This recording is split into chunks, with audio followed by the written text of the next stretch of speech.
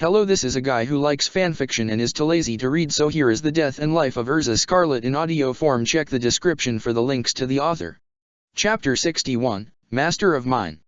Momo's Shiakusho was damp with fresh blood, and was growing damper still with Erza's tears soaking into her shoulder. Her captain had been like this for minutes now, inconsolable and broken down. Something was very wrong. Erza was the strongest person Momo knew, the one she looked up to above all else. She wouldn't be reduced to this state except for extreme circumstances. More to the point, Momo realized, was the fact that as the teenagers stared on, mouths agape at the carnage, her captain wasn't going to take charge of the situation. But somebody had to. Momo steeled herself mentally. She was the vice captain of 5th Division. When the captain was away or out of commission, command fell to her. Gently, she nudged Erza back, her captain seeming unwilling for them to go apart. Momo persisted, though, and put some space between them. She stared into Erza's eyes, ignoring the drying blood streaks on her face. "I'm going to stand up." "Okay." Erza gave no response, but Momo stood up all the same, keeping her hands on Erza's shoulders. "Now, let's get you off of that thing. Can you stand up for me?" Gently, she nudged her captain. "Erza, please. I need you to stand up." Slowly, Erza obliged, still sobbing long, ugly sobs. She got up to her knees, wobbled a good bit, but finally stood up. Momo nudged her again, making her step away from the corpse she had been sitting on top of. "Can you stand on your own?" Erza slowly nodded. Momo nodded back. Quickly, she took off her jacket, turning it inside out, leaving her in her white undershirt. She put the garment over the bloodied torso of the Aaron car, covering up his mangled, maimed face. "Erza, I need you to wait there for a second. Can you do that for me?" Again, her captain nodded. Quickly, Momo hurried over to the horrified teenagers still staring on. This could be bad, Momo realized. None of them were likely to have seen the real brutality of war, and seeing Erza like that. "Orium," Momo said sharply, in her most authoritative voice, "I need your help." Oh, said Orium, seeming distracted, her eyes glued to Erza's swaying, sobbing figure. "Listen up," Momo said firmly. "Your mother needs you. She is in a lot of pain right now, of a kind I don't really understand, but very soon she will be in a kind of pain I do understand." She broke both her hands. "Orium. Now, I can take her back to 4th Division while she's in pain and let her heal over the course of weeks, or you can fix her right here, right now." "Well, I mean, sure," Orium mumbled. "I don't know what just happened," Momo said passionately, "but that is still the woman who took you in as her own when you were small and alone. Now, go in there and fix her." "Yes, of course," Orium squeaked, sounding a little ashamed. Quickly, she hurried to her mother's side. "You," said Momo, pointing to Ichigo. "You still have your Zanpakuto, right? You're not hurt?" "Yes, and yes," Ichigo muttered, taken aback. "I mean, Orium healed me. You and the Quincy, patrol the area. I don't want any more nasty surprises. I'll purify the hollow myself." "Is that even possible?" said Chad. "If he has a mask fragment, then it's not too late. Much better than having to dispose of it otherwise. You, big guy, stand guard right here. You're our heaviest hitter right now, it looks like." She shot Ichigo and Uri a look. "What are you two waiting for, an invitation? Go patrol. If not for the Godii, then for the safety of your town." She had spoken in her most authoritative tone, and it seemed to have worked. Neither of them looked too pleased with it, but right now, all that mattered was them being occupied with something, anything. While Orium healed Erza, the glow of her aura slowly restoring her mother to physical if not mental health, Momo walked over to the corpse and lifted her bloodied Shiakusho jacket. It took quite a bit of effort, and her hands were bloodied sorting through the broken mess of meat and blood, but eventually she found a serviceable mask fragment. It took a couple of tries, but finally she managed to pierce it with her Zanpakuto. For a moment she wondered if it was too late, but the Aaron car's Ryotsu was still fresh, and soon he began to dissipate. Momo breathed a sigh of relief. Her hands soiled with drying blood, she wiped herself on the already bloody Shiakusho jacket, and stood up straight. Is she all right? She asked Orium. She's fine, Orium said, something odd in her voice. I fixed her hands and, oh god, there's so much blood. It'll vanish soon, said Momo. It's made out of reishi just like everything else on an Aaron car. That's good, Orium said weakly. Go find Ichigo and Uryu, Momo said firmly. I'll see to Erza. Sure, Orium said, sounding relieved. As the teen girl hurried off, Momo walked up to Erza. The captain looked a bit more coherent now, but she still had a confused look on her face. The blood lifted from her face, dispersing along with the rest of the Aaron car. Momo. She said weakly, I didn't. Everything is going to be okay, Momo said reassuringly. We're going to go back home, get you a shower and a good night's sleep. You'll feel better then. Erza nodded weakly. She looks so weak, Momo thought, so lost. What happened to her? She had her suspicions, but at this point, speculating wouldn't be helpful. Gently, she took her captain's hand, feeling Erza's strong, warm hand squeeze hers. Despite herself, Momo felt happy in the midst of all this horror. Before long, Orium came back with Ichigo and Uryu.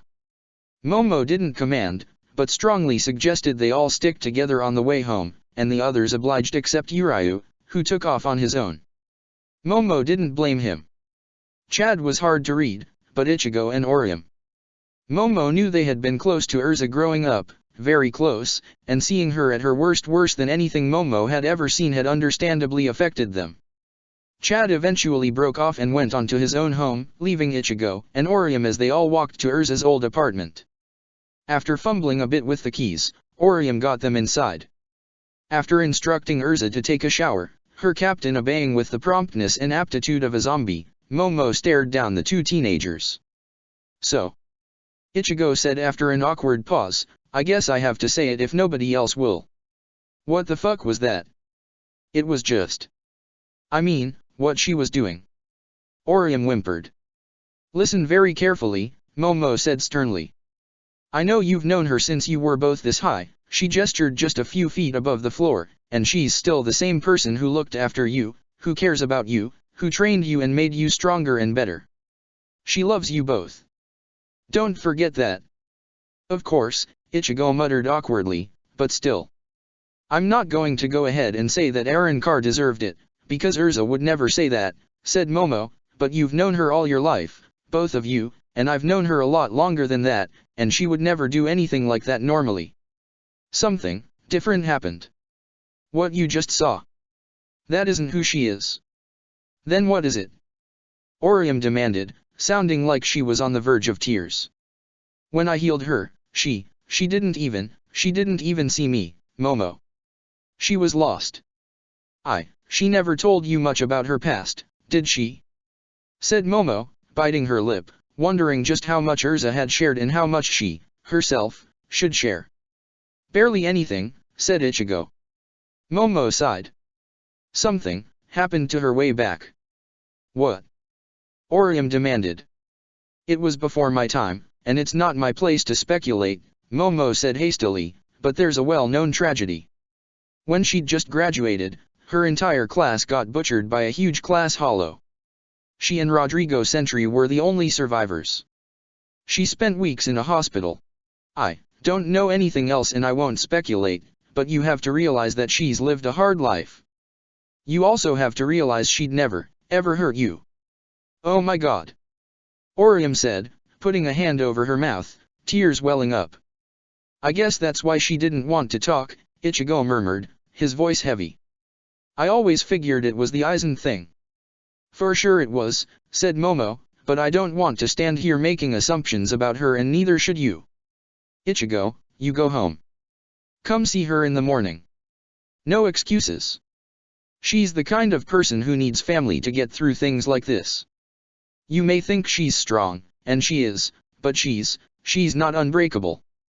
Momo said the words, only realizing they were true as she spoke them. Truth be told, her view of Erza had, thus far, been much the same as that of these children. Sure, Ichigo said, nodding slowly. I'll see you tomorrow, then. Good night, Orium, Hinamori. Good night, Orium said weakly. You go get some sleep, said Momo. I realize this can't have been easy, but it hasn't been for her, either. Orium just nodded and went to her room, leaving Momo alone with her mind aflame. The Palace of Eternal Night was a grandiose sight for all who laid eyes on it, from within and from without, the result of millennia of building and expanding by hollow kings and warlords, monsters who had risen above monstrosity and celebrated it with the kind of vanity and arrogance that any human king would have displayed. This alone was proof positive that although separated by a wall of hate, violence, and brutality, there was an inescapable humanity to all of Hollowkind, however twisted. Most of the new Arrancar balked at the sight, the palace acting like an extension of the grandeur and awesome might of its new lord, Aizen Saushik. It was no mistake that even lowly Arrancar were given large, lavish rooms. Every inch of the palace was to reflect power, grandiosity, and excess. Nowhere would any hollow go in this place without being reminded of how small they were in comparison to their lord's power. Grimjo Jaeger Jaquez did not balk, nor was he impressed. Although he wasn't filled with disgust or loathing, the pomposity of this place felt distasteful. Impure. A hollow did not stop being a hollow because it slept in a soft bed in a marble suite instead of hobbled down in a dirty, sandy den. In fact, the dirty, sandy den fit it like a glove, whereas this luxury was everything a hollow was not. Violence. Death. Brutality. The everlasting, constant chase for power. That was what being a hollow meant, and Aizen Saushik was taking it away from them. But philosophical disagreements aside, he could not deny the usefulness of this new state of being. He and his entourage were given new, powerful bodies, swords, and forms of power to go with it. But it couldn't stop there, because if Grimjo settled, he would no longer be Grimjo. Currently he was splayed out on a divan in a common room claimed by his group, lazily stretched out like the feline creature he had not long ago been.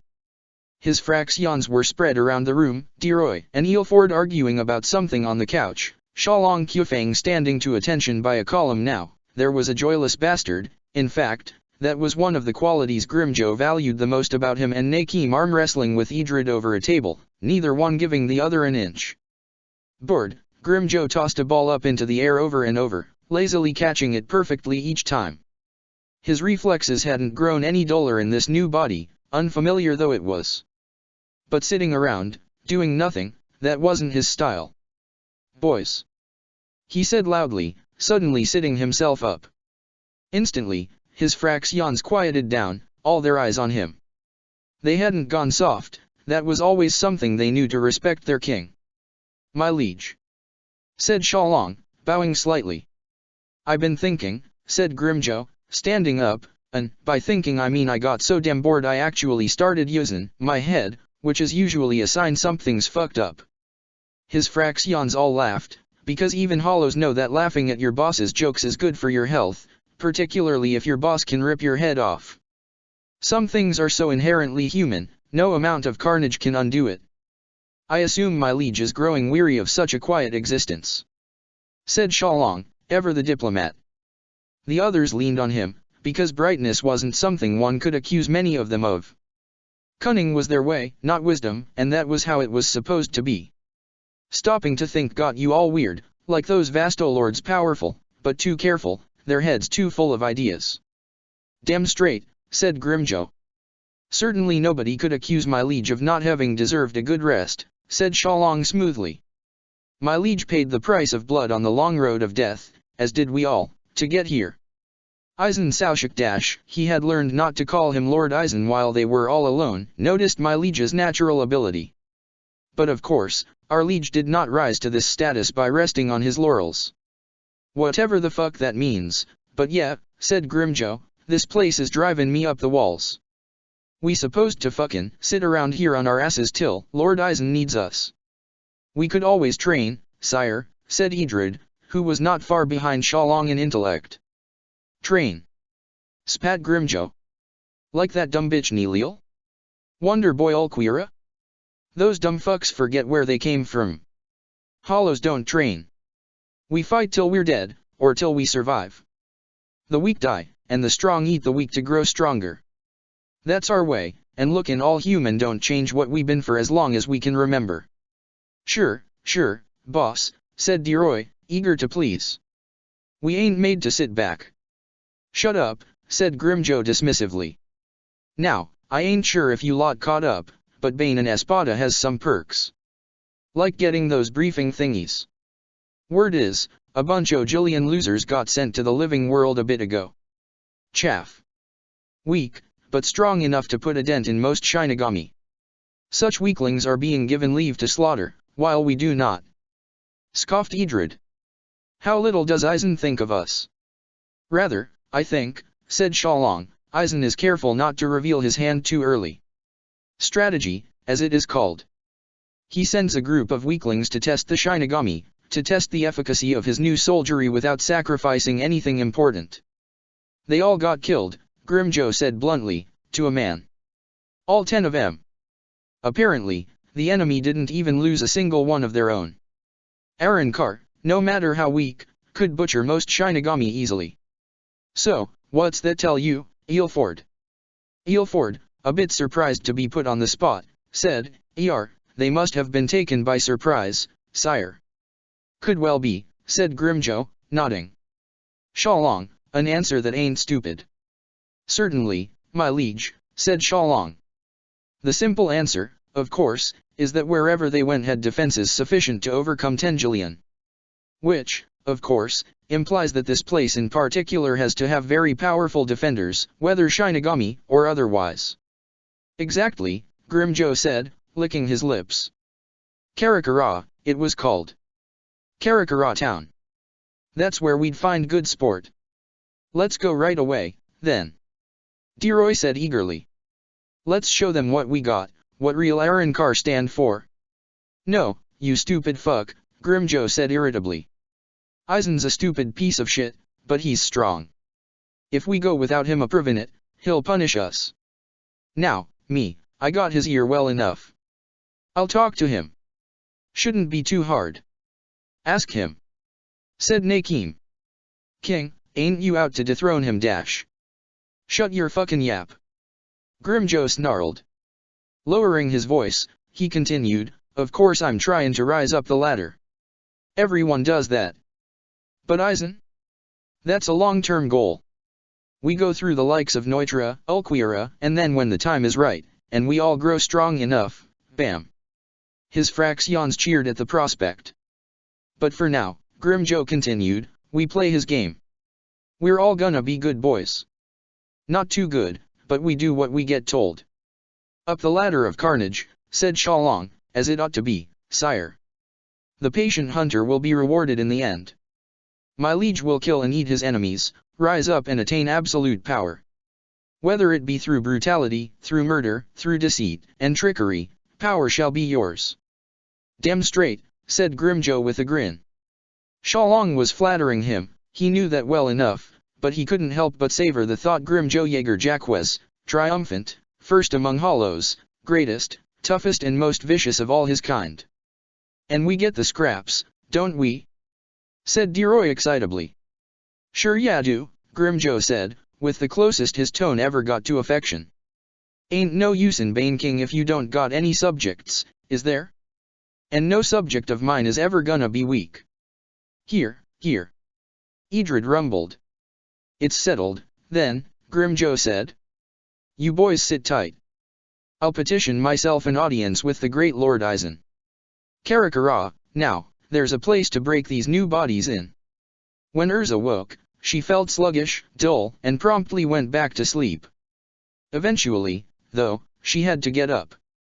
As she sat up, her addled brain resisting every movement, she realized she wasn't in her division bedroom. She was on a couch, with a simple blanket and pillow. What? Where? Then it came flooding back to her. Last night. The Arrancar. Hannibal. And, it was a bit of a blur after that, but somehow she knew it hadn't gone well. Her head thumped, aching as she sat up straight. Good morning, came a quiet, gentle voice. It was Momo, setting down a cup of tea and a sandwich by the table next to the couch, or I suppose I should say good afternoon. Momo, Erza stuttered, what is the time? 3 in the afternoon. The division. Erza croaked, horrified at the thought of nearly having missed a whole workday, and equally as eager to focus on something that was not the previous night. It's all been taken care of, Momo said reassuringly. After you went to bed last night, I used a bit of keto to put you in a deep, long sleep, because God knows you needed it, and then I reported into the GOTI about the Arrancar invasion.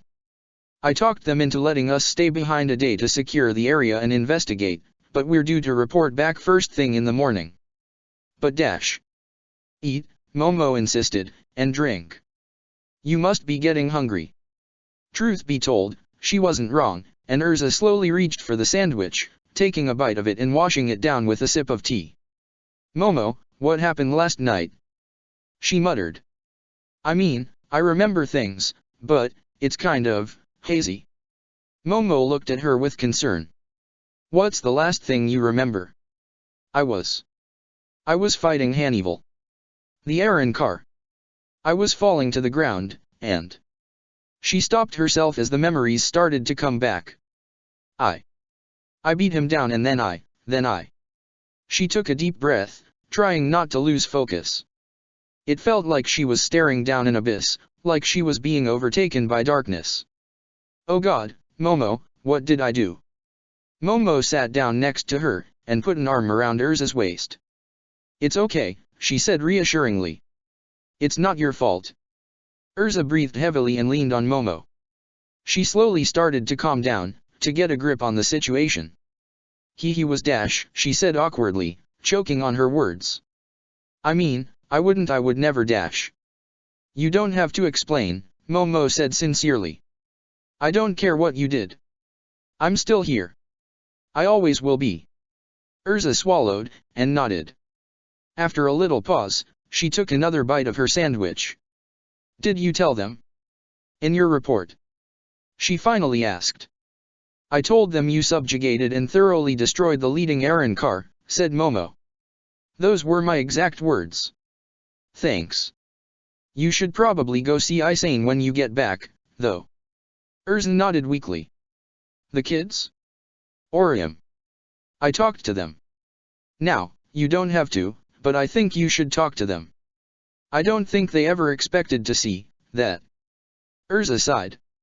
Yes, I guess I will. She turned to look at her vice-captain. Thank you, Momo. For everything. I don't know what I'd do without you. Oh, it was nothing, Momo beamed. I mean, what's a vice-captain for? Ryakan, who had never been sick a day of his life, had lied to the hospital, had called in to say he had a bad cold, and had stayed at home the entire day. He had meant to use that time for something, for catching up on paperwork, perhaps, or for a bit of calligraphy, his one hobby, or at least for figuring out what to do next. Instead he had wound up staring out through an open window, slowly smoking one pack of cigarettes after another. The Quincy's. He had had an inkling, although he had taken great care to remove himself from all matters spiritual, that there were others left out there, spared from the ravages of war. Hiding on the outskirts, dodging the GOTI's attention as best they could. It stood to reason. The Quincy's, if his mother were to be believed, and she had hardly been an objective source, had once numbered in the tens of thousands, spread all across the earth. Now one of them had shown up on his doorstep, intent on claiming his son. Thoughtfully, he slowly shook the ash off his cigarette into a nearly full ashtray, before taking another puff. He had hoped not to have to go here. He heard the door close, and realized Uriah had gotten home from school. Was it that time already? He had lost track of time entirely. Lost in thought, he hadn't even remembered to eat lunch. Father, said Uriah, an urgency in his tone as he stepped into the living room, we need to talk. Do we? Said Ryakan, taking out another cigarette, after putting the old one out. How many have you had? Uriah said, his tone unabashedly disapproving. It smells like a chimney in here. None of your business. Uriah shook his head. Never mind. Father, last night Last night one of those despicable Quincy's saved your life, no doubt making quite an impression on your oh-so-impressionable mind. No doubt it has set your mind on fire with foolish notions of chivalry, honor, and virtue. You noticed. Of course I noticed, said Ryukin irritably.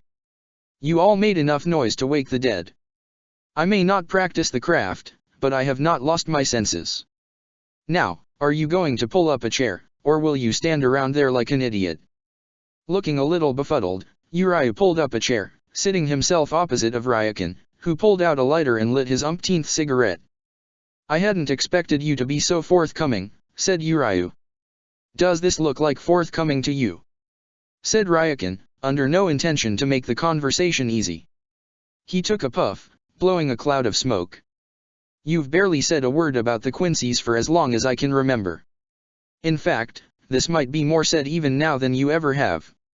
Everything is relative, I suppose, Ryukin grumbled. Yes, last night you were saved by a Quincy. Last night your aunt and I made ready to bail your foolish self out of a situation well above your ability, when a Quincy and a powerful one, at that barred our way. We were deliberately stopped, so that they could have the advantage of saving your life and using it as a bargaining chip to manipulate you into thinking favorably of them. This is the Quincy way, Uriah lies, deceit, and power plays. Uriah stubbornly shook his head. I'm not stupid enough to trust them off the bat, father. But all the same, they offered me only to know things, not to train with them or serve them. An easy first step, Ryukin scoffed. One you never took. Ryukin shot his son a scrutinizing look. What did my father tell you about the Quincy's? Not a lot specifically, Uriah admitted. He spoke of the great star host, the Quincy armies of old. He told me, in broad strokes, our history. That our clan migrated here over 500 years ago. That the Quincy's originated in what later became Germany, thousands of years ago. He told me as much as I could handle at that age, I think. I doubt if he would have told you much more even if he was still with us, said Ryukin cynically.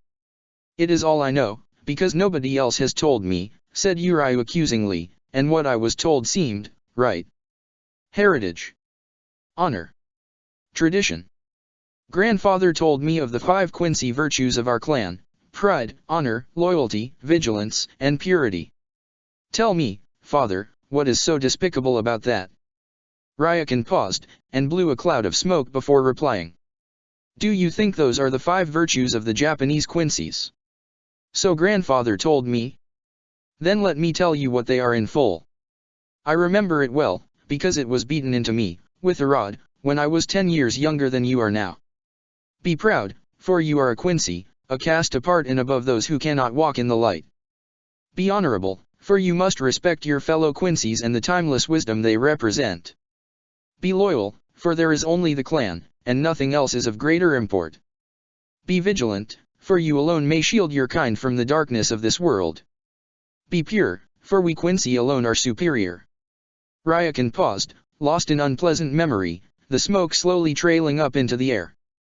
Those are the Quincy beliefs of our clan, said Uriah, with disbelief. Be proud, repeated Ryukin, for you are better than everyone else. Be honorable, but only toward your own kind, and damn everyone else. Be loyal to the clan, no matter what they've done. Be vigilant, because the world is filled with dirty inferiors, and only being paranoid about it stops you from dying out. Be pure, because you are better than the Untermensch that is everyone without power. He looked his son in the eye, with a gaze of steel. Those are the beliefs beaten into me, Uriah. My upbringing was one of zealotry, paranoia, hatred, and misery. A bunch of halfway inbred misfits who hated everyone outside their immediate group and thought themselves bound for some manifest destiny where they stand as overlords for all mankind, ignoring, of course, that the Shinigami could have butchered them all in an afternoon, that they were a shadow of what they once were. But, grandfather Uriah objected. Tell me, Uriah, Ryukin interrupted him, how is your world history? I get straight as in almost everything, Uriah said impatiently, but what does that have to do with ? Then you should know what National Sozialistische Deutsche Arbeiterpartei means, do you not? National Socialists, yes, of course I do. They ruled over Germany with an iron fist, oppressing or killing all who dared oppose them. You've heard of the Second World War, one believe. What does that have to do with dash? During that time, Ryakan continued as if his son hadn't spoken at all. There was a businessman who, despite having nothing to gain and everything to lose, put himself into financial ruin, saving over 1,000 Jewish people from the Holocaust. In a country succumbed to darkness, there was such a radiant act of selflessness and common decency. That, Uriah, is what your grandfather was like. A single nugget of decency, honor, and humanity in a sewer of toxicity, loathing, and ignorance. Was it that bad? Uriah said, having difficulty processing the idea. If I had taken my place as heir, do you know what would have happened? I would be raising you, with an iron fist, to take my place as heir. I'd have arranged for you a marriage with a cousin of yours, to keep our bloodline pure.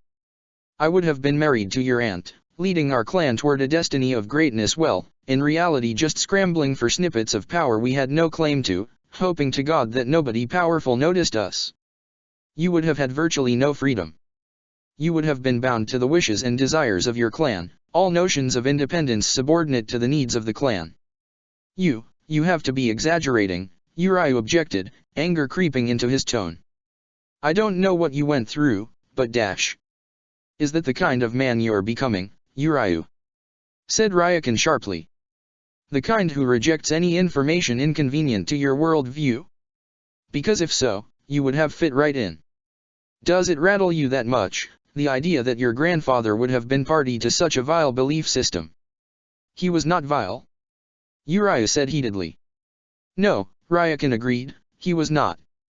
Do not blame him, and do not blame me. None of us choose our parents or the values they instill on us. If you feel the need to foolishly engage in idolizing the past instead of looking forward, then rejoice in the fact that despite having been raised on the idea of supremacism, he still turned out a good man. A fool and a naive idealist, but a good man still. I said Uriah, not sure what to come back with. Would you like me to stop, now that your glorious past turns out to not be all that glorious? Said Ryakan sardonically. The truth, my son, is that you weren't being denied your heritage, you were being spared of it. Be grateful for it. I don't want you to stop, said Uriah, his voice low. Even if I don't believe everything you say, I want to know. As you please, Ryakan said with a shrug. What else is there you wish to know? I've already said as much as I care to say about our inglorious cult of a clan. What happened to them? What happened to you? Why did you leave? Ryakan sighed. Two questions at once? Very well, then.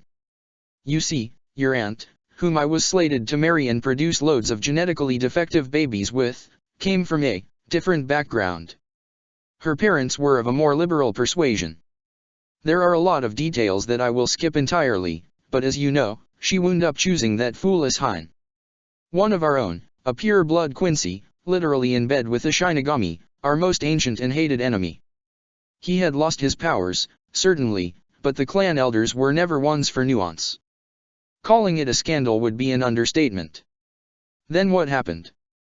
Uriah said urgently.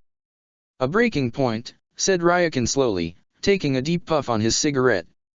It was considered intolerable. It was agreed amongst clan leadership that action had to be taken. Not long after her relationship had been made known, my own mother told me it was my duty to kill her, to maintain our honor. Kill? Masaki? Said Uriah in disbelief. His father appeared quite sincere, his eyes narrowed with contained anger. Yes. Kill her personally, as heir to the clan.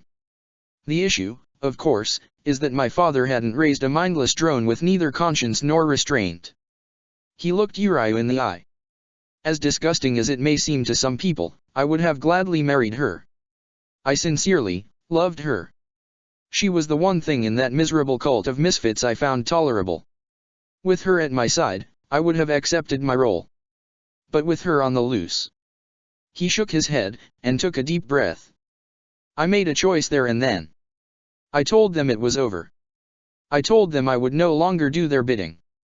I told them that if a single hair on her shoulder was ever touched, if I ever had any reason to believe she had been hurt, if she died, then I'd kill each and every single one of them. The looks on their faces. I can't believe it, Uriah muttered. Of course you can't. At any rate, they didn't take me seriously at first.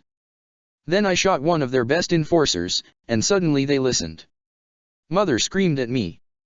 I was an ungrateful, shameful, disgraceful traitor of a son, and how dared I turn my back on our glorious legacy, but I didn't listen. I left. And they took my threats seriously, because not one of them came close to the power I had earned. I could have killed them all, and if they had come close to her, I would have. He balled his fist, and although his voice was level, neutral, Uriah knew his father was irked. Do you know why I became a doctor, Uriah? It was not out of some notion of atoning for past sins. No, that would be sentimental, said Uriah, knowing how his father felt about such ideas. That it would. I became a doctor to spite them. Across my career, I have saved thousands of lives, directly or indirectly, lives that my wretched family would have considered inferior and unworthy. As good a motivation as any, said Uriah sarcastically. Ryakan shrugged. If the end result is good, who cares why we do it? Was that it, then? Uriah insisted. I moved out and never spoke to them. I married the one woman who had the nerve to stand by me in the face of her clan. Aside from my father, I cut all contact with them. Sometime when you were young, they had the bright idea of kidnapping Masaka's children. Masaki and Erza made short work of them. I sensed them all die, the last remnants of a lost clan well past its expiration date, and I felt relief. That left only myself, Masaki, and you. That felt right. The world does not need Quincy's. You're wrong, Uriah said passionately. Maybe your family was evil and vile, but with that kind of power you can make a difference, you can save lives, you can dash. Spoken like a teenager with a savior complex, Ryakan said, shaking his head. Uriah, I know I have not been a great father. I was never well suited for the role. But believe me when I tell you that this entire business with spirits, ghosts, hollows, and Quincy's, it brings nothing but misery, and it won't pay your bills. Whoever these people are, you cannot allow yourself to trust them. And if I go to them anyway? Ryakan shrugged. A couple of 100 years ago, you would have been considered a man at your age. If you want to seek them out, I won't stop you. But as your father, as somebody concerned for your future, I warn you, seek out something productive. Become a doctor, or a lawyer, or a businessman. It may sound awfully boring, but it will give you a life far more fulfilling than chasing some abstract ideal, and it won't put you in an early grave. Uriah leaned back, his mind abuzz. This was exactly what he had wanted from his father all these years. To know what he knew. To know where he had come from, what the Quincy's really were. Even if his father had exaggerated and it was clear he was bitter, Uriah didn't believe he had fabricated all this. The Quincy's, his family, a medcult of supremacists. As far removed from the gallant heroism he had imagined as could be. And in the midst of all this, these mysterious knights, the Wanden Ritter, a name he had only heard of in passing as a legend. What was he to do? I think I'll go, he mumbled awkwardly. Go do your homework, said Ryakan. Study hard. Become someone useful. And never ask me about the Quincy's again. Uriah simply nodded, and walked away. The marble pillars were all around them, a familiar and reassuring sight in such a time of emotional turmoil. Erza did not relish being back here in her Zanpakuta's realm, though, in fact, she almost dreaded it. Tetsu no Tama was a prideful being, and she knew he would not approve of her actions. Still, the one way to make things worse would be to stand still hesitant. It was a sure way to be called a mewling coward, and Erza wouldn't even have disagreed. Failure was part of life, and owning it was the only way to go. Determinedly, she marched toward his throne, facing her Zanpakutu. He had a grim, stern expression, sitting rigidly still with his arms rested on the sides of his throne, his gaze peering into her very mind. The realm, which was normally bright, had grown dark as if obscured by thunder clouds. Tetsu no Tama's expression matched this change of pace, his brows furrowed into a furious scowl. Quietly, Erza stared back, standing right before the short steps leading up to his throne. Have you nothing to say for yourself? He demanded after a short pause. I believe you have plenty to say without my adding to the conversation, Erza said, gritting her teeth with the anticipation of an employee not sure if she was about to be fired or not. So I have. Burst Tetsunotama out angrily. I relish the destruction of our enemies, I do, and under normal circumstances I would congratulate you on such a visceral show of dominance. Yet last night, fool, last night I called out to you and you did not hear. I spoke to you, and when you did not hear, I raised my voice. I shouted till my throat was sore, and yet you still did not hear. My apologies. Be silent. He snapped. A core demand of our agreement, Erza Scarlet, was that you know yourself, be honest with yourself, and act accordingly. Yet last night you knew nothing, thought nothing, acted wholly on instinct like an animal while ignoring the call of your blade. With such a master, I might as well be sworn to Zaraki Kenpeki. That stung, and Erza winced, but she didn't disagree. Groveling was not the way, though, he thought of that was a sign of weakness. I lost control, Erza said, taking a deep breath. I was wrong to do so, and I swear it will not happen again. Suddenly, he stood up, appearing to tower over her. Won't it? What guarantee do I have from a fool like yourself that it will not happen again?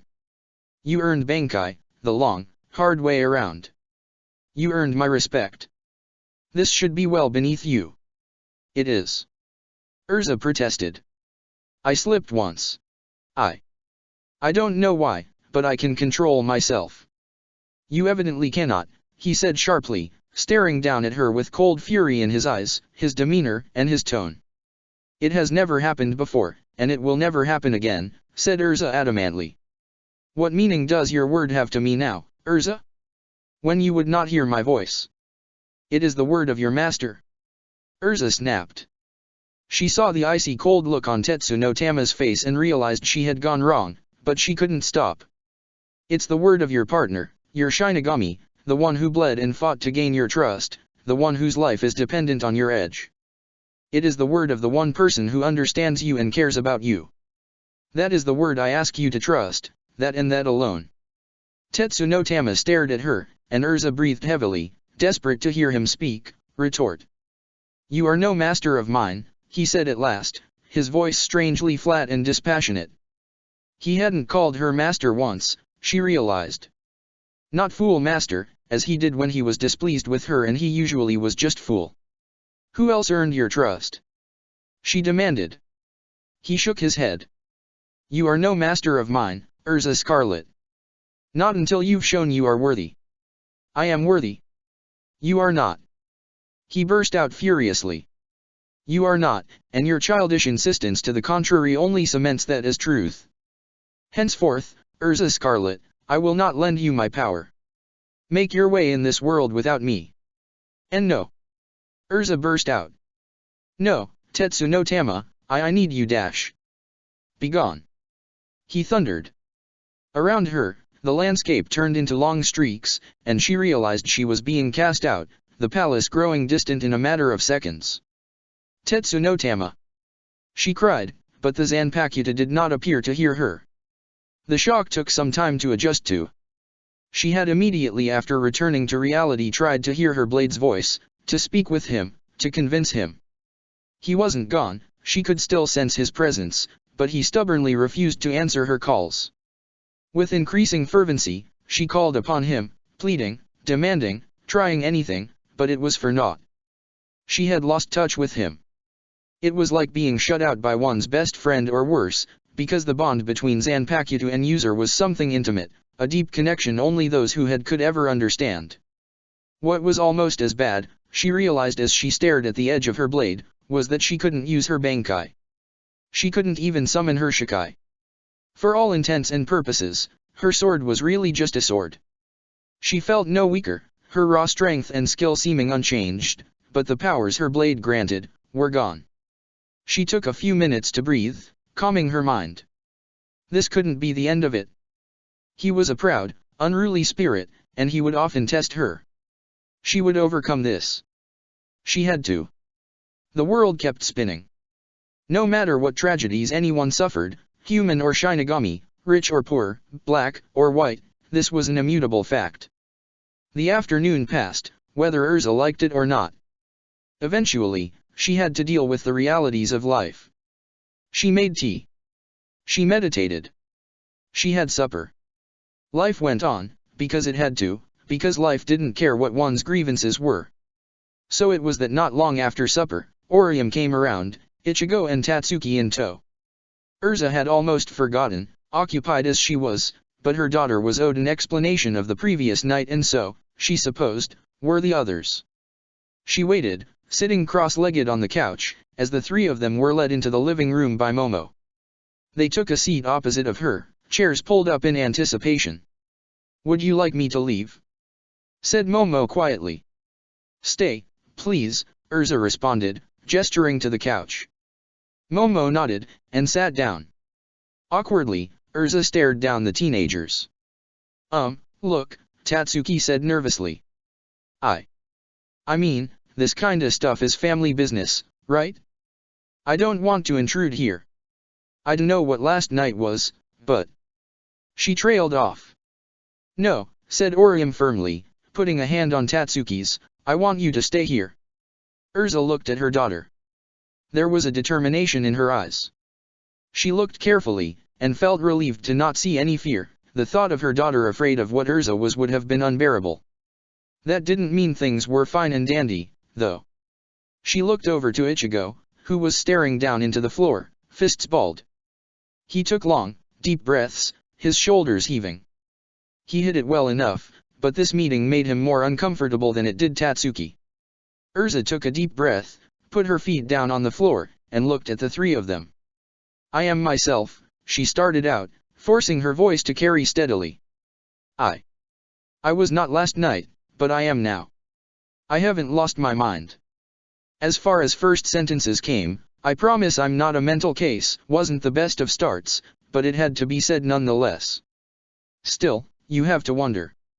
What compelled me to do something so savage? Brutal, Ichigo said. Yes, that, Erza nodded. Be quiet and let her speak, Ichigo, said Orium, politely but firmly. Ichigo grunted and shrugged. I never kill if I can avoid it, said Erza, measuring her words carefully, but sometimes you have to. But I've never done anything like that ever before. This. She shook her head. This was like nothing I've ever done. Orium nodded encouragingly.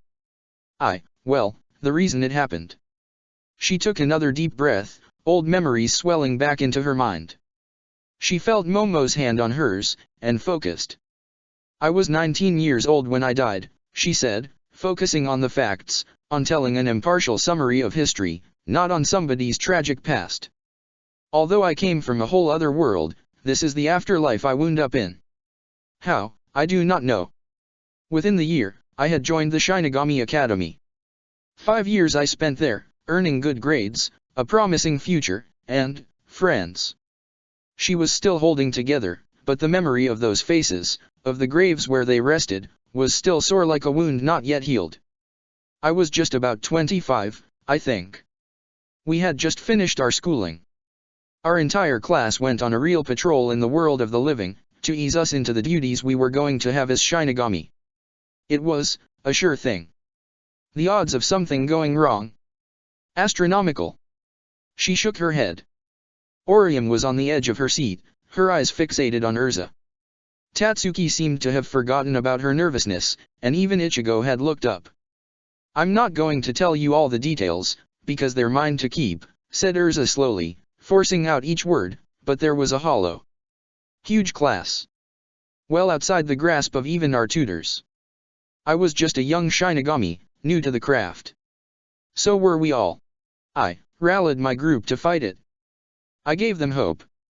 We banded together, fought, and then they all died. I saw every good friend I'd made across 5 years of schooling be butchered before my eyes. Eaten.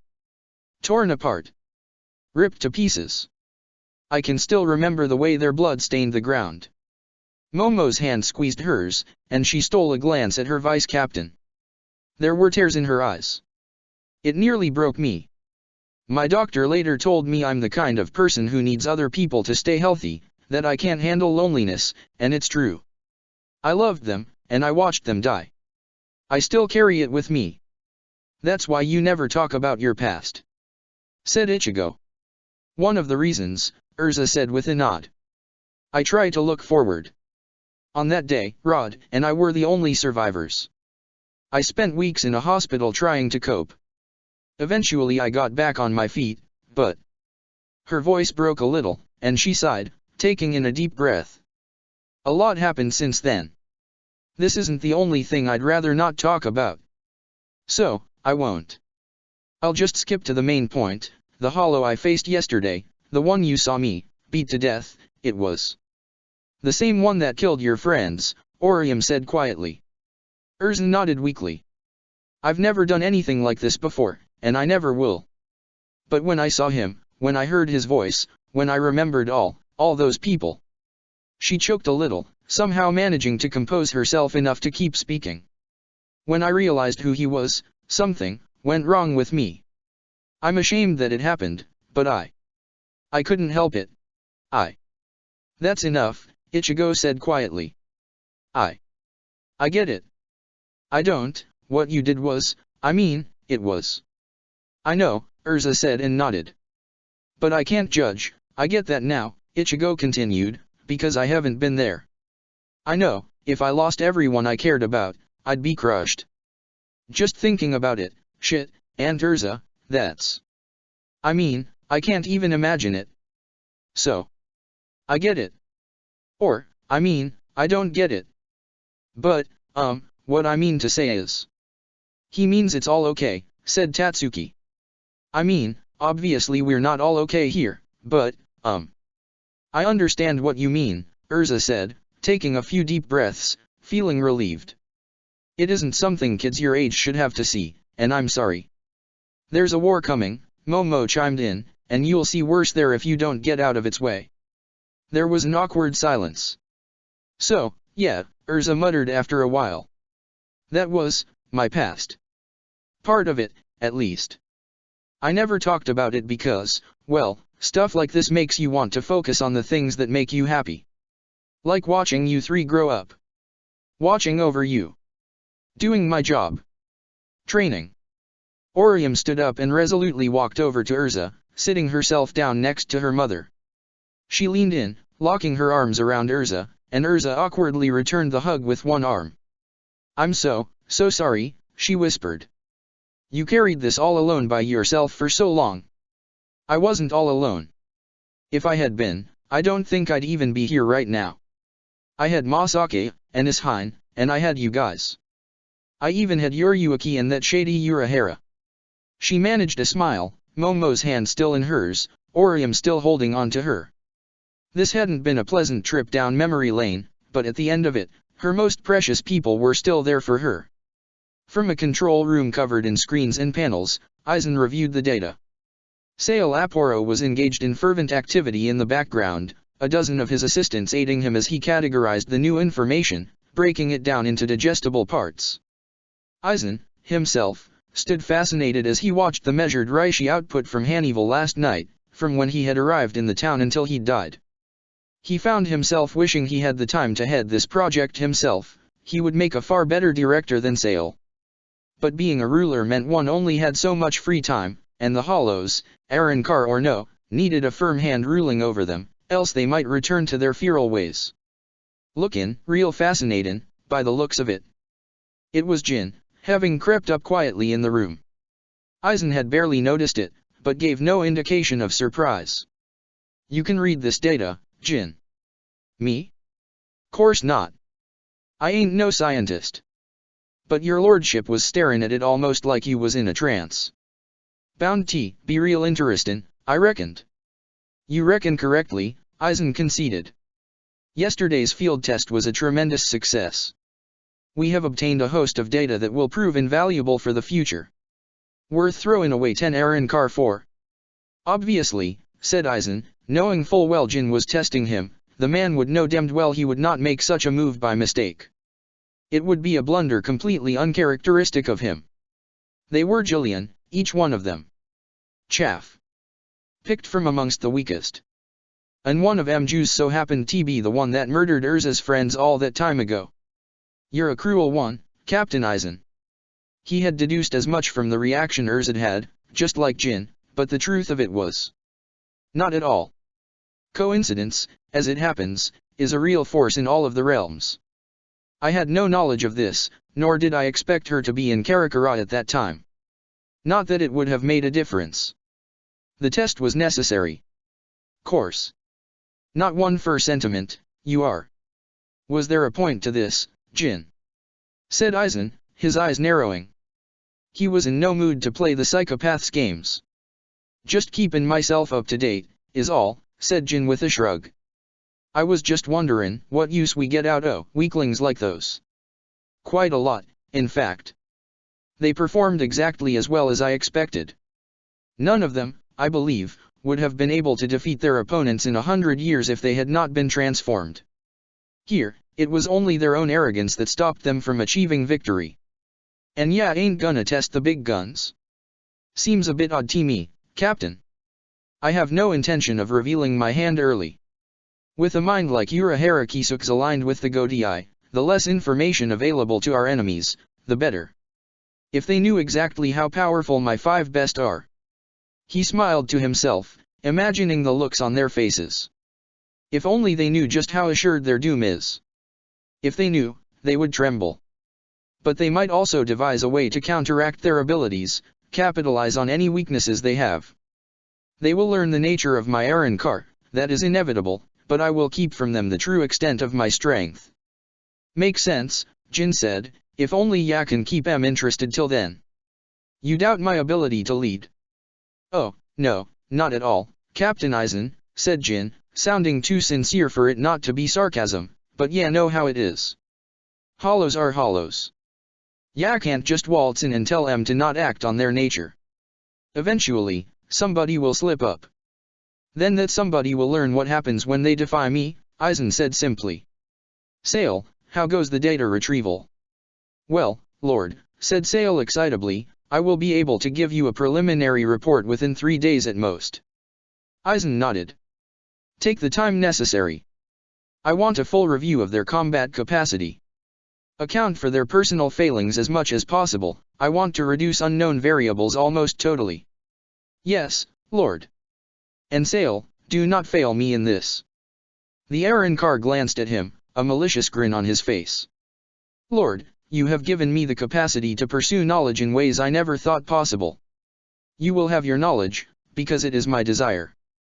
See to it, then. Sail bowed and returned to his work. He was certainly motivated, and all without needing to be intimidated. Some, if not all of his Arankar knew their place. He continued to stare at the data. Such tremendous power, all unlocked by the Hujyaku. With personal skill and training added, he would have an unstoppable army. The Godii would fall, and from its ashes would rise a new order. His order. And the Arankar, well, some of them would be worth keeping. Chapter 62, Just like old times. So, just how much do you remember?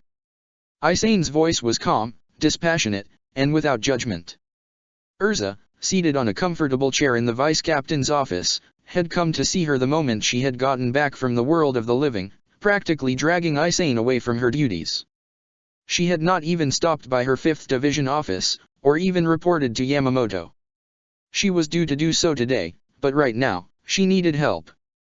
It's mostly a blur, Erza murmured, repeating something she was sure she had said 3 times already. I remember realizing who he was, and then it all becomes difficult. Erza nodded weakly. Aizen looked her in the eyes. Erza, forgive me if I'm being presumptuous and stop me if I am, but do you really remember nothing, or is that what is more comfortable to tell yourself? No more lies.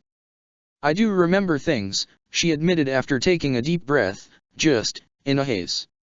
Kind of like being drunk, I guess. I mean, not really, but, it's the best I can think of. Aizen nodded. So, you engaged the Arankar? Erza nodded. I lost my mind. The Gentei Kaijou lifted, I got my full powers, and then. She shook her head, hanging it low in shame. I beat him to death. With my bare hands. I think he had no chance. He begged me to stop, but I didn't. I kept pounding his head until it was pulp. Even when he died, I didn't. You're safe here, Isane said reassuringly, and you can stop if you want to. No, Erza said, her voice shaky. No, I need to recognize what I did. Momo eventually snapped me out of it. That's the whole of it, Isane. What do you make of it? She said the words, dreading and needing the answer. What is your concern, Erza? Asked Isane, her voice calm and even. What is it you're afraid of? Have I lost my mind? That's what I'm asking. All right. Erza snapped. I'm sorry, I didn't mean to yell, but... She groaned, burying her face in her hands. Right, said Isane, and sighed. While this is very out of character for you, this does not, by your description, match any kind of psychosis or mental illness. It sounds more like a mental breakdown, the kind intense stress might produce. Erza looked at her friend, feeling tremendous relief. You think it was because this was the hollow that killed your friends? Isane continued. Yeah, Erza muttered. I mean, what else? That thing, what he did. I mean, it was immensely traumatic and had a severe impact on you as a person. Yeah, Erza nodded. However convenient an answer that is, I do not believe that is the cause. What? Said Erza, surprised, almost angry. That's the same bastard who killed my friends. And you saw me in therapy for years for that, Isane countered. You processed your grief in a healthy way.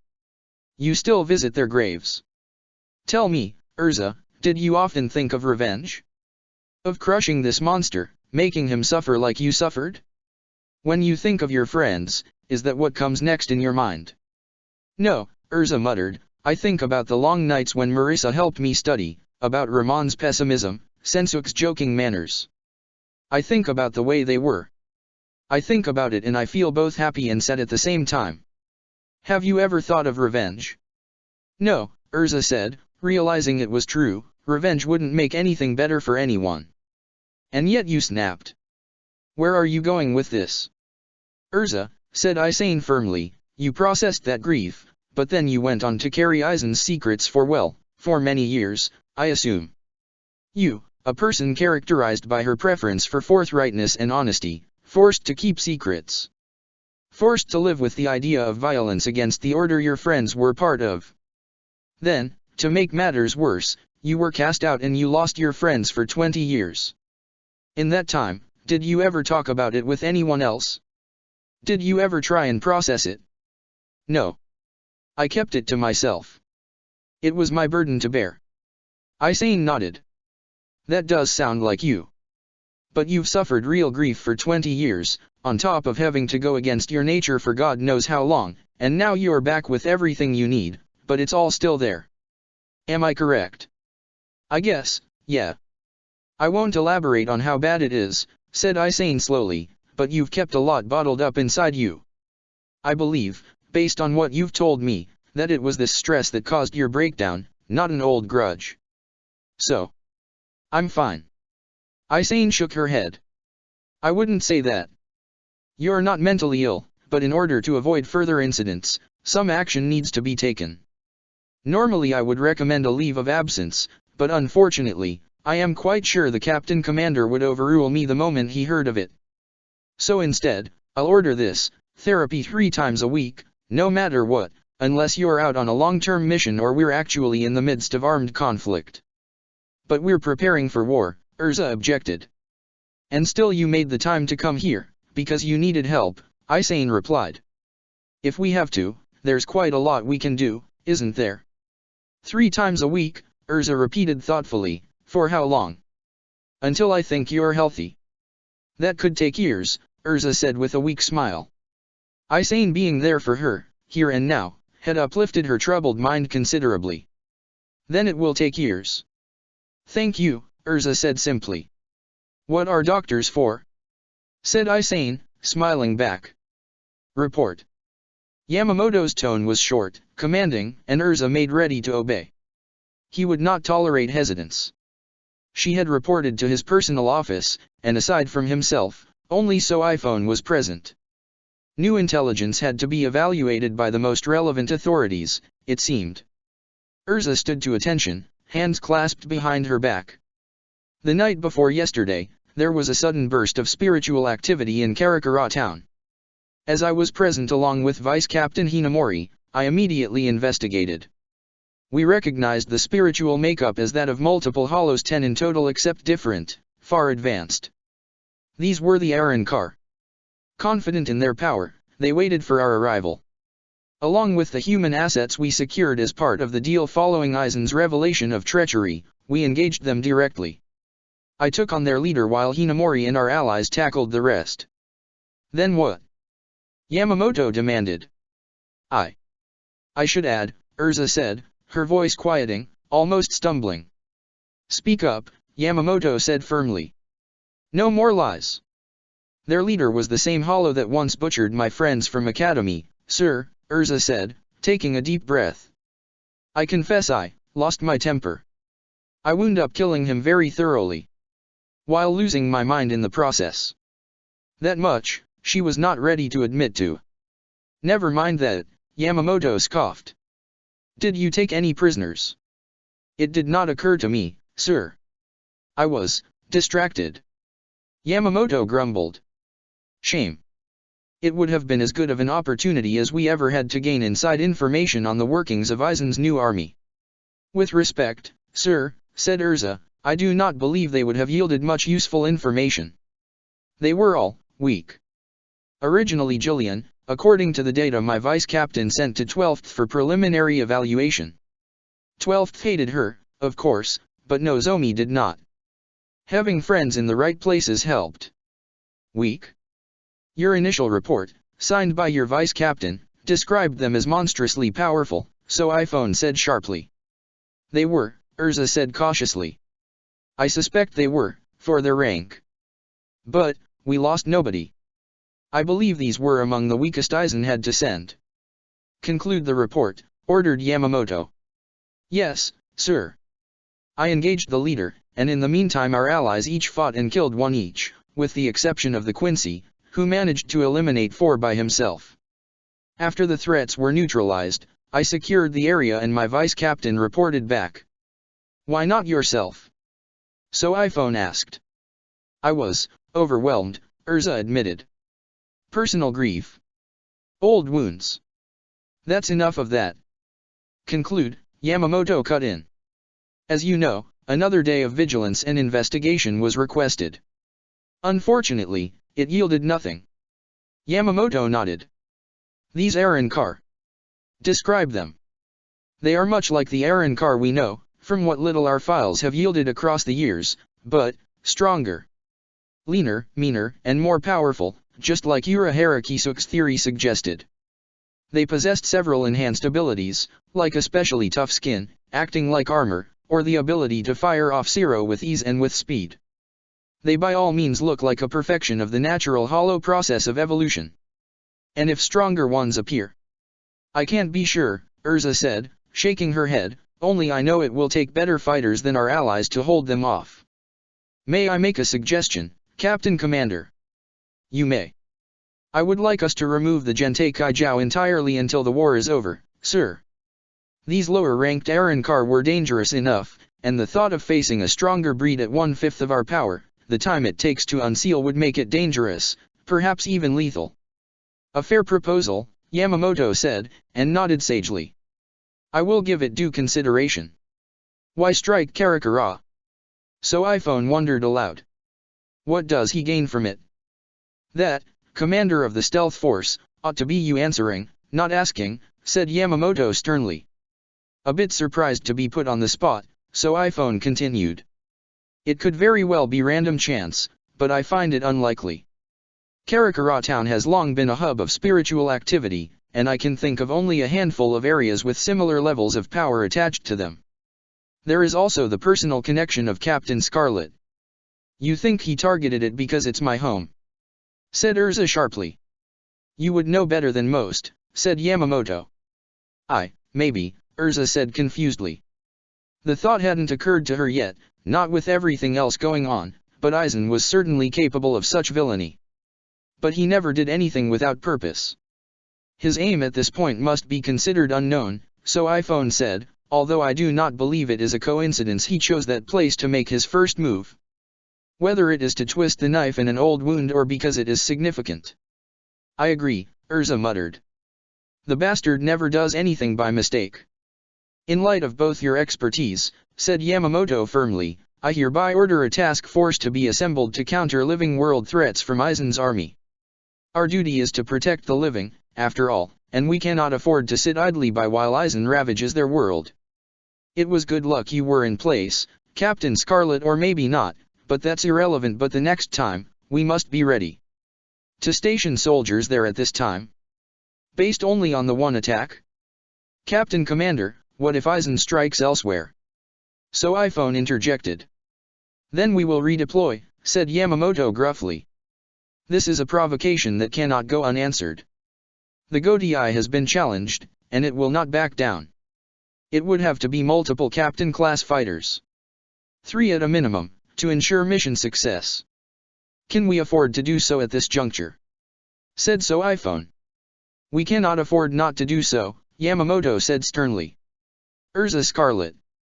This is your hometown, or it was for 20 years. Do you know it well?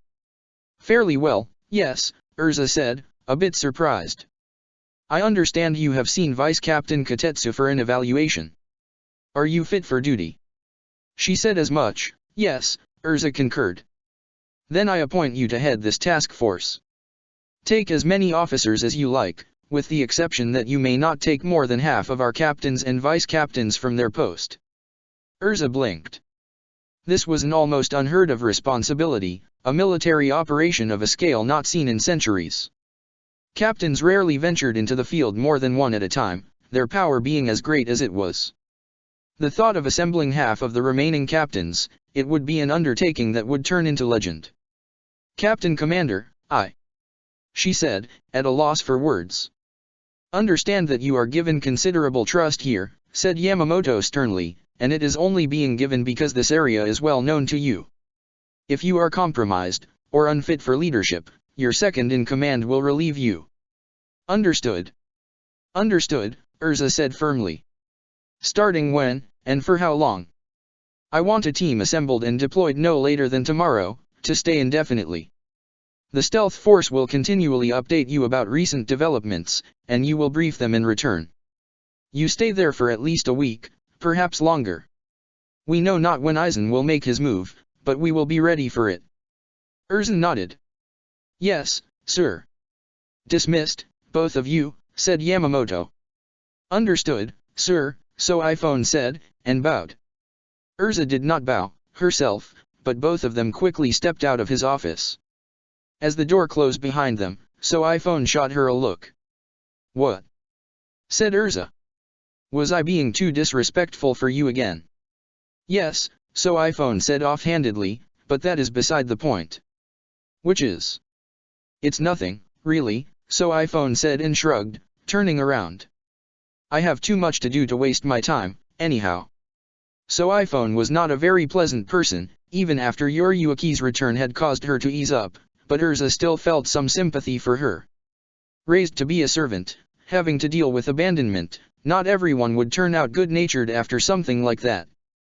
You wondered about something, enough to call my attention to it, said Erza, and you do not strike me as the kind of person who would do that frivolously. I am not, so iPhone said, her tone short. So, ask. So iPhone turned to face Erza, and stared her in the eye. It's personal, which makes it an obnoxious waste of paid work time. Then why ask? So iPhone sighed. It's about Yoriyuki. Of course it was. Who else? I have been made aware that Lady Yoriyuki and yourself were close during your absence. We were good friends, yes, said Erza. I used to spar with her. Before the kids grew up, she was one of the few people I considered a reliable friend. What was she like? Erza felt a little uncomfortable. As cold and professional as the little captain of second came across, this was something deeply important to her, and what Erza said could impact her, negatively or positively. She was devious, light-hearted, I never saw her sad. It was easy to see why she got along with Urahara. I see, so iPhone said, narrowing her eyes. But they're not much alike, aside from that deviousness, Erza added. She's outgoing, friendly, and charismatic. She puts you at ease. Urahara Kisuk makes you suspicious, makes you feel like he's hiding something from you, because he usually is. Yuruaki, she was somebody I felt I could trust. I thought the same once. So iPhone, said Erza solemnly, I cannot speak to what happened between you and her, but I will tell you this, as good-natured as she is, as kind as she seemed, I always got the sense that she never relaxed around others. Not fully. It was like she always kept a bit of distance. I didn't know it then, but now I can see why. She missed you, and she felt guilty, that is what I believe. She told me, so iPhone mumbled. I should not have doubted her. I would have, too, Erza added hastily. It's not her fault, and not yours, either. So iPhone nodded. I suppose that satisfies my curiosity. Erza looked at her. The thought of the little captain stuck in an office digesting intelligence reports, no, she could be doing a lot better. Come with me, she said suddenly. Join the mission to the world of the living. So iPhone's eyebrows rose ever so slightly. I couldn't possibly. This is as busy as I have been in all my time as commander of the stealth force. Our office is nearly overwhelmed with report after report that needs evaluation, reviewing, and filing. You are a talented fighter, so iPhone. Wouldn't you be more useful on a combat mission? I would, yes, but... So iPhone sounded hesitant. No, I cannot indulge in personal preferences. My place is here. Well, said Erza with a slight smile, I was given a free pass to pick anyone I wanted. If you ordered me under the Captain Commander's authority, I of course could not refuse, so iPhone said stiffly. Consider this, then, said Erza enthusiastically. Can you imagine any place of greater strategic importance than Aizen's next target? What intelligence could be more important than that? That is assuming this isn't a waste of time. If it isn't, then all it will have cost you is time out of the office. If it is, then you'll have direct access to fresh intelligence to evaluate yourself. No need to shift top priority work to any of your subordinates. I could bring a team of my own, I suppose. So iPhone said hesitantly, operatives to work in the background. Direct assessments of a potential battleground. It's settled, then. Said Erza quickly, before so iPhone had a chance to change her mind. You are absolutely right, we need you with us. And I'm sure Yuruaki won't mind tagging along.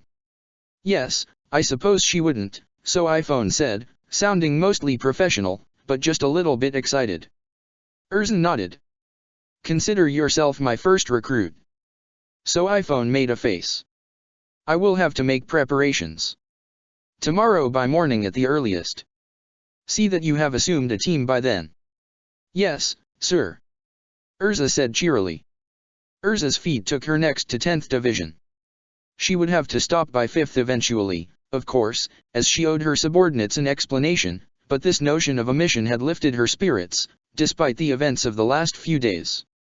She was still ashamed of having lost control, still terrified of having lost Tetsu no Tama, but being cooped up in the office would only have made that worse. A real-life mission, a deployment with a group of fighters, it was almost nostalgic. This was not ideal, but it was a silver lining. She had no intent of actually pulling fully half of the remaining top-seated officers, that would be both irresponsible and quite the overkill. Such a force might escalate the conflict, not to mention the possibility of Aizen finding a way to combat all of them at once, cutting the remaining opposition in half. No. A small group would be better. Fewer things to keep track of, and more officers at home to respond to threats elsewhere. She knew exactly where to start. Rangiku blinked. She had had a lie-down after drowning her sorrows at a bar the night before.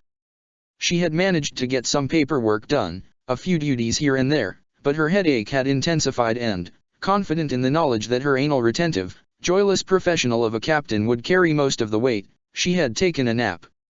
She had woken up to another joyless professional staring her down, albeit one far more manageable. Erza, she said, blinking uncertainly as she sat up. Asleep at work, Rangiku? Erza chided her. Just resting my eyes, really, Rangiku lied. How are you holding up? Erza asked bluntly. Rangiku was fairly sure what she meant, but decided not to bite. Oh, it's work. A lot of work. You wouldn't believe how hectic things got after that incident, she murmured, standing up. Her head was still pounding, albeit less so than before.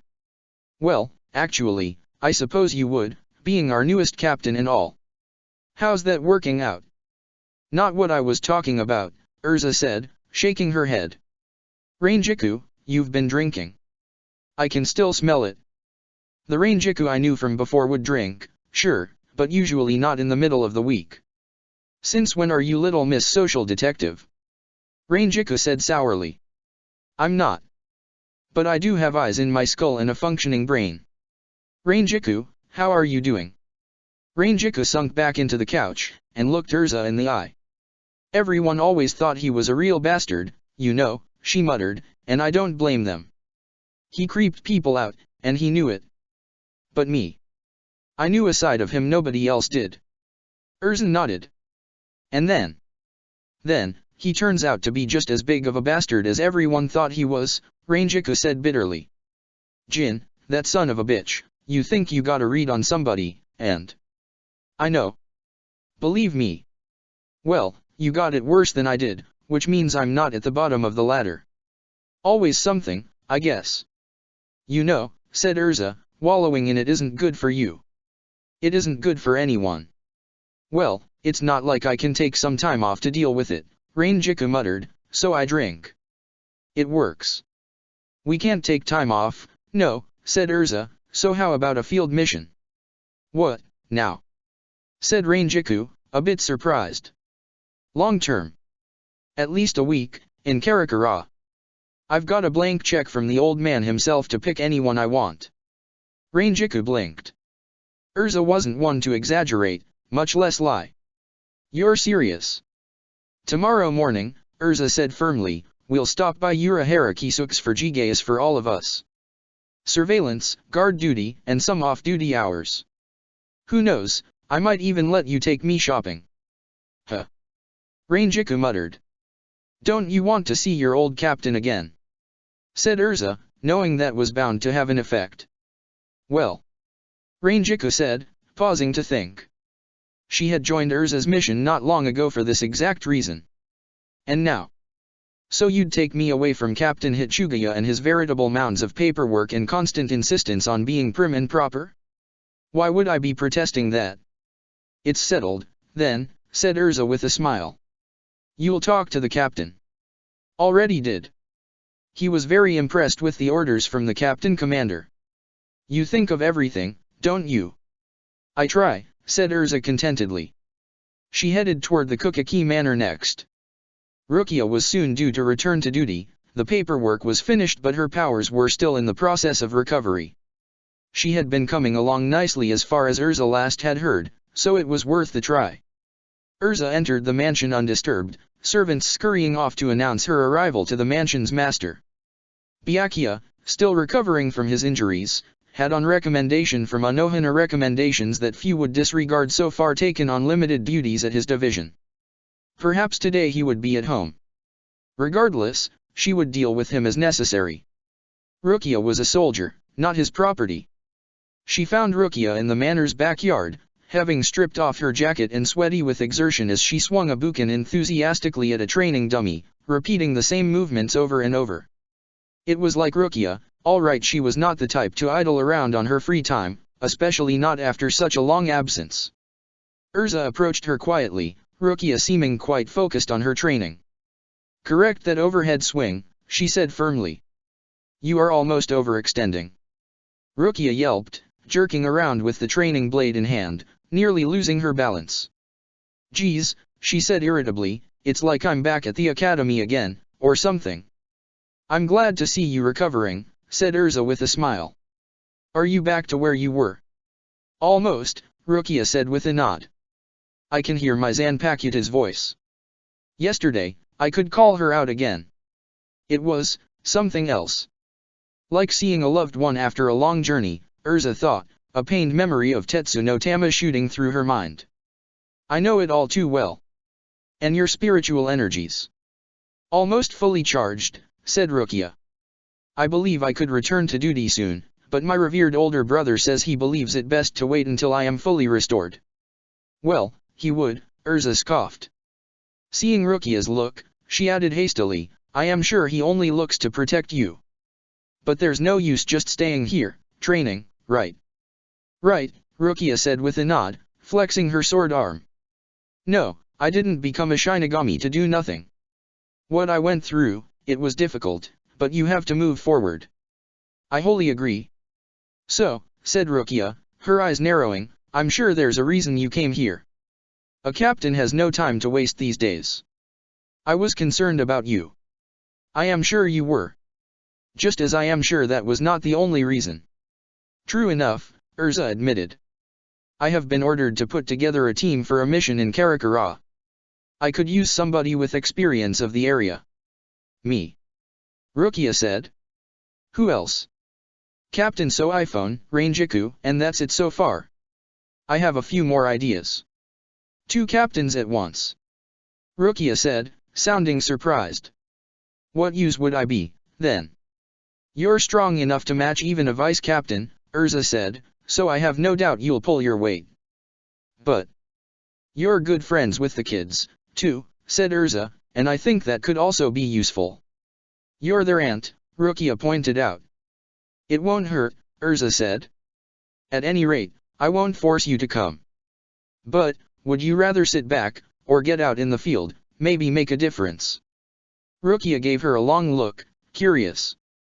You pick Captain iPhone, who will no doubt be followed by Miss Yoriyuki. You pick Rangiku, who will be seeing her old captain. Now you pick me, to come see the friends I made before, all of this. Captain Scarlet, are you putting together a mission or are you doing a charity tour? Sharp of tongue, that was Rukia, all right. I won't lie, said Erza, I considered more than just combat ability here. But, nobody I chose, you included, is somebody I didn't think could handle themselves in a fight. Is that clear? I believe you, said Rukia. She sighed, and looked up to the sky, pondering the thought. I can't deny I want to. It would feel good, stretching my legs again. Erza nodded. I knew I could count on you. But Rukia cut herself off, staring over Erza's shoulder. Erza, noticing the change in her demeanor, looked around. Kukaki Byakuya was standing at a respectful distance, looking at them. As they paused, he came closer. Captain Scarlet, he said with a nod. Were you eavesdropping? Said Erza bluntly. I sensed your presence, and assumed you had business here, said Byakuya simply. It seems I was correct. What do you wish of Rukia? It is a mission, elder brother, Rukia blurted out, into the world of the living, Karakura town. No doubt in response to the recent events, then, Byakuya concluded, which means you are here to recruit for a team to maintain a presence there. Deduction, Captain Scarlet, is not eavesdropping. Look, she already accepted, Erza began, and she is not under your command. I would like a moment in private, if you please. Said Byakuya.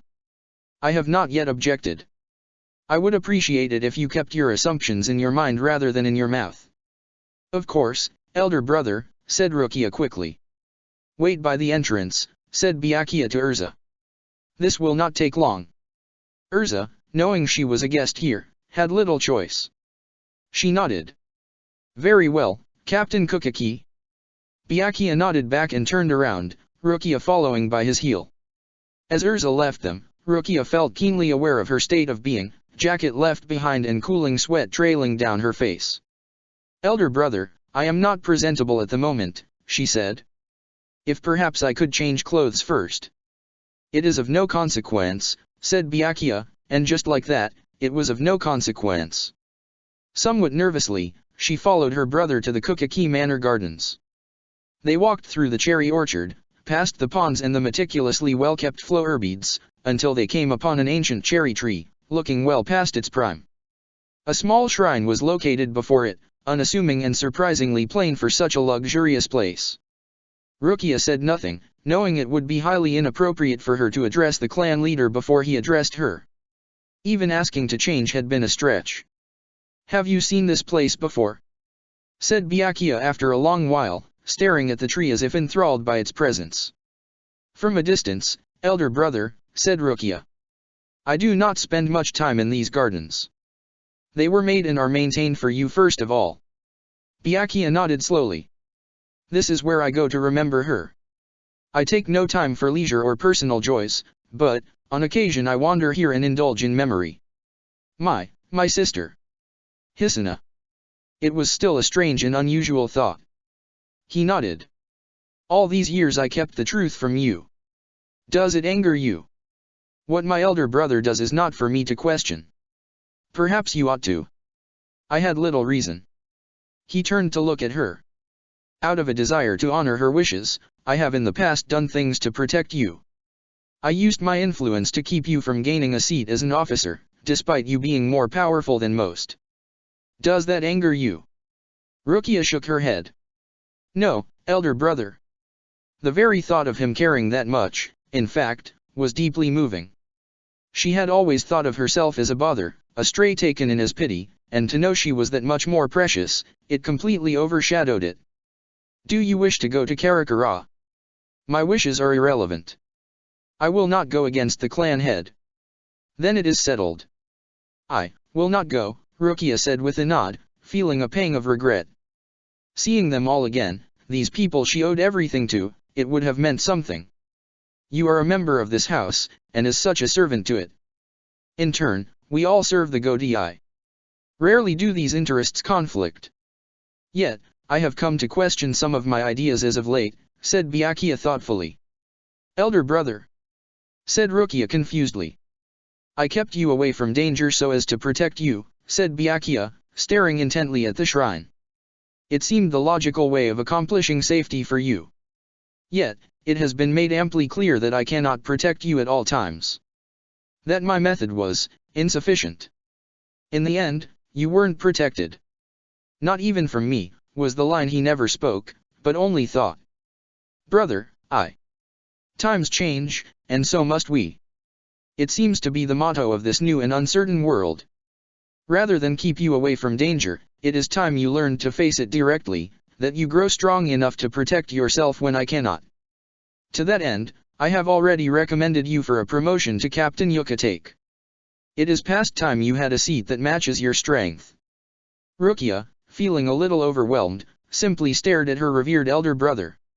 "Furthermore, I do not object to your joining this mission to Karakura. You will need the experience in the war to come. I fear you may be injured or even die, but in the coming conflict, so might I, so might any one captain left in our ranks. The time for selfish desires is past." Elder brother, thank you," Rukia said sincerely. "I ask but one thing of you. Whatever you would wish for, elder brother. I would join this mission, if it were possible." Rukia blinked. "Brother, are you not still recovering from your injuries?" "Much like yourself," said Byakuya, "I am nearly at full health, the mercies of 4th Division having seen to that. I grow weary of desk-bound duties. A leader must know both the way of the blade and the way of the bureaucracy, but war cometh, and I must sharpen my blade." He still wants to protect me, thought Rukia, partly touched, partly feeling a little odd that he would do such a thing after such a grandiose speech about independence. "Then we'll ask Captain Scarlet," said Rukia. "Come," said Byakuya firmly. "We shall not delay. Let us join her presently." Erza hadn't waited for too long when she sensed Byakuya approaching the manor gates, Rukia in tow. Before too long, the stoic captain faced her down, his zanpakuta strapped to his belt. "Well," said Erza. "Do I have to take it up with the captain commander, or?"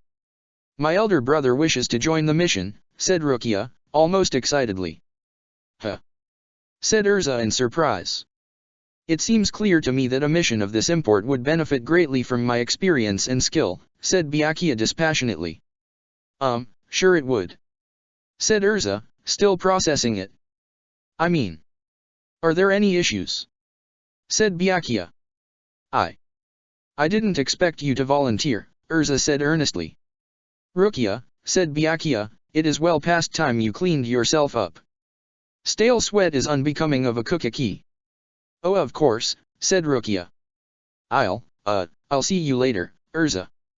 Tomorrow at dawn, my division. Erza cried out, as Rukia hurried away. The girl nodded, and hastily made her way into the manor grounds. So, Erza said, turning her gaze to Byakuya, are you going to be holding her hand all the time? Is that your condition?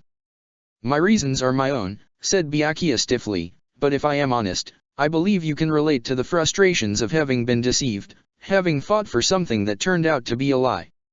How it festers at night, how an office only makes it worse. Can you not? So, you're telling me you could use some action, Erza said with a nod. I can believe that. But don't expect me to believe that's all it is about.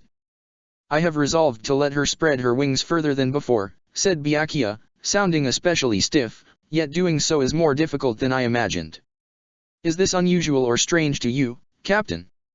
Not at all, said Erza, shaking her head. Will you deny me this? Said Byakuya, sounding unusually blunt. Erza stopped to think. She had no particular love for Kukaki Byakuya, his conservative, dogmatic adherence to tradition, his dedication zealous enough that he'd rather kill his own kin than break ties with it. She had no love for those who considered beliefs more important than people. But all the same, Kukaki Byakuya was but a product of a system, deceived, manipulated, and used just like she had been, albeit more indirectly. Beneath that stoic, dispassionate facade was a person, no doubt hurting like she had hurt, like she still hurt. Not to mention that among the captains, few had more competence as a warrior and a fighter, and fewer still had more competence as a leader and an officer. Yet, his pride might make him difficult to work with. I will not, she said at last. One ought to give people a second chance, that was the kind of person she was. He said he wanted to let Rukia be more free, and if he was willing to say the words, he deserved a chance to prove he had changed. Very good, he said, nodding. Tomorrow at dawn, then. I will not tarry. I will lean on your experience as a leader, Erza added. You will be a valuable member of my team. Yes, said Byakuya, I will. Some things, though, did not change. Erza had headed back to 5th Division after her surprisingly easy recruitment of not only Rukia, but her esteemed elder brother, as well. She was not quite done recruiting, but she couldn't delay for too long. Her subordinates were bound to wonder what was going on, and the record had to be set straight. On her way to the office, she bumped into Nozomi. The green-haired girl looked surprised, but smiled at her captain. Erza! She exclaimed. I mean, Captain. Nozomi, Erza said, smiling back with a nod, how are you coming along here in 5th? Oh, you know, just trying to catch my bearings. Said Nozomi, fidgeting nervously. You'll settle in just fine, Erza said. Truth be told, they'd had to create the position of science advisor from scratch, and much of the necessary equipment simply wasn't around. 12th wasn't going to help, and a lot of what Nozomi would need as a consultant, scientific instruments, a filing system, computers, relevant literature, had to have been ordered from outside the division. The unfortunate truth was that the mod soul simply didn't have too much to do at the moment. I'm sure I will, said Nozomi, but, yes. Said Erza. You're going to the world of the living, aren't you? The question was sudden, Nozomi bursting with excitement. How did you know? Erza said, surprised. Nozomi, how would you know? Were you spying? Her tone turned strict. You're gone for 2 whole days, there's a huge incident, and even when you come back, you spend half the day going who knows where, Nozomi explained quickly, so I check with first to see what's going on, and they tell me there's a mission. That's it. No spying, I promise. All right, then, said Erza, allowing herself to relax. So, can I come? Said Nozomi excitedly. Why? Erza said bluntly. This is a real mission, not a fun trip. Look, Nozomi said, I am stuck here doing nothing. If I came with you, I could at least get some raw data on these Aaron Carr to analyze. I could do actual science advisory stuff. You know, the thing I'm supposed to do. That's fair, Erza said, but I had thought to ask Nimue. Seeing Nozomi's dejected expression, she added, but I suppose I could use more than just one advisor. So, I can go. Nozomi said hopefully. You sound unusually keen, said Erza. Is this really all boredom? Nozomi bit her lip. Well, actually, I'd really like to meet Urahara Kisuk. That man. Erza scoffed. I've studied his science from before he was exiled.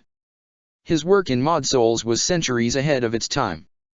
Captain Kuratsuka wasn't able to improve on it to any great extent. Somebody like him, a genius who can make bodies out of nothing. It's a personal issue, Erza mumbled. I guess I understand. Yes, I think I do. Nozomi's existence, of course, was a rarity. Most people didn't have to deal with the existential problem of having been deliberately created, artificial and unreal. She nodded. You can come, she said, and Nozomi's face lit up. Just, don't trust him too much, she added, a little uncomfortable with the idea of Nozomi under that man's scrutinizing gaze. Can do, Captain. Nozomi said. So, when are we leaving? Tomorrow at dawn. Who else is coming? Captain Soiphone, Rangiku, Rukia, Captain Kukaki, and I'm going to ask Nimue and Isane, as well. We're going to need a medic, and Nimue is probably the only scientist I know besides you that doesn't hate me or at least pretends to appease their captain. Nozomi whistled. 3 captains? In one mission. Erza nodded grimly. Aizen might be stepping up his aggression. We must be ready to meet it. 3 captains at once is more than we've seen in a long time, but we're entering a potential war zone. Nozomi, people will die in the coming conflict, and it might just be us. Be aware of this. Nozomi swallowed. Well, we don't carry these swords for nothing, do we? She sounded brave, but Erza recognized nervousness when she saw it. We don't, she said firmly. Just be ready. As an advisor you're less likely to be on the front line, but prepare for anything. Maybe it'll all amount to nothing. Maybe it won't. Better to be prepared and not need it, than to need it and not be prepared. Yes, sir. Nozomi said firmly. I'll go pack right away. As the girl hurried away, Erza reflected. She realized, thought of this like an adventure. Sure, in her head she had always been aware of what she had just said, about the implications, but a not insignificant part of her had remembered a simpler time, from over a century ago, when she and a bunch of friends had gone on adventures for a guild, facing danger bravely and always pulling through. She had picked, with a couple of exceptions, good friends to join this mission. Some or even all of them could wind up dead, and if they did then it would be on her shoulders. This was the nature of soldiery, the nature of the Godii. This was no guild, and the enemies were not some random, easily beaten dark guild. They faced a threat anathema to all they stood for, one that had harnessed everything they considered wrong with the world. And worst of all, nothing they did could create peace or avoid this conflict. So, the only choice was to face it headlong. Whether she had chosen friends or simply colleagues, they would all be at risk of dying still, because they were soldiers and this was war. Aizen, how many would have to die for his lofty ambitions, on either side? Aizen Saushik sat perched on his throne, a marvel from which he could stare down on all his subjects. It was a pre-existing design, quite pleasing for something of hollow make, and made in a fashion he could appreciate high over everyone else, putting whoever sat in it far above their subjects. It was fitting. Currently he held court, more than half of his espada assembled, Nilil, Halabel, Noidera, Ulquira, and one of their youngest brethren as well. All eyes were trained on Grimjo Jaeger Jacques, who had gone down on one knee before the throne after respectfully asking for an audience. It had been clumsy and inadequate etiquette, but Aizen had to appreciate the self-control it had to have taken for an animal like him to bother with civility. Whatever he had come for, he had to really want it. Stand, Aizen said, after having made the Septimo wait for well over a minute. Grimjo complied. What would you bring before me, my espada? Said Aizen. His tone was quiet, cool and calm, but inwardly he smiled. The antics of this simple-minded brute were amusing to him. In a sense, Grimjo was like Hueco Mundo's blind brutality distilled into a single person, blinded by the veil of personal ambition, achieved only through brute force. It has, come to my attention, Lord, that ya showed some, interest in a particular area of the world of the living. Grimjo started slowly. Eisen kept his cool, but felt an urge to chuckle. Watching this brute try to harness civil language to get what he wanted was akin to watching a toddler try and fail to walk. So, it seems to me, that. Do not waste your lord's time, said Ulquiorra, a quiet menace in his flat voice. Speak your piece, or hold your tongue. Grimjo shot him a hateful glare. Fuck it. Lord, I'm askin' for your permission to go to Karakara with my boys and fuck shit up till it's properly fucked, that's what I'm askin'. How very ambitious a topic to bring to court, said Eisen bemusedly. Why would you expect Lord Eisen to comply? Said Halibel coolly. What cause is there to indulge your childish need for gratuitous violence? Our Lord would not see us reveal our hand early simply to appease your appetite for destruction. My Tercera makes a good point, Eisen mused. Why should our enemy know more about us than they already do? Well, said Grimjo, feeling a little more relaxed now, your lordliness didn't seem to mind that when it came to the trash ya sent to die just recently. Because they are trash, Eisen countered, disposable. Our enemies could learn only basic facts from them, and none of them were taken alive.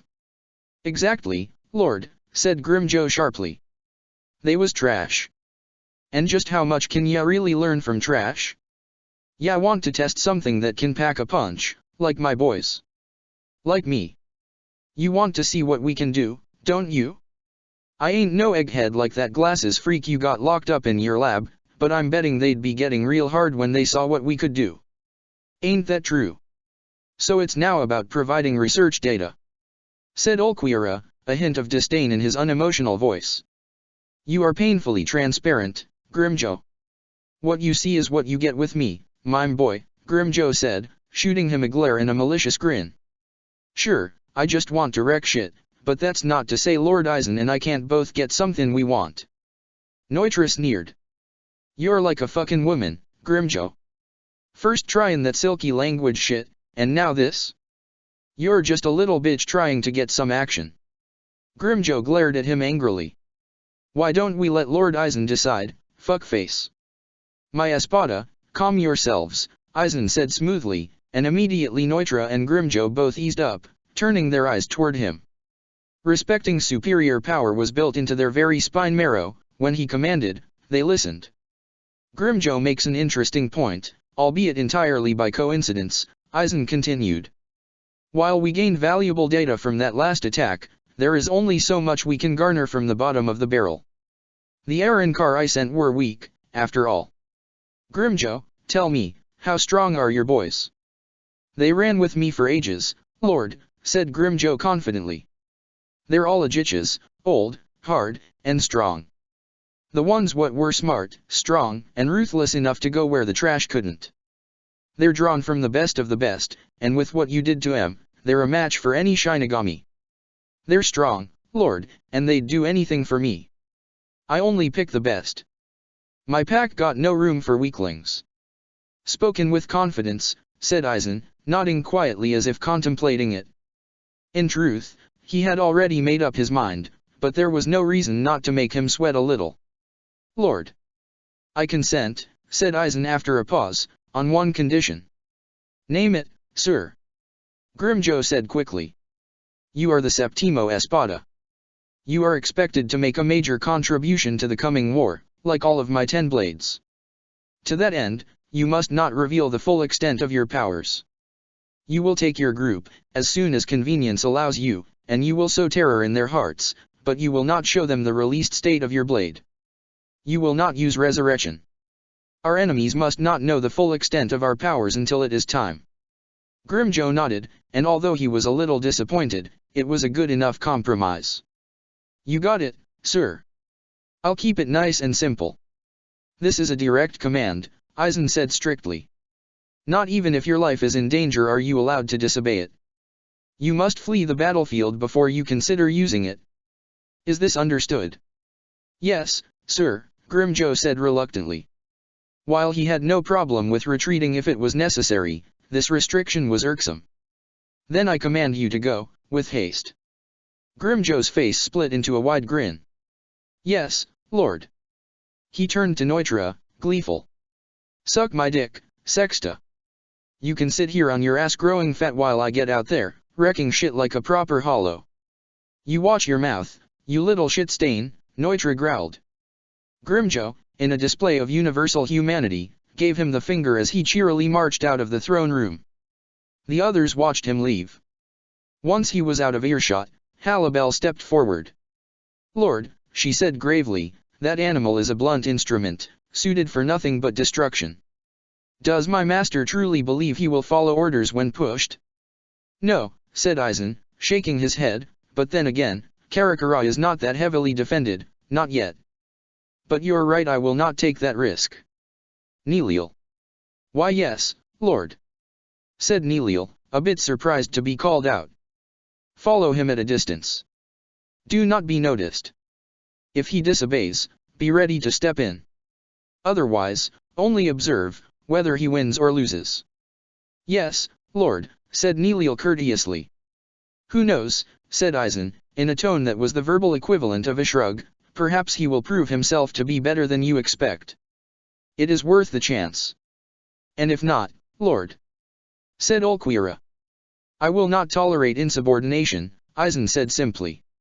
As he stared down on his espada, Aizen felt a sense of satisfaction. Grimjo's actions would become useful, regardless of the outcome. If he obeyed, then he had potential, if not, then he'd serve as an example to the rest of Aizen's espada. And whatever happened, he'd gain new data, and the satisfaction of seeing the Godii tremble before his might. The coming few hours would be interesting to watch. Chapter 63, Noob Negra. At dawn, just as Erza had decided, the group assembled. Unsurprisingly, so iPhone and Byakuya were both there ahead of time, workaholics that they were. Erza wondered if they slept at all. Isane and Nemu followed after, Erza having convinced the both of them with little effort the preceding evening. Before long, the entire group had assembled, Rangiku also unsurprisingly having come in last, yawned like her jaws were about to dislocate. They had headed to the Senkaimon terminal in silence. The world was gray, dimmed by the colorless dawn, and although Erza was no stranger to being up early, she still felt more than a little sluggish, the stress of recent events still hanging over her. As they stopped before a gateway, an attendant setting the coordinates for Karakara town, Erza faced down her team. They were about to head out on a mission, after all, and some things needed to be said. I don't need to tell any of you to look sharp and be prepared for the worst. You know we're entering the early stages of a war, and that lives will be at stakes. We're all captains and vice-captains here, the best of the best, and I'm going to assume all of you will act like it. This mission might be no action at all, or it might be dangerous and violent. Some of us could die. All of us, in the worst case. Our mission is simply to observe, to stand guard, to gather any relevant information and stand by until we are needed. If Aizen makes a move, we will be ready. We will have to assume he will have some way of being aware of our presence. Do not be sure we have the element of surprise. We might have, but we might not. We will first head to Urahara Kisuk, who will supply us all with Jigai to use. From there on, we will split into small groups to keep a low profile. Nozomi, Nemu, and Isane, you're here as science advisors and medical support, so avoid direct action unless absolutely necessary. So iPhone, you will busy yourself with intelligence, will you not? I am setting up a command central as soon as possible, so iPhone confirmed. A number of elite operatives will be aiding me in establishing an information network about activities in Karakara. Erza nodded, then I'll leave you to it. Captain Kukaki, Rukia, you make one group. Isane, Nemu, Momo, you're with me. Rangiku, Nozomi, you will have to find lodging elsewhere. Understood. There was a chorus of affirmatives, simple yes calls or nods in the case of Byakuya. We will maintain communication updates hourly. If somebody is late to confirm their status as normal, we will assume something has gone wrong, so don't be late. She turned her gaze to Byakuya. I will need somebody ready to assume command in the event of my death or any other absence, she said. I might otherwise have picked Captain iPhone. But as she will have a specialized task, and as you are the most experienced among us, I ask that it be you, Captain Kukaki. I accept, said Byakuya neutrally. Erza nodded. Good, then. Everyone clear on what they're going to do? There was a loud, affirmative yes from the group, even Byakuya joining in. Erza nodded approvingly. They were good officers, all. She just hoped that would be enough, if the worst occurred. Ma'am, Captain Erza, said the Senkaimon attendant nervously, the portal is ready. At your leisure, ma'am. Erza turned around, and faced the Senkaimon. Move out, she ordered, and stepped through the portal, her colleagues following closely behind. As agreed, they had first stopped by Urahara Kisuk's shop, the shopkeeper being all too pleased to take the Gotei's money after Erza had given him the heads up last night. They were each given a Jigei, complete with soul pill, each body being well crafted and shamelessly expensive, of course. Even with the expert craftsmanship involved, Erza felt sure he was overcharging, but the captain commander hadn't had a problem with the order, and if he was ready to foot the bill, then it was all the same to her. She herself had gotten an upgraded model, and after all of them had gotten their bodies, they assembled outside the store. It was an odd sight, all of these officers in normal, modern-day clothing, Byakuya in a simple suit, iPhone in a blouse and skirt. Bizarre as it was, they still had a mission. All right, we're all set, she said, staring down the group. I want you all to spread out, but keep within a few miles of each other, just to make sure at least one group can respond quickly to any threat. We'll maintain contact through Hell Butterflies for the moment.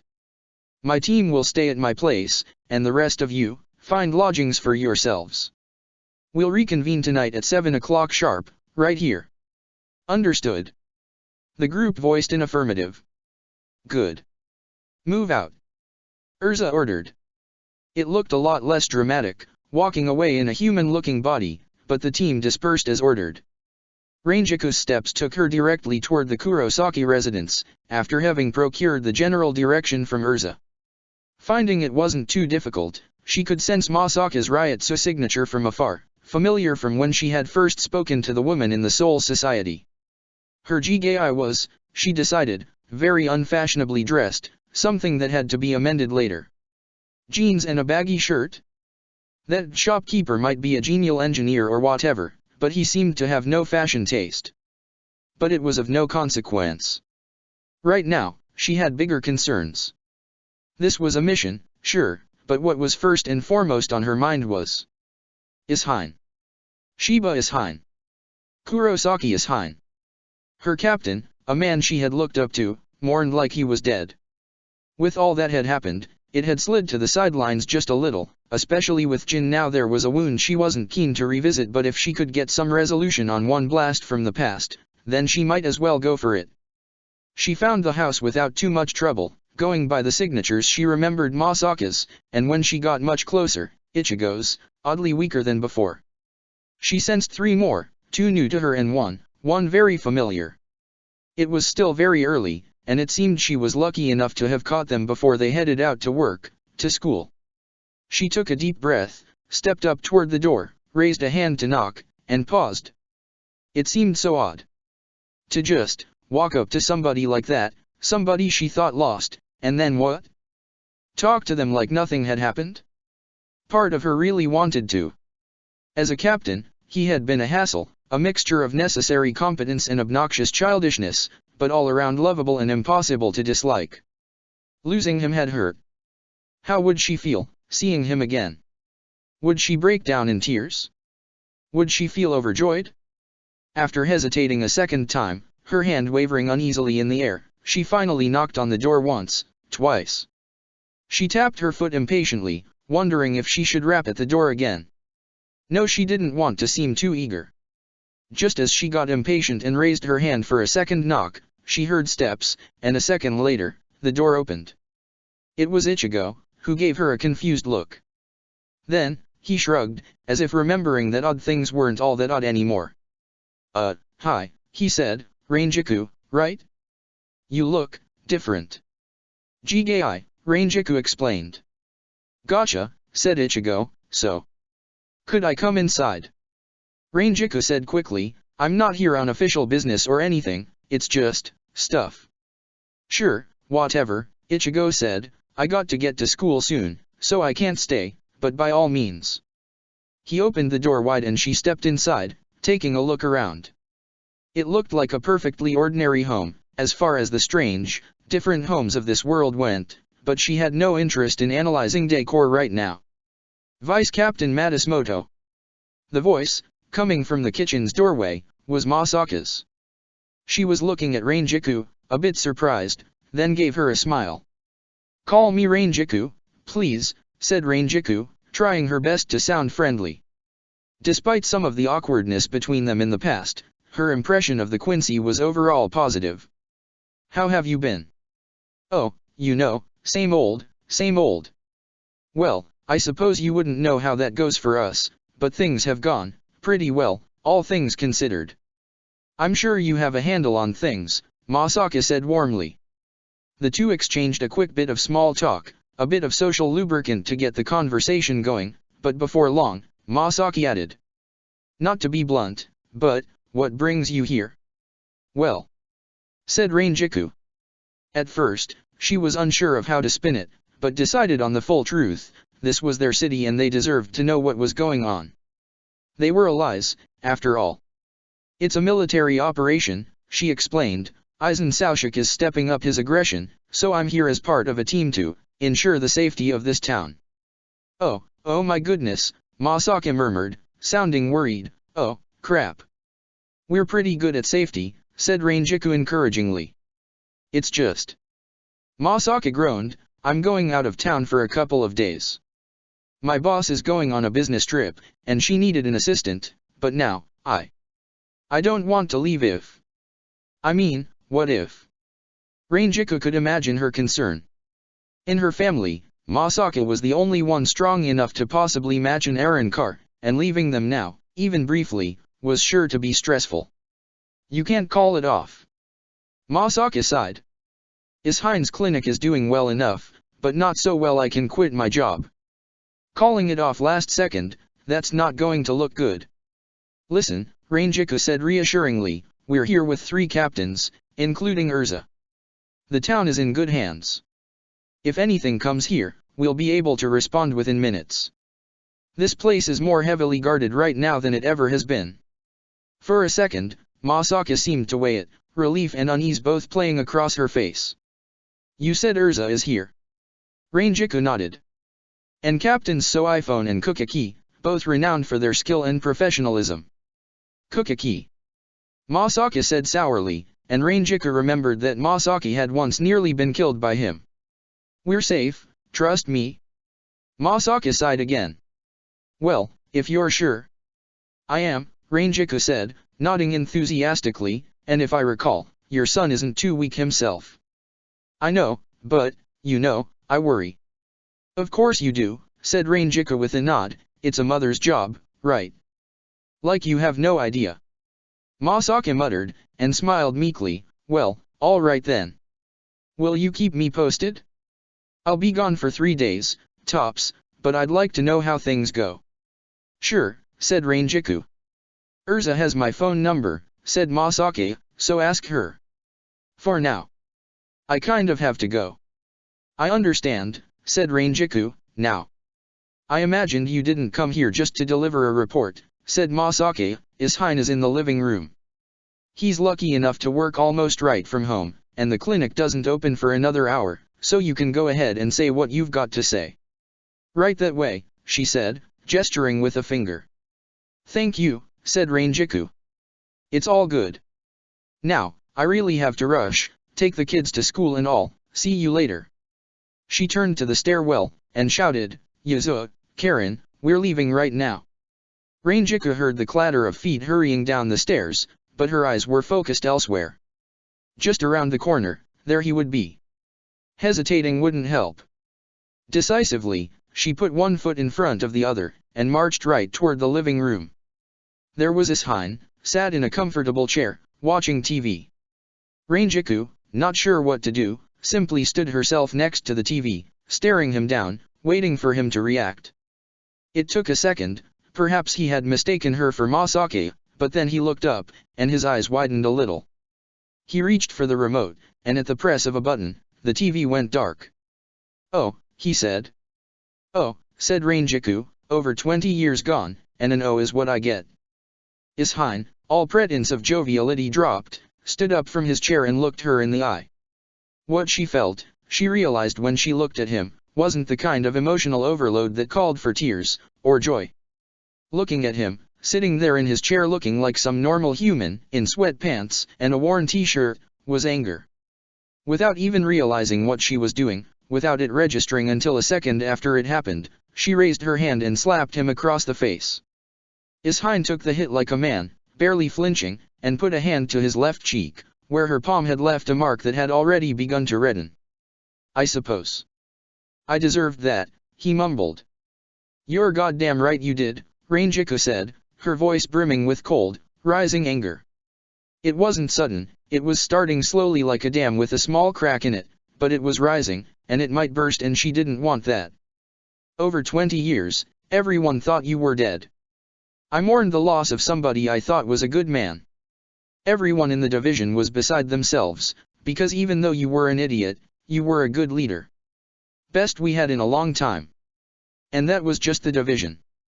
You had a family, Ishine." She was getting herself worked up. She had started to boil now, the dam cracking, water flooding through. If she wasn't careful, she would start screaming, and then there would be no point to it. She wanted answers, after all. She took a deep breath, trying to remain calm. "Did you ever think what your own people must have felt?" She continued angrily, "Did you ever think what your cousin Kyukaku, who had to take charge of a failing, losing noble house going into free fall, not that you seemed to care, must have felt? And here you were alive all this time, with a wife and kids, leaving everything behind." She balled her fists, and a very large part of her wanted to use them. "Yeah," Ishine said seriously, "I did all those things. They were shit things to do, but dash. No buts." She snarled, "There is not a single but in the world that can make this okay." "You're right, there ain't," Ishine said grimly. "So what, then?" Rangiku demanded. "I get that you're angry dash. I'm fucking furious, you absolute moron." "Yeah," Ishine said sharply, "and I get why. All these things you said, you think I haven't thought about that? For years and years, every day. Not hard enough, apparently. I lost everything, Rangiku." Ishine said urgently, "I lost my powers. This weird, hollow, some experiment of Aizen's, it drained me of everything that made me a Shinigami. I haven't heard the voice of my Zanpakuta since that day, you know that? If I had come back, I'd have come back a broken man unfit to be even a foot soldier, let alone a captain. My house would have been disinured and fallen from grace all the same, and they would have been saddled with a useless cripple. That's reality, Rangiku. Isn't that convenient?" said Rangiku, unwilling to let go so easily. "It's not convenient," said Ishine gravely. "Don't you think I'd rather have come back? Don't you think I'd rather have had my powers? After all the years you knew me, do you think I'd just throw it all away on a whim?" Rangiku paused for just a second, but unwilling to let go, she continued. "You were alive and you let us think you were dead. That's not okay, Ishine. It isn't." Ishine burst out, "But..." He sighed, took a deep breath, and after a pause he continued, his voice sounding forcibly calm. "I was a captain and the head of my house. The responsibility, what I owed everyone, what they expected of me all the time, do you realize what that is like?" "I am a vice-captain," Rangiku said sullenly. "Then you have an idea. Imagine coming back to all that, looking them in the eye and telling them you can't live up to any of it anymore, not ever again. Being captain, being clan head, being in charge and keeping things right, that was who I was, Rangiku. It was everything to me, and it was taken from me. Imagine living the rest of your life in shame because you're useless, a barnacle on a failing house. I saw that future, and I decided it was better if you all thought I died in action, with my honor intact. Maybe that was selfish, but at the time, I didn't see any other option. I didn't do it lightly, and I didn't forget the people I left behind either. It was the hardest thing I ever had to do. I'm sorry, Rangiku, I really am, but I'd do the same if I had to do it all over again. Rangiku looked him in the eye, her heart racing, her anger becoming mixed up with sympathy. That he had been alive all this time, having left them, that still hurt, but she understood. Partly, at least.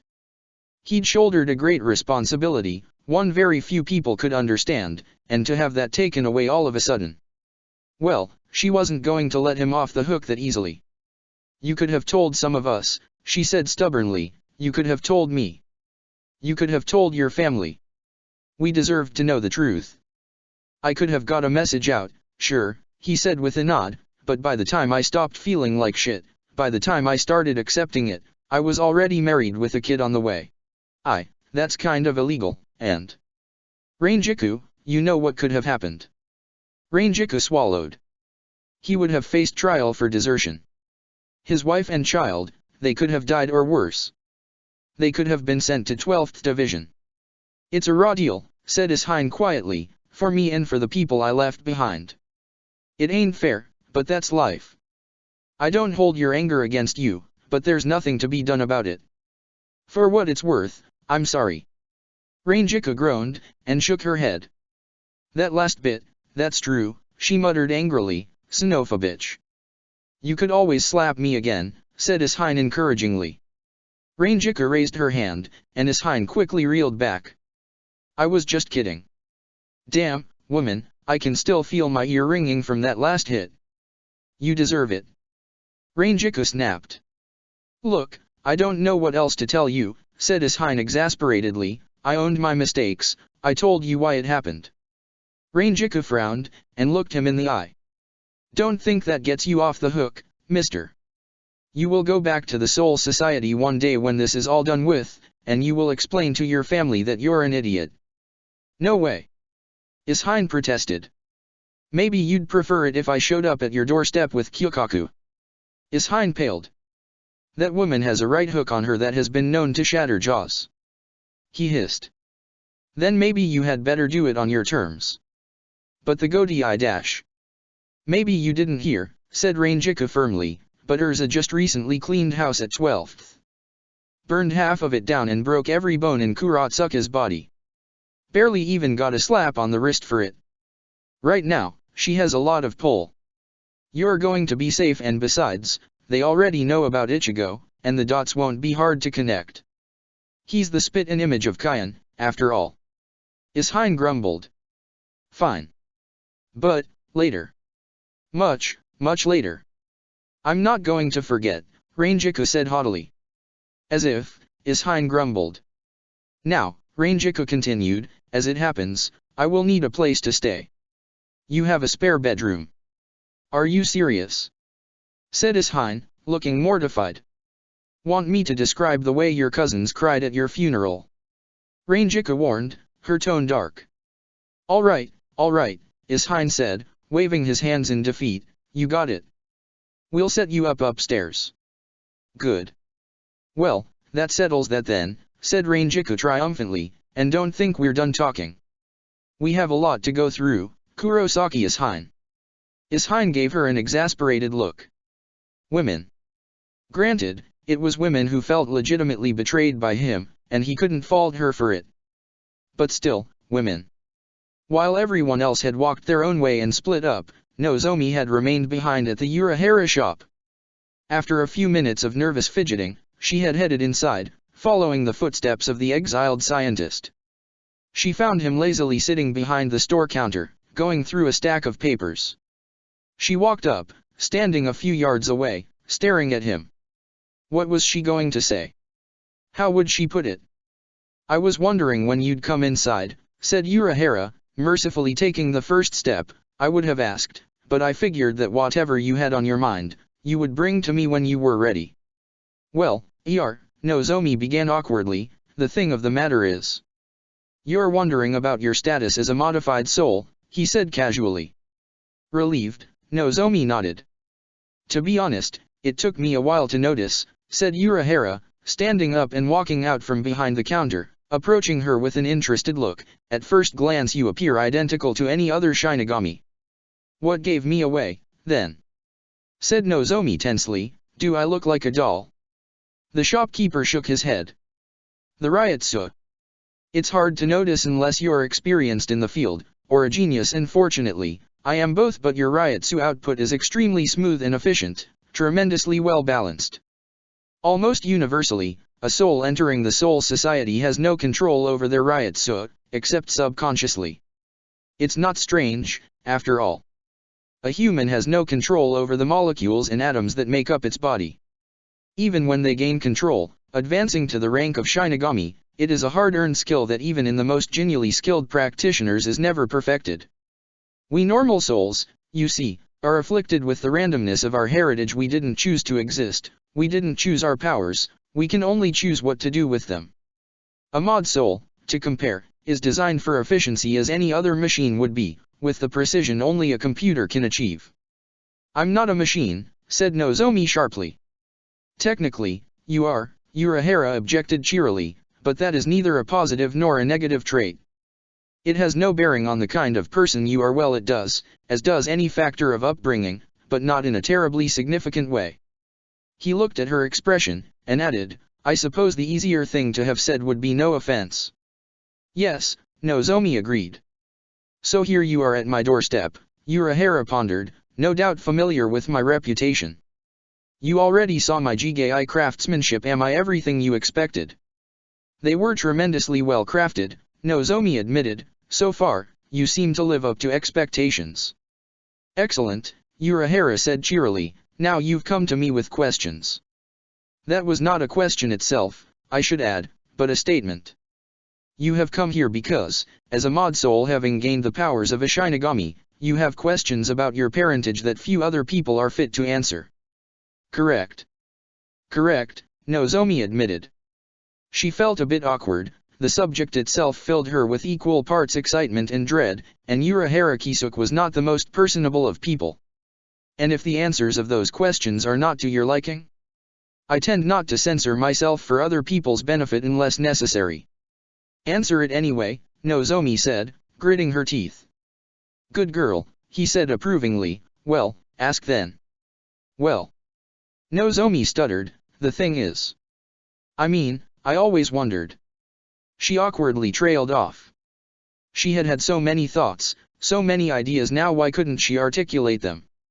The real question that you fail to vocalize, I think, said Urahara thoughtfully, is am I real? You are not naturally made, after all, not the product of random chance but design. Am I a real person, or just a very clever computer who thinks she is?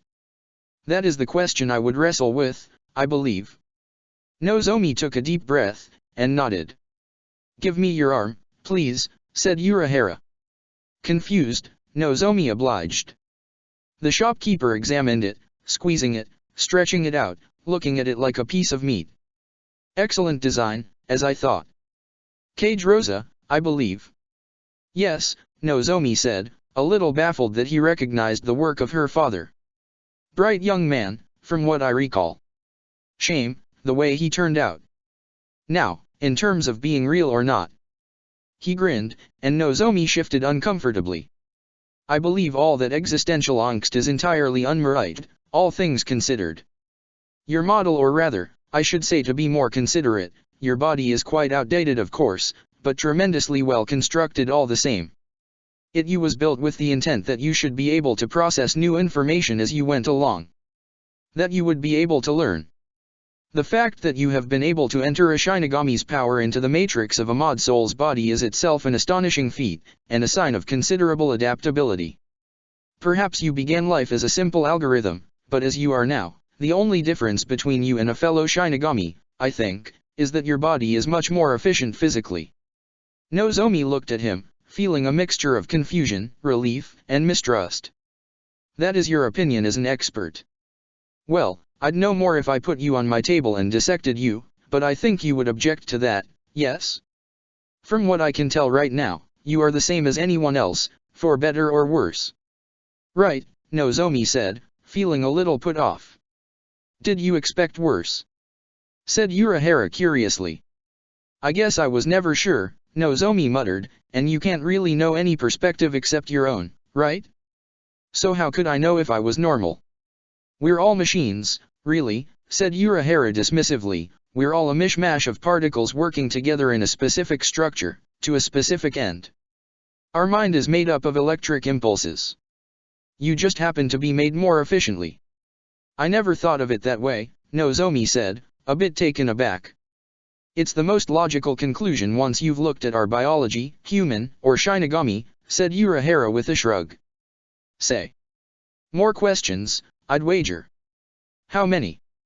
I'd like to say I have all day, but even for such an interesting creature as yourself, I still can only dally for so long. Let me stay here, then, said Nozomi, for as long as we're deployed. Urahara blinked. Really, me? The untrustworthy, shady guy who just made a joke about dissecting you. You're a legend in the science faculties still, said Nozomi, and frankly, if you work there long enough, eccentric behavior is what you expect. A legend, you say? Said Urahara thoughtfully, I do hope you aren't just flattering me. Is it working? Said Nozomi hopefully. Urahara laughed. I think I like you. All right, you can stay, but anyone staying here has to earn their keep. You stay here, you put a bit of work in, and in between both of our chores. I'll tell you what I can about mod souls. Nozomi nodded enthusiastically. It's a deal. So iPhone, having switched out of her Jigai the moment it became convenient, had already located a suitable location for an intelligence terminal.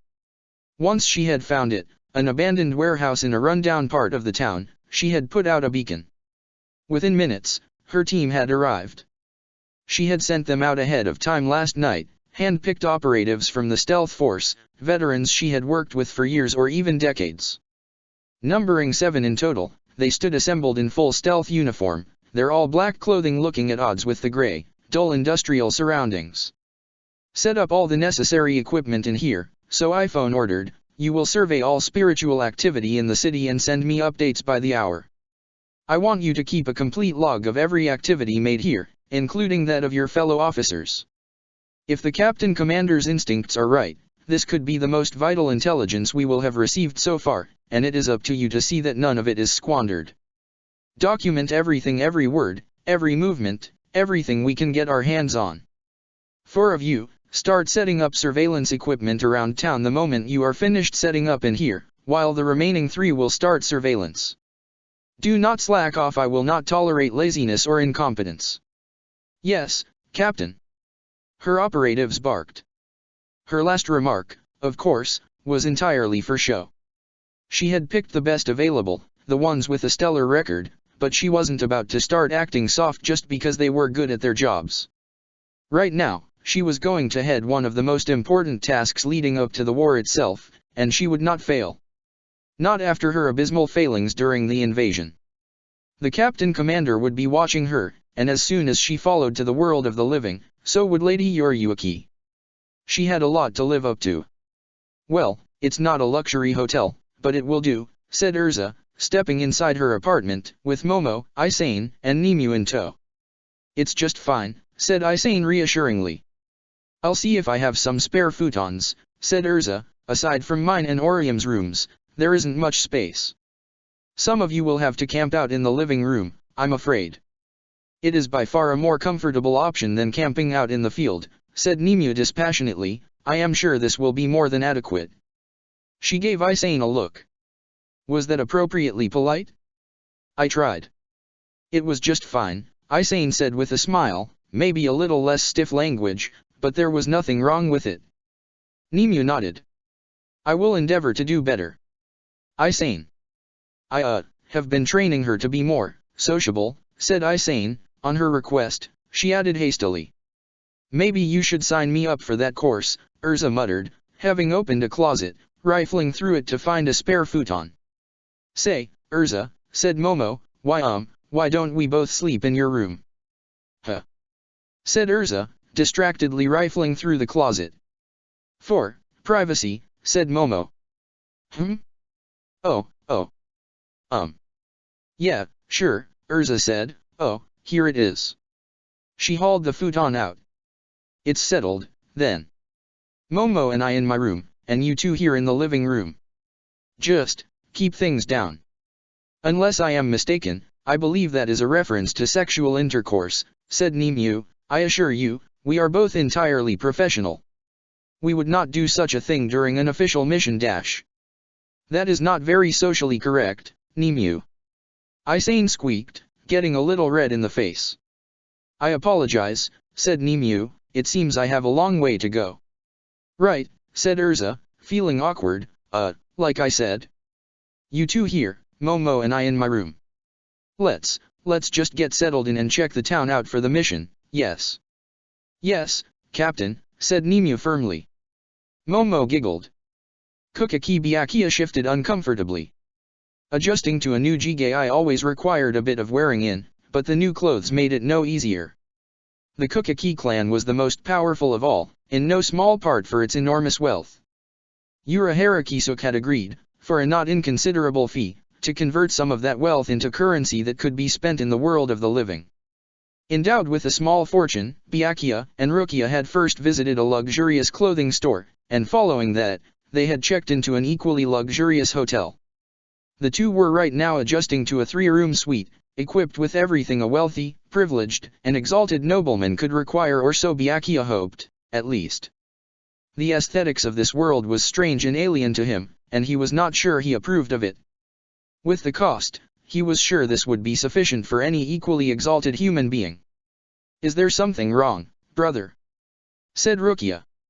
She too had been given a change of clothes, appearances had to be kept, after all, and she had settled for a simple, practical cream-colored dress. Are you certain this is what the wealthiest men of this realm would wear? Byakuya said, awkwardly stretching in his 3-piece black suit.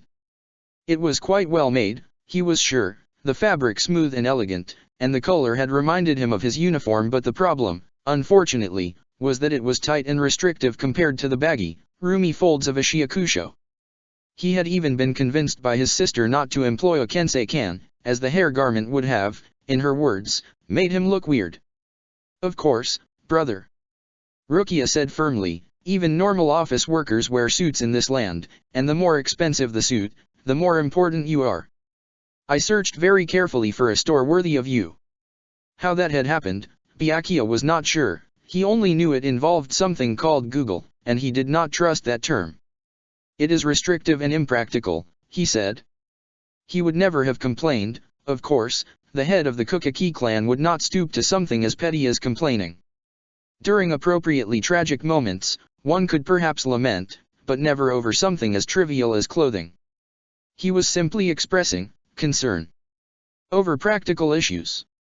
You look positively dashing, brother, Rukia said encouragingly. Nobody who saw you walk down the street could doubt you were a man of wealth and taste. Rukia, he realized, was hardly objective, but she was the only one close to him with any experience of the world of the living.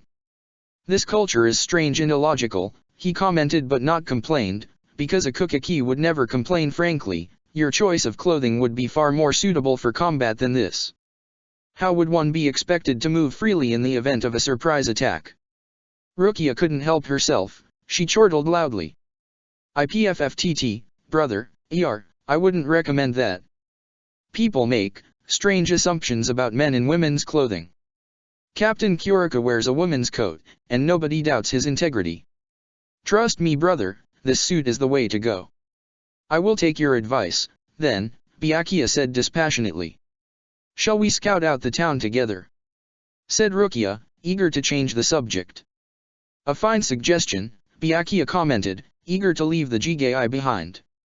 Before long, 2 black-clad figures sailed out the window of the 20th story, leaping from one rooftop to the next. At 7 they reconvened by Urahara's shop as agreed, each one of them out of their Jigai and in uniform. They were all a little on edge, this was a mission after all, with war looming.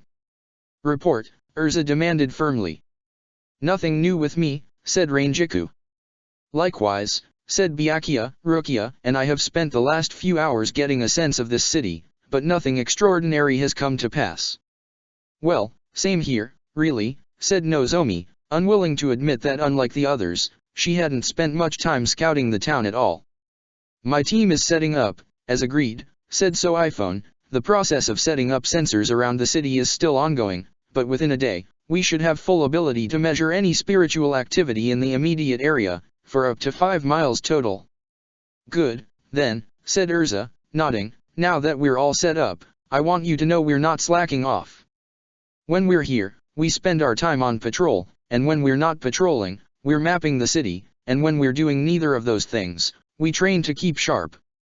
Off-duty hours from 1900 hours to 700 hours. Understood.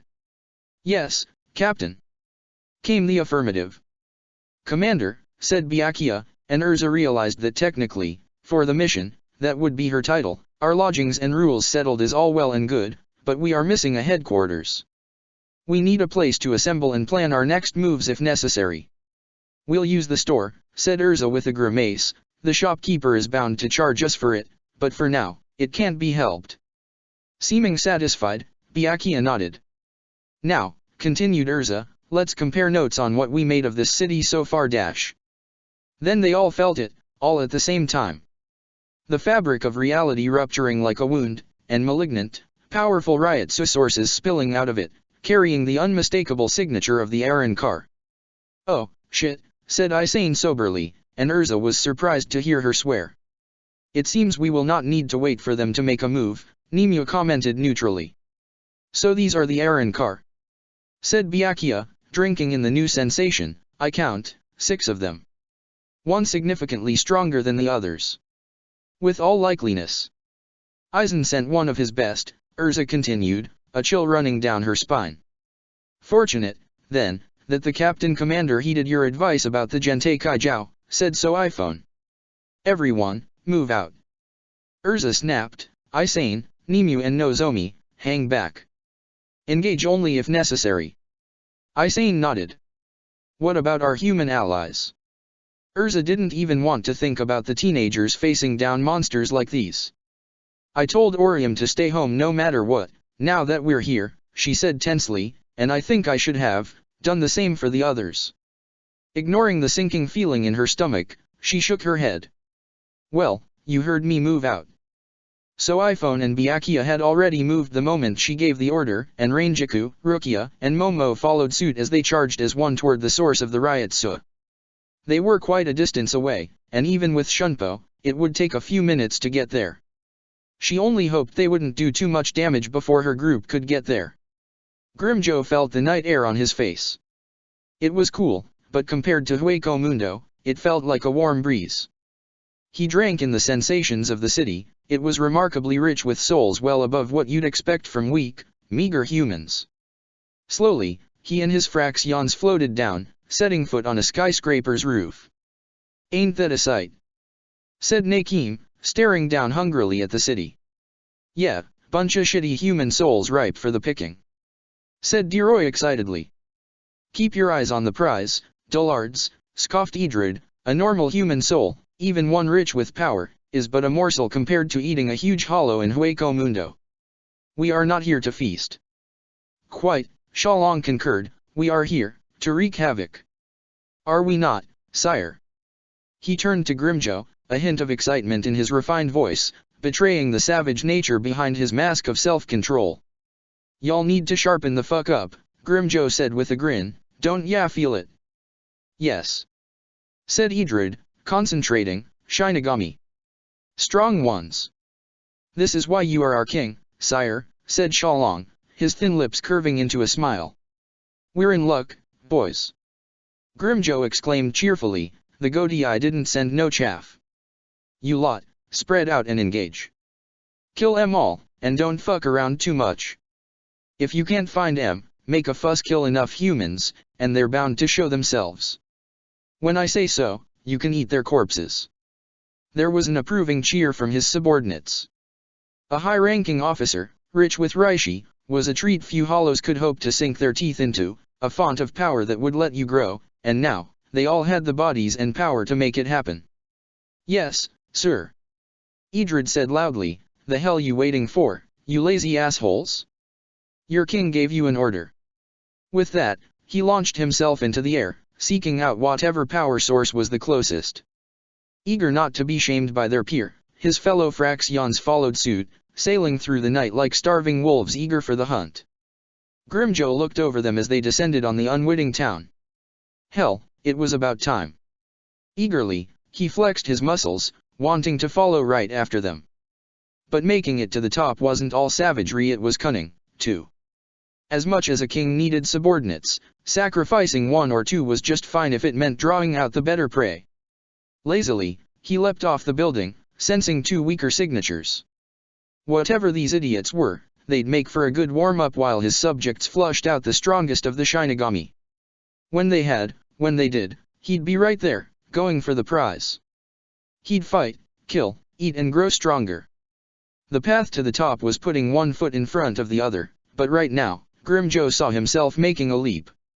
Ichigo felt the tremors, close and powerful. He wasn't quite as weak now, having halved his dose of pills. The results had been predictable. He slept uneasily and woke up breathing heavily, but he wasn't quite so restricted either. He'd heard the news from his mother as she left, that Erza had put together a task force, and for that reason he had seriously considered completely butting out when he first sensed it. Leave it to the professionals. Why should he get involved? But then he thought of his mother, his sisters, and how he'd feel if they were hurt. If they were killed. He thought of the mothers, fathers, sisters, and brothers, husbands and wives whose lives might be changed forever, left with a wound that never healed, because of a hollow's gluttonous appetite. He could do something about that, and if he didn't, well, if you could help and you didn't, what did that say about you? So it was that he had cursed to himself, exited his corporeal body, and as a Shinigami he had run toward the enemy. Uryu, it turned out, had much the same idea, having joined Ichigo within a block. The two had exchanged glances, and understood. Neither of them were especially keen on one another, but with what they faced, they needed help. Pride wasn't so important you had to stupidly die for it. As they came closer to the site, they both slowed down, Uryu falling in line behind Ichigo. Look. The Quincy called, pointing to the sky. Ichigo, sword already drawn, looked up. Far up in the sky he could see the remnants of a portal closing, a gap into sheer blackness closing in the evening sunlight. It meant the hollows the Arrancar weren't far. Ichigo's sense, still dulled, worked in overdrive. He could sense several incredibly powerful energy sources nearby, but they were moving out and away, into the city. Where are they going? Said Uryu, you'd think they would go for us, oh no. There was a finality to his words, and as he spoke them, Ichigo sensed it too. A power source greater than any other, malignant, and tremendous. From around the corner, strolling casually with his hands in his pocket like it was a normal evening walk for him, came a strange and terrifying figure. Raw, powerful energy of a kind Ichigo hadn't felt since he stared down Kukaki Byakuya emanated from him, only much more vile, oppressive, feeling just wrong. The figure had blue hair, a cocksure grin, and a mask fragment looking like half of a jawline on his right cheek, lined with sharp teeth. He wore all white, and a katana hung from his sash. Sharp, ain't ya? He said, his voice rough, reminding Ichigo of a gangster or a punk. There was a sense of complete confidence as he spoke, gleeful like he had already won. Uryu immediately raised his bow, charging an arrow and letting it fly. The Arrancar didn't even bother to dodge, simply taking the hit. Nothing. The most Ichigo could see was a small mark of soot where the arrow had impacted, on the creature's shoulder. Ouch, he said flatly, sounding thoroughly unimpressed, ya sure got me there, kid. Gritting his teeth, Uryu strung another arrow. Don't bother, bitch, said the Arrancar, slowly advancing toward them, I don't really give a fuck about Quincy's like you. Now, the Shinigami here. Who are you? What are you? Ichigo demanded, hoping to gain time. Whatever this was, he was well beyond their ability to handle. Erza and her group was bound to come sooner rather than later, so all they had to do was survive until then. What, ya never heard of an espada before? Said the Arrancar lazily, keeping on his carefree advance, I'm Grimjo Jaeger Jaquez, Septimo Espada. I'm sure you must be very powerful, said Ichigo, desperately sensing for his backup, so why don't you dash? Shut the fuck up, kid, said the Espada, stopping some 3 yards away, hands still in his pockets, and release that bankai of yours. Wouldn't be worth shit, walking all over you the way you are now. Ichigo needed no more encouragement. He held his blade out, let his Ryotsu surge, and readied himself. He hadn't summoned bankai since his time on that hill, and he was weak now, at most at 50% of his full strength, but right now, he had no other option. Bankai! He roared, and there was a gust of wind as his energy discharged, transforming him, Tensou Zanjutsu. He was enveloped with a black greatcoat, his blade becoming long and thin, and he felt some measure of confidence. Power was surging through him. Now this was more like it. And then the Aaron car was upon him. He had moved faster than Ichigo's eyes could even follow, and only instinct saved him from being floored by a vicious roundhouse kick. His mind on overdrive, with no time for thought, he had moved back just in time. Grimjo grinned, and continued his charge. He hadn't even drawn his blade yet. Well, Ichigo wasn't going to let him get away with that kind of arrogance. Crying out, he swung his blade in a wide arc, aiming to take the Espada's head, letting his power surge. Grimjo caught the blade with his palm, and for but a moment, Ichigo wondered if he was just insane. Then he realized that his blade had stopped completely. It was grinding against the Aaron car's skin, without even drawing a drip of blood. Decisively, Grimjo closed his fist around the blade, holding it firmly. How Ichigo started. My turn, said Grimjo cheerily, and slammed a fist into Ichigo's gut. The air knocked out of his lungs, Ichigo coughed and hacked, staggering back. A sudden storm of arrows struck Grimjo in the side, Uryu having unleashed a massive volley. For a moment, the Aaron car staggered back, nearly every arrow hitting home.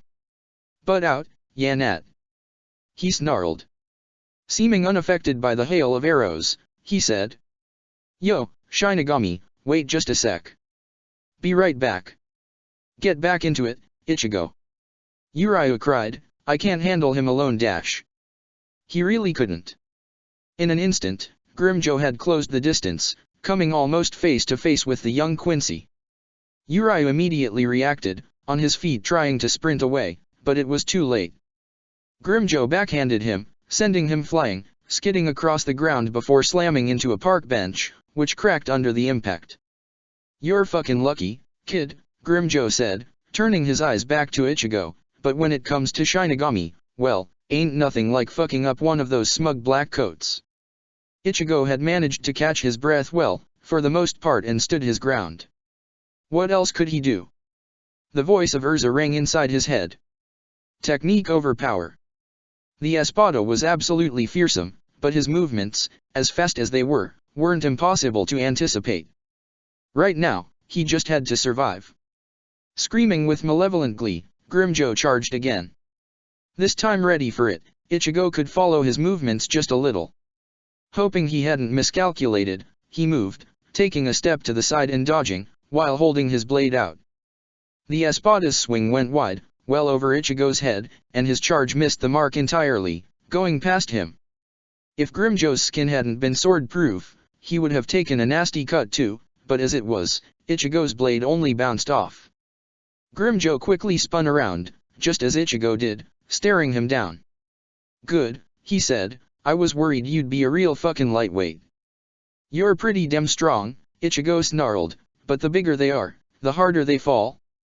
It was all bluster, and they both knew it. Still, he didn't have to win. I'm gonna enjoy this, said Grimjo, flexing his arms. His skin had only a slight scratch mark on it. A direct hit, even accentuated by such tremendous speed, had done nothing. Ichigo had to do better, much better. Letting his Ryotsu rise, he charged power into his blade. A haze of raw force emanated from it, black energy becoming visible. Come get it. He spat. Grimjo charged, quick as lightning, but Ichigo was faster. His Bankai activated, the world felt like it moved in slow motion, even the Espada's blurred movements seeming easy to decipher. Grimjo struck air as Ichigo moved, putting a good 20 yards between himself and the Aaron car. The fuck? Said Grimjo, sounding legitimately surprised. You shouldn't have underestimated me, Ichigo said, almost believing his own hype. He had options here. He could run away.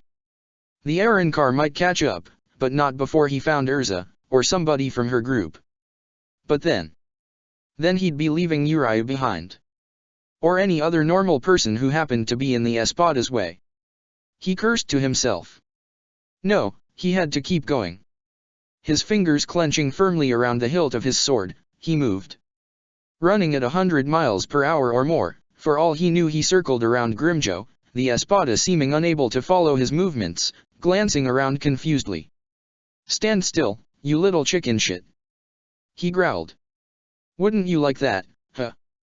said Ichigo, stopping for just 1 second. Grimjo lunged at him, but Ichigo was already on his feet again, evading him with ease. As good as it felt to stump the monster for a second, it didn't change the fact that he was monstrously strong. He could stay and buy time, but what if the errand car got bored? What if he decided to move on? No, he had to treat this like a real fight. Charging energy into his blade, he readied himself. This would have to be really, really precise. Grimjo irritably looked at the black haze around him, the Shinigami whelp using its superior speed to his advantage. This body, this new, humanoid body was alien to him, and right now, in the middle of the fight, it showed. He had much learning to do. But that was the price of power, after all. Suddenly, his lifelong animal instincts kicking in, he sensed something coming in from behind. The afterimage of the Shinigami still going, he had stopped to attack Grimjo from the back. Grimjo twisted around, lunging out with an arm to catch the impetuous brat before he had the chance to strike. If he thought he could catch Grimjo Jaeger-Jaquez unaware, he was in for a rude surprise. But his arm only struck air once more, fading through another afterimage. The blink of an eye later, the Shinigami was right in front of him, his blade brimming with power. "Getchuga Tenshou!" he cried, with a surprising amount of spirit, and Grimjo felt real pain as the attack hit, the sheer force of the explosion causing him to stagger back, nearly losing his balance. "Sonofa bitch!" Ichigo felt a sense of elation as the Espada reeled, and he paused for but a second. Was it possible? The discharge of power had sent him flying back himself, and it was only barely that he had landed on his feet. It was dangerous to have fired it off so close, almost point blank, but he couldn't risk it going wide. Somebody could have got hurt and this was his best chance of doing damage. The dust began to clear, and to Ichigo's horror, the errand car took a step forward, still on his feet. He had slid back a good few yards, the asphalt around his feet ground up into little pieces, but he seemed unaffected. He wasn't unhurt. A nasty, red mark ran across his chest and left forearm, blood seeping from where the Getchuga had hit. Even so, he looked unimpressed. "Well damn, kid," he said, almost appreciatively, "ya might just make a decent warm-up after all." Ichigo had thrown the hardest hit he had been able to muster, and it had barely even slowed the monster down. "Getchuga Tensh," he began, desperately summoning the energy for another hit, but the Espada surged forward with ludicrous speed, slamming a fist into his gut. Ichigo went flying, halfway seeing stars, yet somehow managing to land on his feet. No sooner had he landed than Grimjo was upon him again. Struggling to even breathe, Ichigo raised his blade, striking at the charging Espada. Quite casually, Grimjo blocked the strike with his forearm, then grabbed Ichigo by the hair with his free arm, headbutting him. Ichigo reeled back, but Grimjo wasn't done, slamming a kick into Ichigo's side. Ichigo nearly retched, barely even breathing, and it was a wonder that he even stood upright. Grimjo took a quick step forward and grabbed him by the neck, lifting him just off the ground. "I take it back," he said maliciously, "ya ain't even good for a warm-up." He let go, and Ichigo managed, somehow, to not fall over. He wanted to fight, to raise his blade and strike the monster, but couldn't. His arms felt like they were made of lead. The sheer shock of the assault had left him numb. "Let's see if ya can at least be good for one thing, huh?"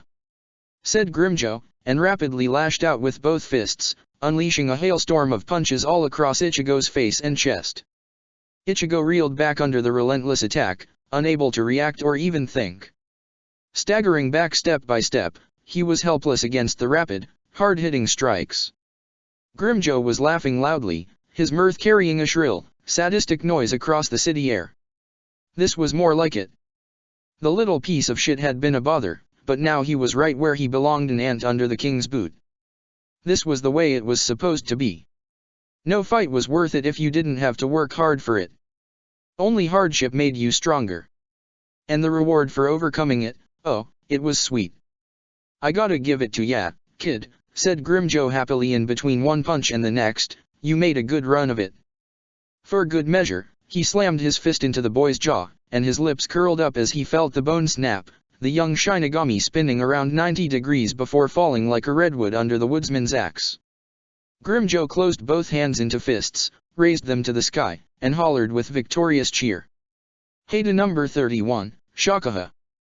The spell came seemingly out of nowhere, impacting center mass on Grimjoe's muscular frame. From surprise more than anything he was knocked off his feet, unbalanced and sent flying. With the agility of a cat, he adjusted mid-flight, landing smoothly on his feet. He looked around, quickly assessing the new threat, only to break out into a grin as he saw it. The white coat. The symbol of a captain's rank. She had red hair, and stood tall with an evil-minded look on her face, like a crimson demon. It made his heart race with anticipation. Here was the fight he had been looking for. Erza was surprised with herself for having managed to fire the spell so well and so accurately, while traveling at such speed, but something about feeling Ichigo's beat down from afar had motivated her in a way that only family could. She had her hand on her blade, and the only thing stopping her from flying right at the Aaron car immediately was the sight of Ichigo on the ground. She pulled her blade out, keeping an eye on the Aaron car, and approached Ichigo. Damn! She muttered, seeing the deformity of his jaw, are you okay? Ichigo tried to murmur something, but couldn't quite manage it. Don't talk, she said hastily, just nod. Tamely, Ichigo nodded. We'll get you fixed up, Erza promised, the moment I am done with that piece of shit over here. For now, get safe, okay? Ichigo nodded again. Erza turned around, staring at the blue-haired Aaron car. He stood with his hands in his pocket, a shit-eating grin on his face. Don't take all night, lady, he said mockingly, gimme a fight and make it good, or the kid gets it. Erza needed no encouragement. Her heart filled with a righteous, rising fury, she surged forward, blade raised and held firmly in both hands. In the blink of an eye she had closed the distance, bringing her weapon down on the arrogant monster's head. Grimjoe raised both his arms into a cross, blocking her strike. See, that's more like it, he said appreciatively. His skin was unharmed, and the strike seemed to have done nothing. What wouldn't she have given to have Tetsu no Tama at her side right now? Stronger, he said, harder. Just the way I like it. Then, in one swift movement, he swept her leg out from under her, and she lost her balance. Before she had even fallen to the ground, he had kicked her in the gut, sending her tumbling. Not waiting for her to get up, Grimjoe followed through, kicking her again for good measure. She pushed up with her arms, trying to get to her feet, but the Aaron car was giving her no pause. He kicked her in the waist again, causing her to fall over yet again, and as she raised her head he slammed a fist into her cheek, her head making an unpleasant connection with the pavement. Erza was scrambling to turn it around. The bastard was fighting dirty, real dirty, and with a hell of a punch to back it up. Rolling over, she dropped her sword, curling up.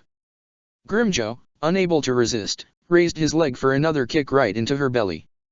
But as his foot came in, she caught it with both hands, and before he could react, she had grabbed onto his ankle quite firmly, and pulled.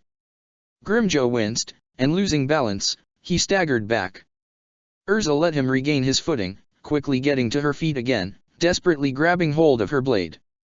Breathing heavily, she stared down her opponent. Good job, he said gleefully. Erza, having had the anger knocked out of her along with the wind, braced herself. This was going to be a hell of a fight. Chad had run toward the noise, that is, the spiritual commotion, but without the ability to speed across the landscape. Like Uryu, he was relegated to the mere use of his legs. He had linked up with Tatsuki, who had been running the same way for the same reason, and together they had double-timed it. The pace, unfortunately, wasn't very quick. Fortunately or doubly unfortunately, trouble found them first. As the sun came close to setting, they both sensed it. A powerful Aaron car, menacing and vile, was close by. "Get ready," Tatsuki said firmly, having readied her staff. She didn't need to say it, Chad had already brought out his armored arm, and the both of them assumed combat positions, looking carefully around. They were surrounded by tall buildings, being near the business district, and just by one of them, they felt, their foe was coming fast. They were spared a long, excruciating wait. A streak of white surged through the air, landing just behind them. The teenagers spun around, and caught a first glance of their foe. He was a humanoid hollow, much like the ones they had fought before, but he radiated power in a way that made their previous adversaries seem tame. He was of average height, with baggy pants and a shirt that revealed his chest, a hole running through his chest just beneath where his neck ended. A thick hollow fragment took up most of his skull, round and elongated, stretched sideways. Along with his sharp teeth, it gave them the impression of a hammerhead shark. "You the people that killed the Aaron car what came here last?" he said, his voice raspy and confident. "Are you looking for revenge?" said Tatsuki firmly, taking a deep breath. This was a terrifying sight, and she felt her mouth going dry. She had run toward the threat almost automatically, and it hadn't occurred to her not in any major way, at least that she might run into a threat well beyond her ability to handle. "Revenge?" snorted the Aaron car, "for those weaklings? We came here 'cause you was able to fend them off. Meant you'd make good sport. Who are you, and what do you want?" she demanded. "Dear Rinker," said the Aaron car, his voice low and cruel, "and I want ya to put up a fight for I eat you both. Make it a good un." "Tatsuki," said Chad, stepping forward, "I'll take point. Support me from behind. See if you can find an opening." "Who put you in charge?" said Tatsuki. "I am tougher than you. I'm more likely to survive a hit. You, by comparison, are more skilled technically and would therefore benefit more from an opening." "Listen to the big guy," said Deroy cheerily, "but don't keep me waitin', 'cause I ain't gonna sit around all night." Chad let his riot surge. "There is no time to argue," he proclaimed, taking another step, then another, quicker than the last. "Just be at your best, or we might die." The finality of his words reminded Tatsuki that he spoke truly. No, there was no time to argue.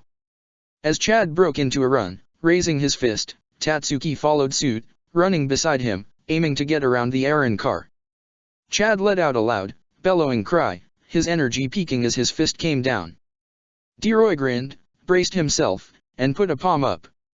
Quite easily, he caught Chad's punch, and though the impact shook him, pushed him back, he remained upright. The force of Chad's strike died down, his armored arm not managing to even dent the Aaron car. His fingers clasped down over Chad's knuckles. "Hell of a punch, kid," he said, grinning. Tatsuki surged in from the side, swinging with her staff. She aimed for his neck, perhaps she could stun him by hitting a weak spot. But his other arm shot out, and blocked her strike. "Come on, you two," he said irritably, "I know the ones you beat down were trash, but at least make it interesting." "You underestimate us at your peril," Chad proclaimed, and there was another swell of riotsu as his energy peaked, running through his arm. Point blank, the energy struck and exploded, sending the Aaron car staggering back. "Nice shot!" Tatsuki shouted. "No," said Chad, shaking his head, "I was not able to use enough energy to hurt him. The impact might have hurt us both very badly." "Right, bored now," said Deroy, and pulled his sword out. "You both better be sword-proof, or I'll hack you to bits." He came at them with intense speed, but Chad reacted in time. Quickly charging another burst of energy, he slammed his fist into the ground as the Aaron car came in close, the shockwave breaking his charge. Unperturbed, Deroy flipped around in the air, landing on his feet. Tatsuki, not wasting the opportunity, charged forward before he could fully recover, striking him repeatedly with one staff thrust after another, pressing him back. Deroy spun the blade around, parrying one strike after another. "Ya gotta be kiddin' me," he grunted.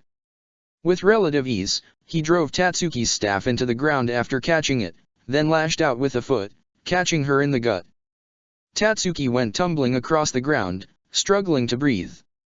"I mean, I gotta give it to ya," Most humans wouldn't be able to lift a finger against us, he said as he ran after her, blade raised, but this is still pathetic. As he came at her, Chad went in his way, arm raised to block the Arrancar's strike.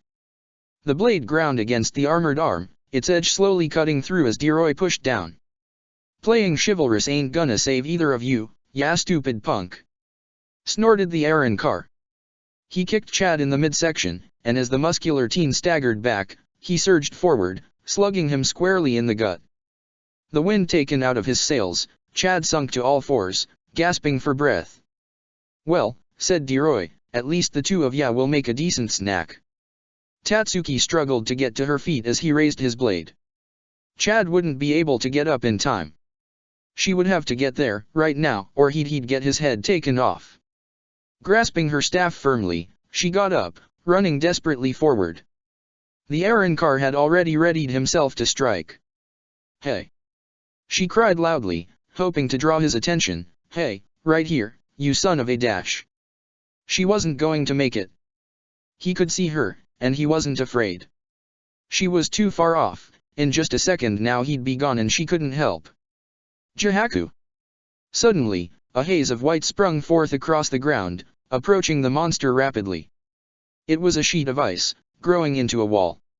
Thick and strong, it nearly struck him head-on, Deroy being forced to jump back. I'm sorry I couldn't come sooner. The voice filled Tatsuki with unbelievable relief, and she could almost feel tears grow in her eyes. The wall of ice shattered, revealing Chad alive behind it, bruised, but alive. You did well, said Rukia, calmly approaching Deroy with her blade in hand.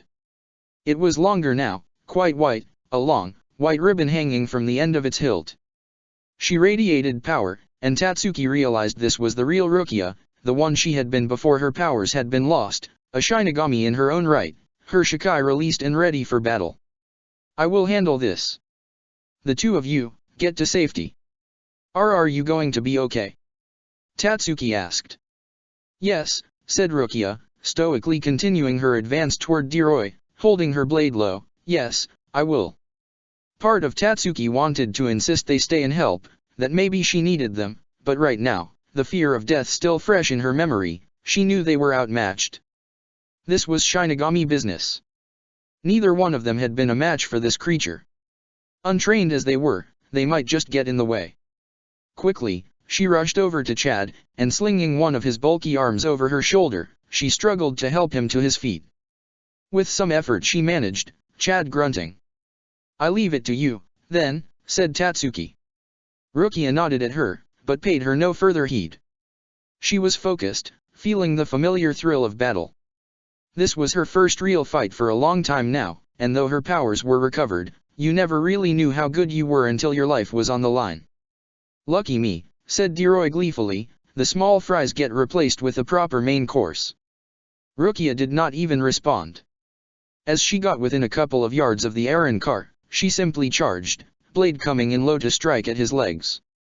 Deroy jumped over her strike, and tried to counter-attack, but she caught his strike before he had even readied it, directing it away. Pushing him back, she launched into a series of strikes, rapidly thrusting and cutting at her opponent. He was no experienced swordsman, that much was clear, although his movements were quick and fluid. Heh, he said, taking one step back after another, you're a feisty minx, aren't ya? Your form is poor, Rukia said haughtily, relentlessly pushing him back, you wield your blade like it were a club. Well, said Deroy, just barely keeping up, swords ain't the only trick we got, anyway. He caught her blade, pushing back against her strike single-handedly. Rukia grit her teeth. Then she saw it. At the edge of her sight, a dot of red, and then she sensed the surge of power. Zero! Cried Deroy, firing the projectile point blank, the raw, destructive energy exploding into the city with tremendous force. For a second, he thought she had been incinerated. Then Deroy felt a ray of pain as the strike hit back, and he stumbled forward, quite surprised. Rukia was breathing heavily. That hit had very nearly killed her, a blink of an eye later and it would have shredded right through her. As it was, a timely bit of shunpo had saved her. Reappearing behind the Arrancar's back, she had charged extra energy into her blade and struck. A thick trail of red was dripping down, soiling his white clothing. The fuck? Deroy snarled, but Rukia was not done. Holding out a palm, she cried. Sakasui! Deroy screamed as the blue flames ate at him, burning him. It wouldn't be nearly enough to kill him, not with a spell thrown out without an incantation, but it kept him busy for a few seconds. Hear me now, Sode no Shirayuki, she whispered, and held up her blade, letting it turn upside down. First dance, Tsukishiro, she said, and on the ground around her and Deroy, there came a circle of white. She made a slashing motion against the Aaron car with her blade, and immediately, he began to freeze, the pain of fire replaced by deathly cold. Hadesh Deroy began, but he was already being frozen in place, his legs encased in ice.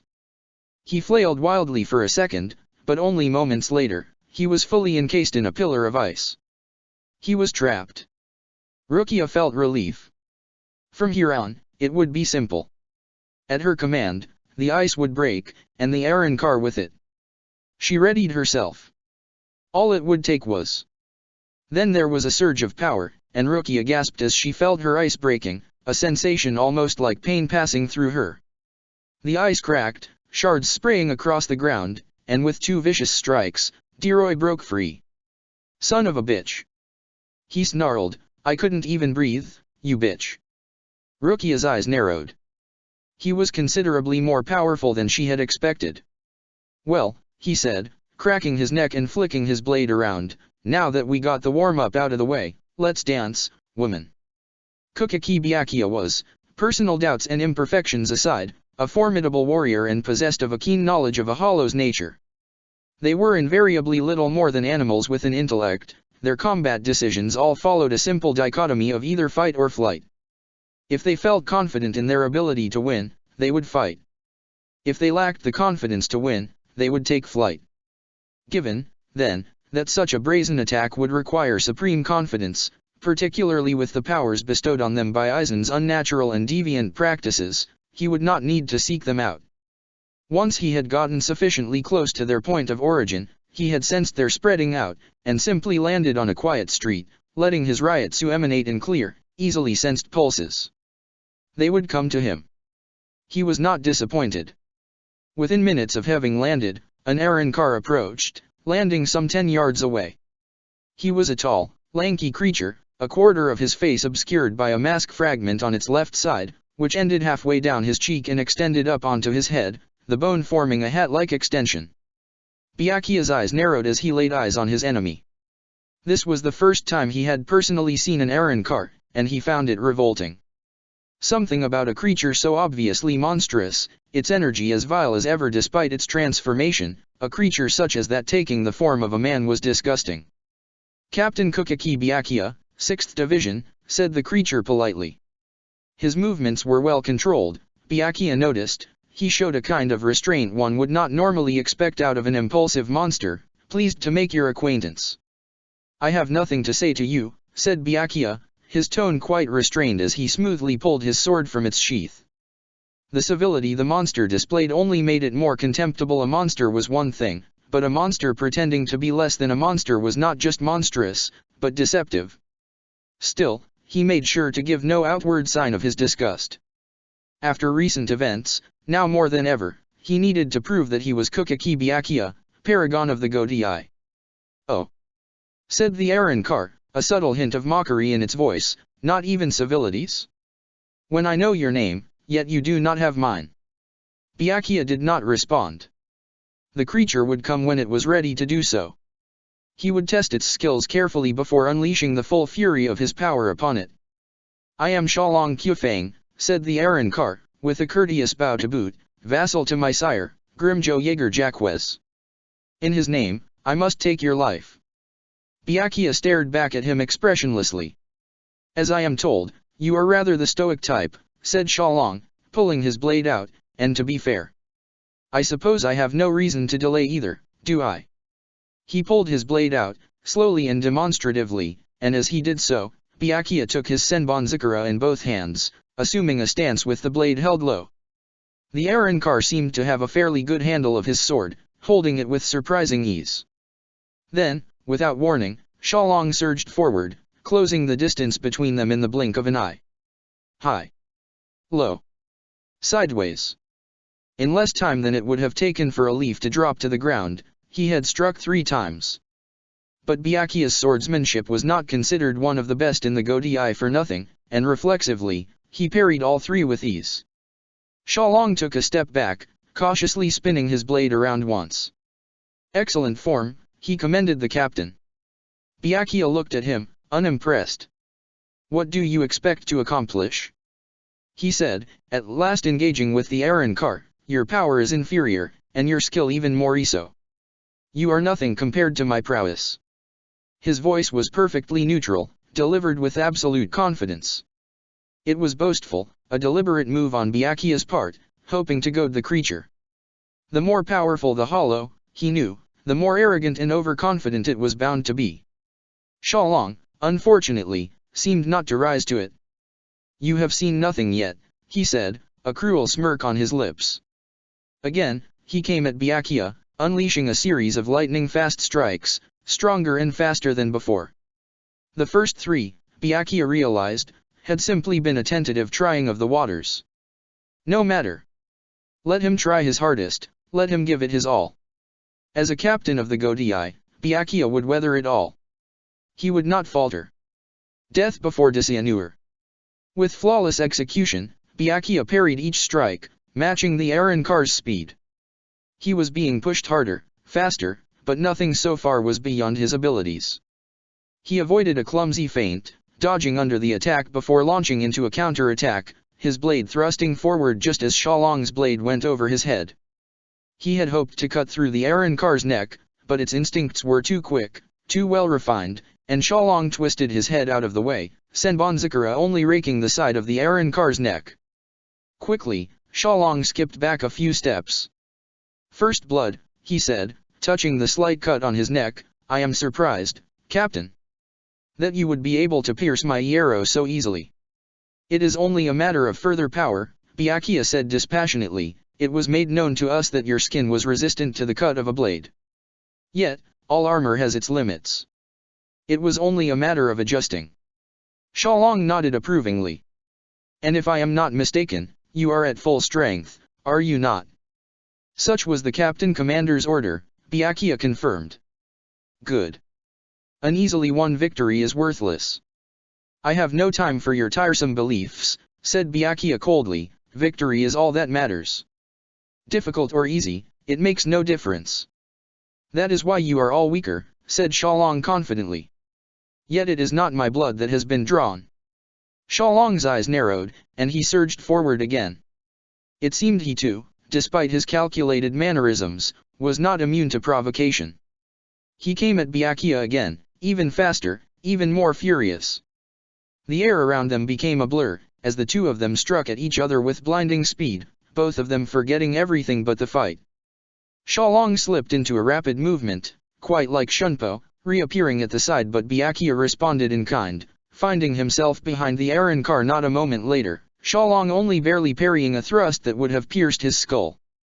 Byakuya felt his body warming, sweat forming under his clothes.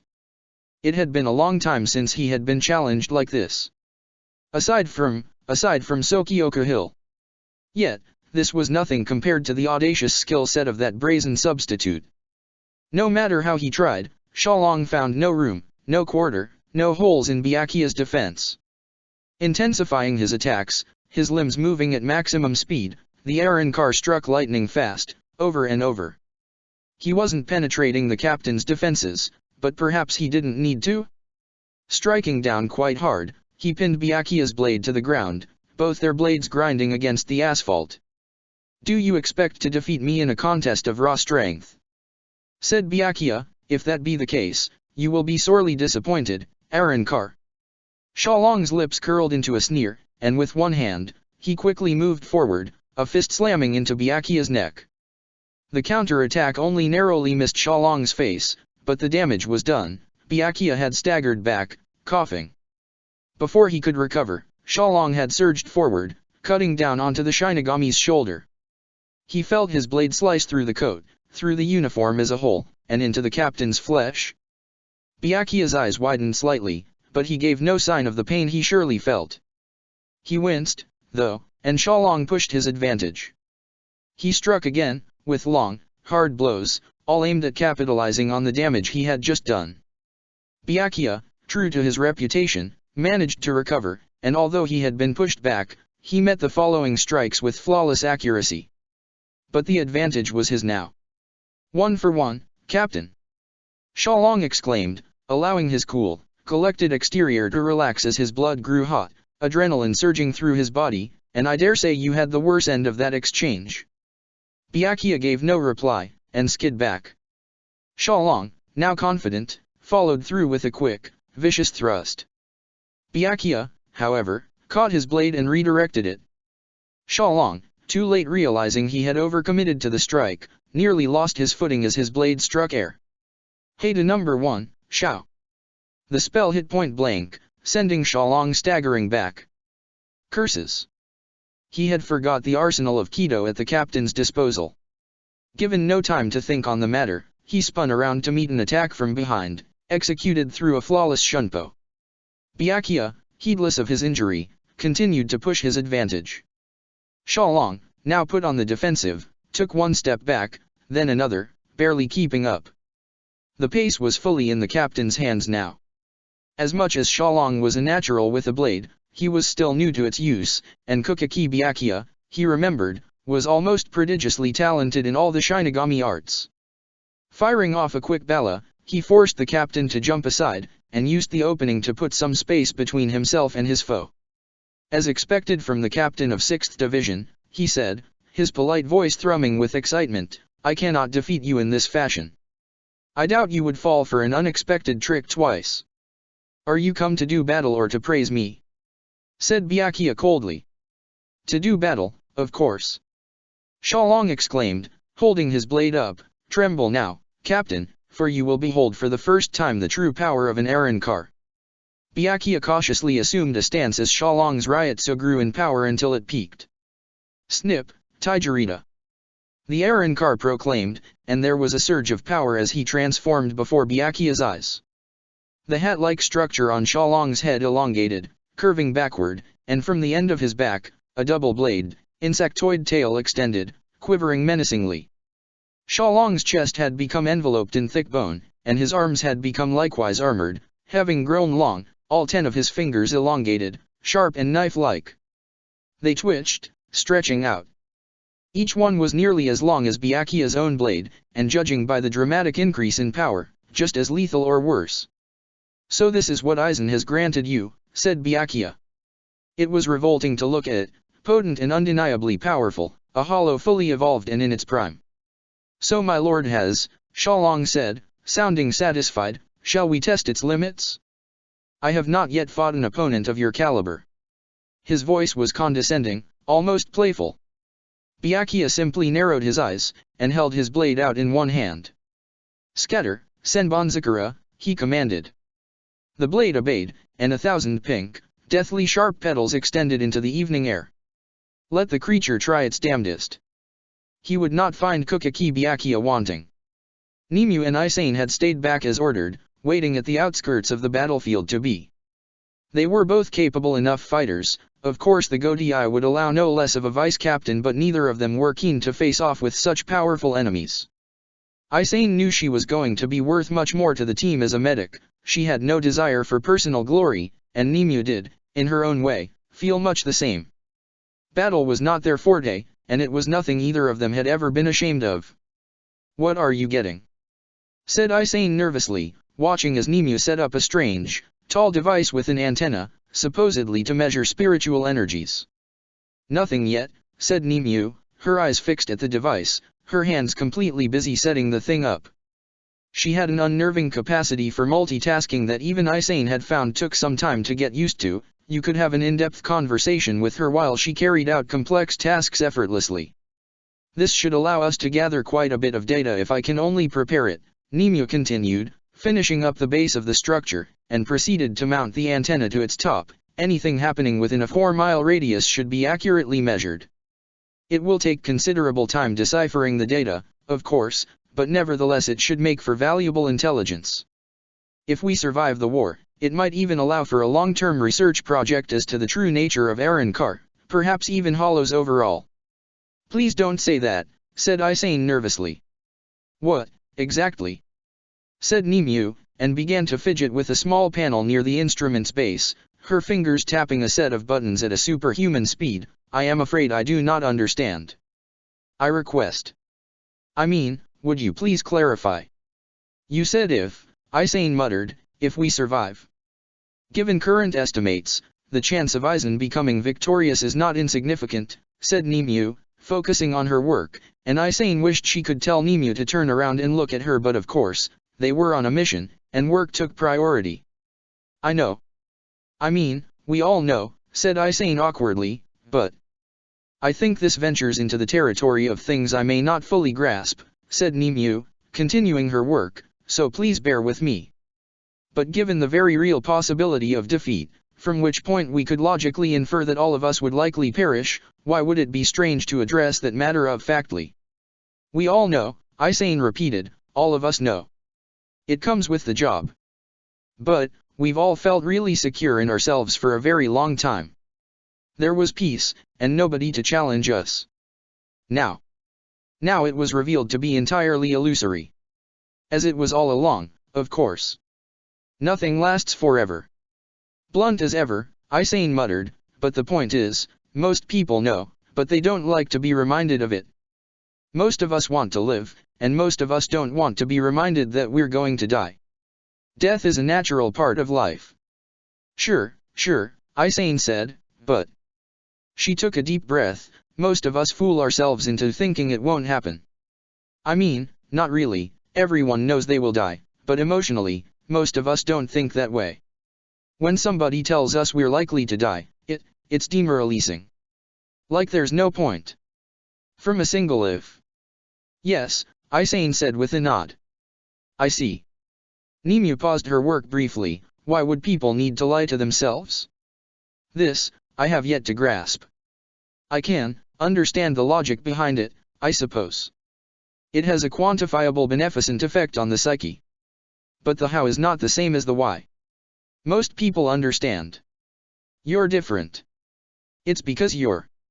Because I'm artificial, Nemu said matter-of-factly. I was not built to emulate the mental capacity of an average soul. There is no need to approach that like it was offensive. Isane murmured, a bit lost. I have much to learn yet, said Nemu, and stood up. At any rate, the device is ready. Oh, said Isane, suddenly reminded that she was in an active war zone. It's working then. Affirmative. Oh. Then, well, we wait, I guess. Nemu nodded. How strange, came a voice from above, rumbling with a low, masculine tone. You approach a battlefield, looking nothing like warriors. Is this the Shinigami way? Isane quickly reached for her Zanpakuto, looking up, and Nemu too assumed combat readiness. A floor up, his hand firmly planted into the side of a brick wall, there was an Arrancar. Letting go of his grip, he dropped down to the street level, standing tall some 20 yards away from the two vice-captains. He was enormous, broad of shoulder, barrel-chested, muscular and taller, even, than the feared Zaraki Kenpeki. The right side of his head was crew-cut, and the left sported a thick, red mane, and across the bridge of his nose was a thin hollow mask fragment looking like a small pair of glasses. I am His Majesty Grimjo Jaeger Jacques Fraxion, Idrid Lyons, he said, almost courteously, and it shames me to face off with weaklings such as you. Then move on and find something better, Isane said, her heart pounding.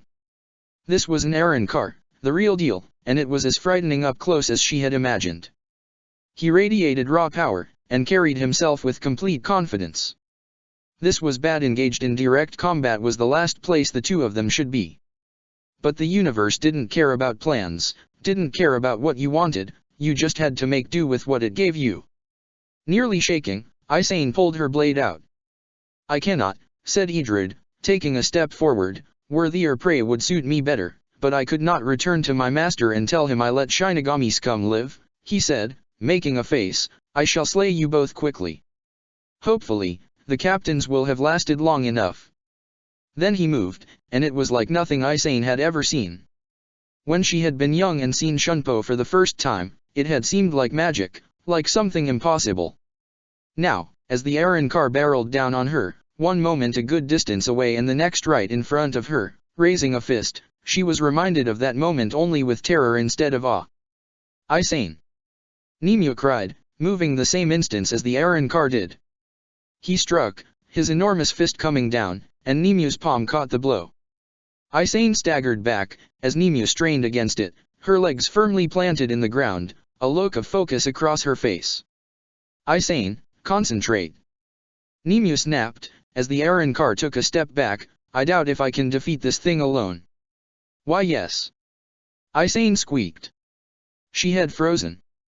At the worst possible time, she had frozen, and if Nimue hadn't acted, she would have taken the hit head on.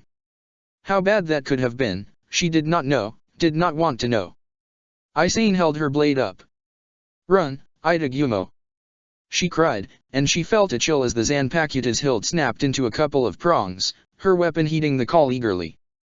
"Make it worth my while, little ones," said Idrid, smirking confidently, "because nobody will come to your aid. Your puny little task force is about to be eliminated by His Majesty and us, his entourage." Isane steeled herself. She believed one part of that, at least, nobody was coming to their aid. "Sakasui!" A jet of blue fire passed by the blonde Aaron car's head, but he nimbly evaded it, charging Momo with ease. She had already called out her Shikai, the moment he had introduced himself as Eelford Grands, but so far her Kido had failed to wound him in any meaningful way. Aggressively, the Aaron car stabbed and slashed at her, with deadly grace. Momo parried rapidly, grateful that she hadn't slacked off her training following her recovery. "Don't you forget about me!" exclaimed Rangiku, coming to Momo's aid. Eelford locked Momo's blade in place, gave the petite vice-captain a kick to the gut, and quickly spun around to meet Rangiku's attack. The two of them were alone here, as far as either of them could tell, both of them grateful not to face this foe one-on-one. "Now why would you go and announce your attack, sis?" said Eelford, his voice dripping with arrogance. "If I were in your position, I'd do my best to get a hit in even if it were from behind." The two of them exchanged a quick series of blows, and although they seemed evenly matched, Rangiku knew the bastard was faster and stronger. "It's because she knew I can do this," Momo cried, and Rangiku dashed back as Momo jumped forward. Eelford met her attack, but to his surprise, it was no normal cut or thrust, but an explosive orb of light red energy, thrown at him from up close.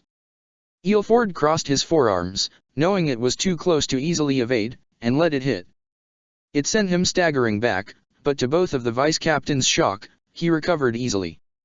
Well, he said, sounding very pleased with himself, "it seems you are more bite than bark after all, sisters." He grinned, and held his blade out at the ready.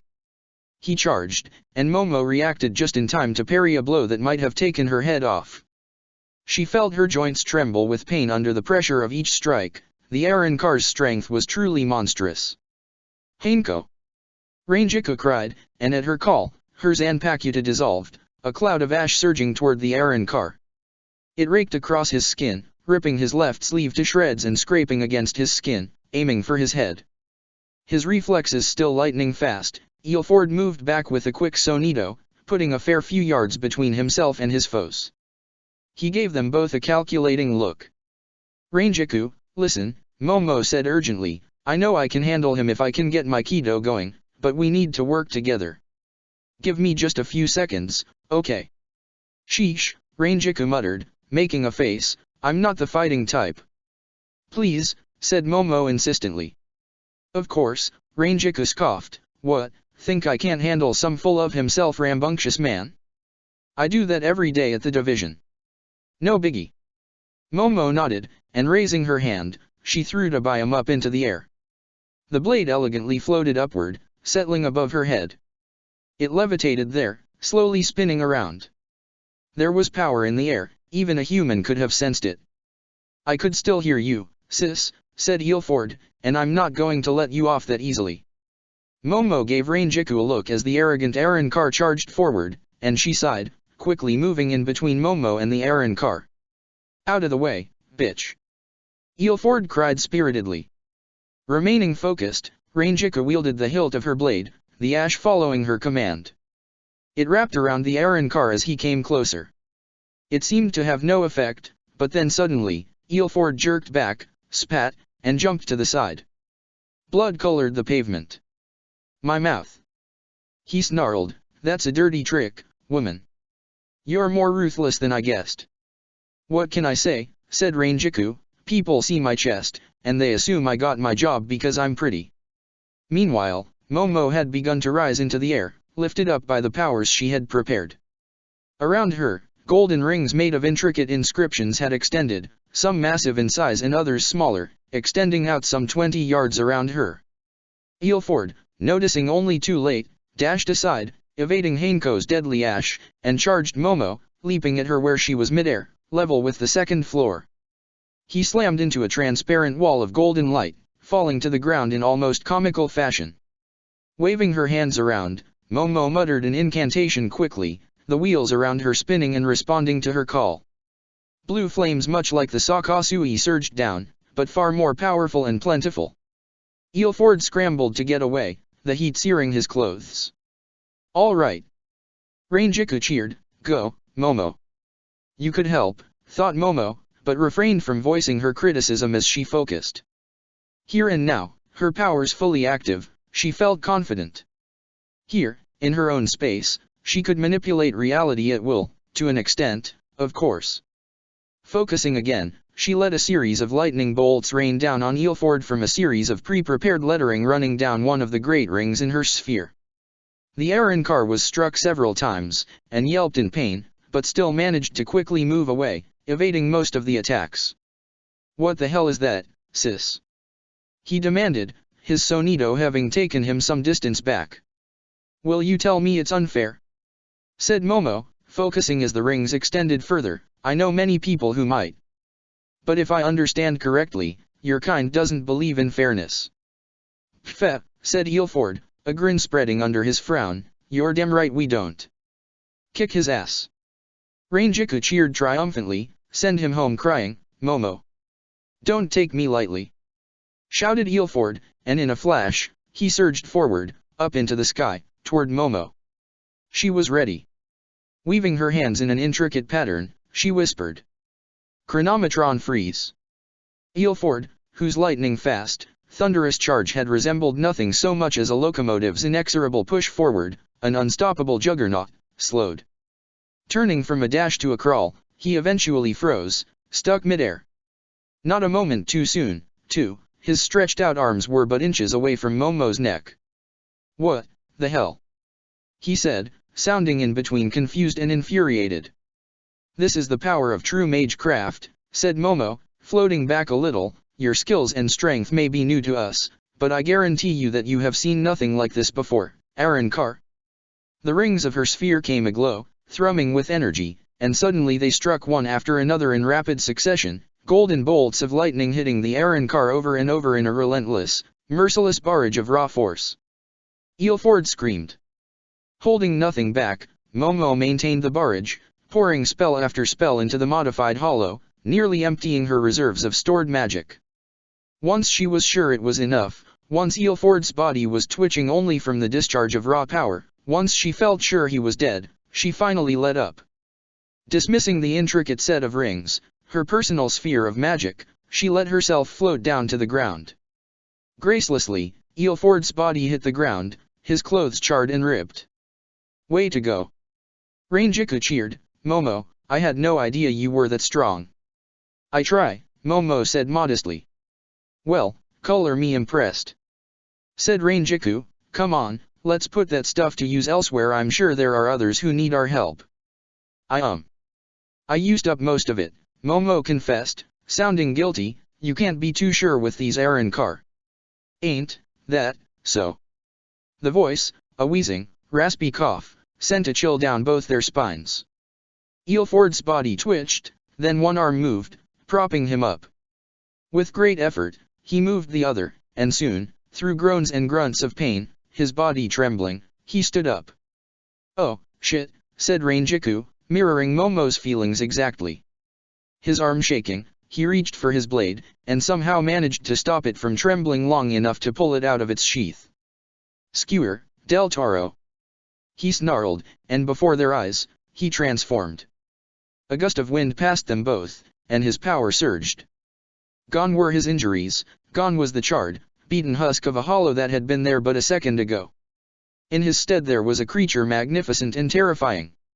His handsome, devilish face was completely obscured, covered by a bull's skull, long curved horns extending from his forehead. His chest, arms, and shoulders were covered in bone, thick and bulging, slimmer near the arm and increasing in girth the closer to his shoulders it got. His legs seemed the same, and his blonde mane could still be seen hanging out. It was a bizarre and monstrous mixture of human and hollow. "You almost got me," he said, his voice ringing with glee, "but close doesn't cut it. I learned that the hard way in Hueco Mundo. You ain't gonna learn it, sisters. 'Cause I'm going to kill you both right here." With that, he charged, the ground shaking under his feet. Momo and Rangiku both dashed to one side each, both thrown off balance by the sheer force of his newly released power. "Shakaha!" Momo cried, flinging off a spell midair, before recovering, but the spell did nothing but harmlessly bounce off the Arrancar's bony armor. He gave her a malicious look. "Since you volunteered, you're first up," he said, lowering his head, his horns aimed at Momo. She swallowed, and took a deep breath. This could be really bad. There had been no warning. 1 second, Nakim had been sailing through the air, one leap after another, in search of worthy prey. The next he had been plummeting toward the ground, and it had taken him several seconds to understand that he had, in fact, been intercepted and hit very hard. The next moment, he struck the pavement. Once he crawled out of the freshly made crater, he barely even had time to catch his footing before a black and white blur struck him, over and over, his chest, his gut, his throat, his face, his sides, his back. Confused, annoyed, and mildly in pain, he had stood up, trying his best to assess his attacker. Said attacker, unfortunately, was too rude to even move at a speed where he could see them. Striking out at random, he hit air over and over. "Where the hell are ya, Yanat?" he snarled, having no luck still. Suddenly, the attacks stopped, and some 15 yards down the street stood a tiny figure dressed in the haori of a captain, with short black hair and long braids wrapped in white cloth. "They let kids be captains now," mocked Nakim. "I don't think I even felt that." Truth be told, he would probably be nursing a few bruises, but abnormal speed aside, the captain hadn't yet wounded him. He was used to pain, and this was but a scratch. "You're so iPhone, aren't ya?" Nakim said, a metaphorical light bulb finally turning itself on inside his slow-moving head, stealth force head honcho. "Good at bane and annoying, punchy little pest." "Eisen must have taught you well," said the captain. He laughed. "I'm Nakim, Lord Grimjo's Fraxion. If you think your knuckles can touch me, you're in for a surprise, bitch. With my arrow, that stuff's barely even a love tap." The captain quietly assumed a stance, and Nakim guessed it was his turn to take the offensive. It's not like he could wait around. His Majesty wanted heads busted, and slacking off wasn't an option. Shrugging, Nakim advanced. In a sudden burst of sonido, he came at her with as much speed as he could muster, bringing his fist down. She deflected his blow to the side with ease, but Nakim pushed back, aiming to sweep her off balance. Fluid like water, the little captain dodged under his blow and the next, from his other fists. Retaliating with a dozen blows delivered to his gut in the span of a second, she was certainly faster than him. "Yano," Nakim said, blinking and narrowing his eyes, "that's just pathetic. I told ya, just punching ain't gonna work." He raised a fist and slammed it down quickly, his right hook catching her square in the face. So iPhone stumbled back, losing her balance but managing to roll up onto her feet. Now confident, Nakim slowly advanced after her. "Was that all?" "You're all pathetic," Nakim rumbled, starting to get intoxicated with his newfound confidence, raining down blow after blow on the captain, so iPhone just barely parrying, her arms up in a defensive pattern. "This shit is exactly why you all deserve to be replaced. This shit's why Eisen turned on ya. Weak, too damn busy practicing punches and don't doing nearly enough actual punching." He slugged her again, catching her in the gut, following up with a backhand, sending her flying. This time, so iPhone went tumbling, and although she quickly got to her feet, she seemed to have slowed. It was just like Grimjo had said. They was strong, but hurt and they get weaker, same as anything else. Upping his pace, he charged at her, fist raised. So iPhone nimbly evaded, but found no openings to strike him. Yeah. Nakeem cried, his blood boiling, you keep dancing, ya tiny little gnat. I'll outlast ya if it takes all night. Nakeem was not the sharpest tool in the shed, but he did have the survivor's instinct of a hollow sharpened by the most brutal environment in all creation. Never let up. Never let them breathe, not when you were winning. She was focused on his arms now. Let's see if she was ready for something else. He lashed out with a foot, and although she blocked the hit, it still sent her sliding back. Again coming at her, he raised a fist, aiming to squash her like a bug before she could recover. He roared triumphantly. And then cut his cry short, his mouth agape as his punch was caught one-handed by the tiny captain. Thank you, she said, sounding pleased, you have been very helpful. What? Nakeem said, feeling like something had gone very wrong. I haven't faced an Arrancar in single combat before. Luckily, I was faced with one both weak and stupid, so I thought it would make for a useful opportunity to learn. But I hit you, Nakeem said, helplessly pushing against her, his muscular frame bulging. It was for naught, her grip was like a vice. Pain is a fantastic teacher, said So iPhone neutrally, as I suspected, your skin is too thick for me to easily use my Shikai, but it looks like I won't have to. Suddenly she was gone, and not a moment later there was a jolt of pain as Nakeem's left knee joint was struck from behind, sending him down to one knee. Before he could react, he had been struck on the head as well, nearly falling over. You bitch.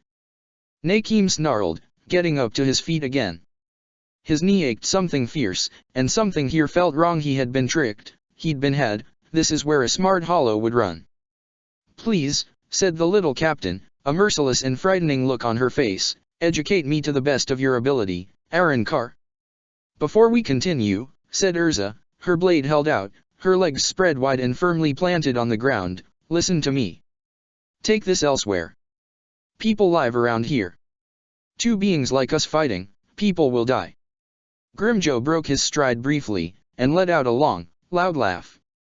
You think I give a fuck about these shitty humans? He said cruelly, continuing his advance toward Erza, they're beneath us. They're weak. Their only place in creation is at the bottom, food for the weakest, so they can grow strong enough to be worthy feed for whoever is above them in the food chain. They are what we both came from. Erza said urgently, they're the seeds of greatness, yours and mine both. Appealing to his better nature, she realized, was not going to take her far. Shut the fuck up, said Grimjo brusquely, I ain't gonna make any goddamn consideration for pathetic humans. They're ants. Ants get stepped on if they don't get out of the way. Erza's mind raced. There was an industrial area in Karakara, she remembered, and she knew parts of it were on the wane, more than a few buildings waiting to be demolished, long abandoned by the now bankrupt companies that once owned them. If she could get there, well, people might still be hurt, but it would be far less risky than an urban area like this turned into a battlefield. Demonstratively, she sheathed her blade. What, ya gonna refuse to fight if I don't play your rules?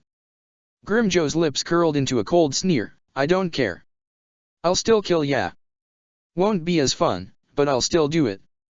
Come see, then, said Erza, assuming a stance for hand-to-hand combat. Grimjo shrugged, and as he surged forward, the asphalt under his feet cracked with the raw power he radiated. He came at her with the force of a locomotive, and Erza knew that she was no immovable object. However, fighting clever meant you didn't have to be.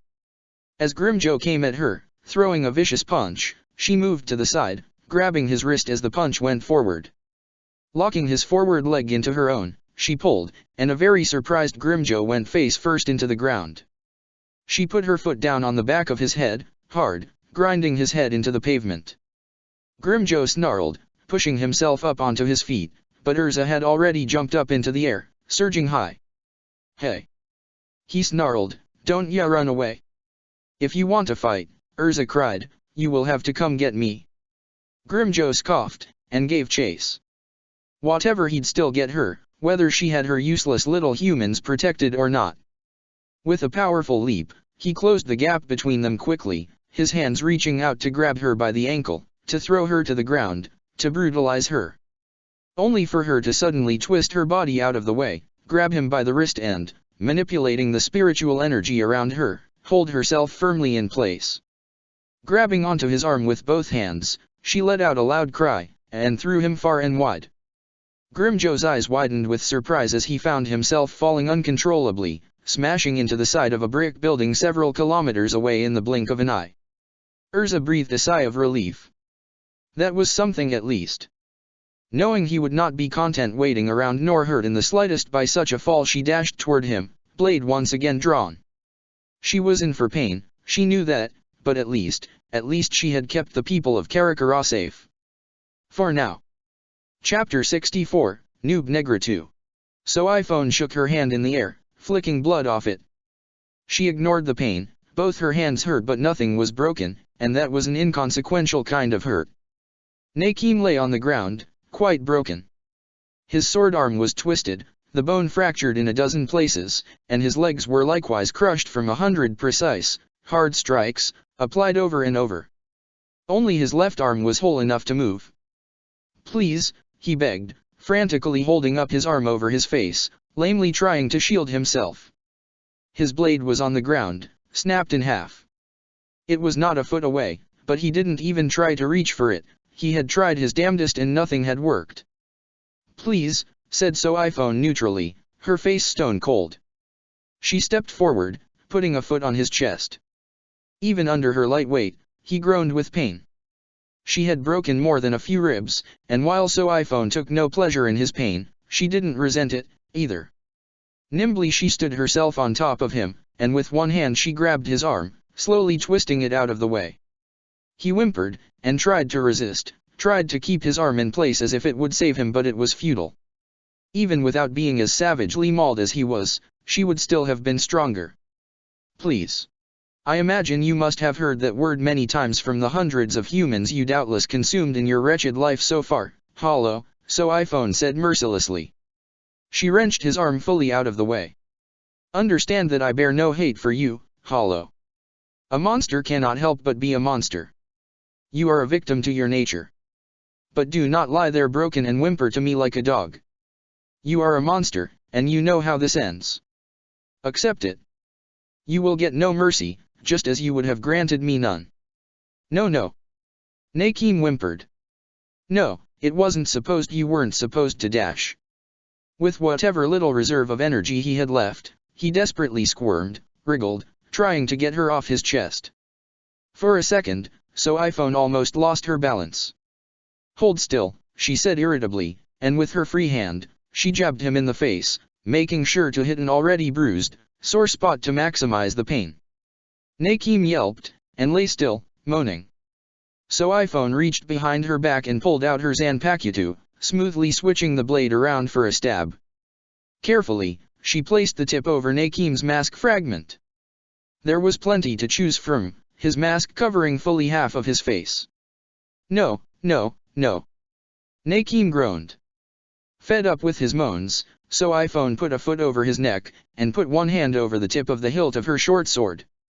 "The more you struggle, the more this will hurt," she said matter-of-factly. "Keep still, and I'll make it quick. It is more than you deserve, I'm sure." Nakeem let out a gargle, but remained still. Flexing her muscles, So iPhone pushed down, grinding Suzumibaki's tip against the mask. At first, it seemed like a lost cause, but So iPhone knew that tough though he was far from invincible. Putting her back into it, she pushed harder, and was rewarded with the sound of cracking bone. Nakeem gurgled more urgently, little tremors running through her body. "I said, keep still," So iPhone muttered irritably.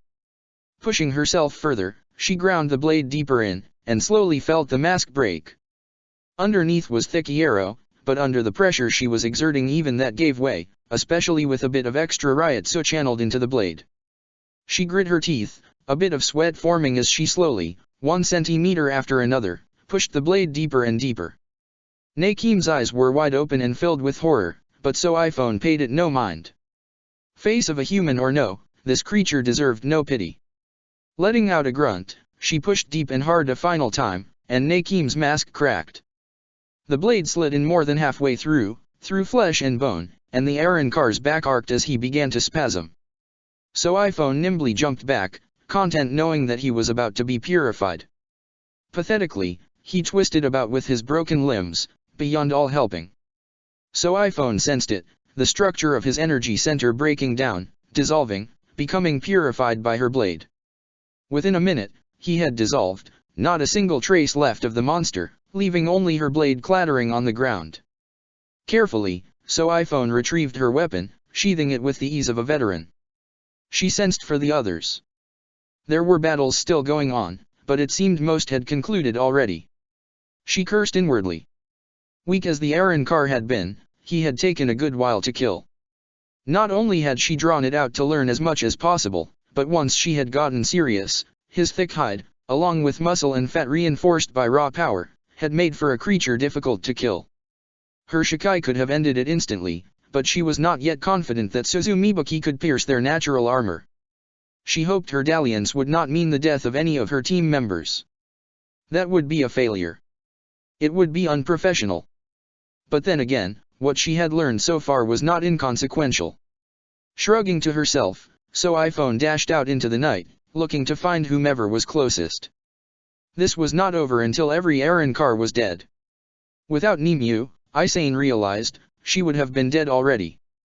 Idrid Lyons, the towering Arrancar, was fast and furious in a way that Isane had in no way been prepared to handle.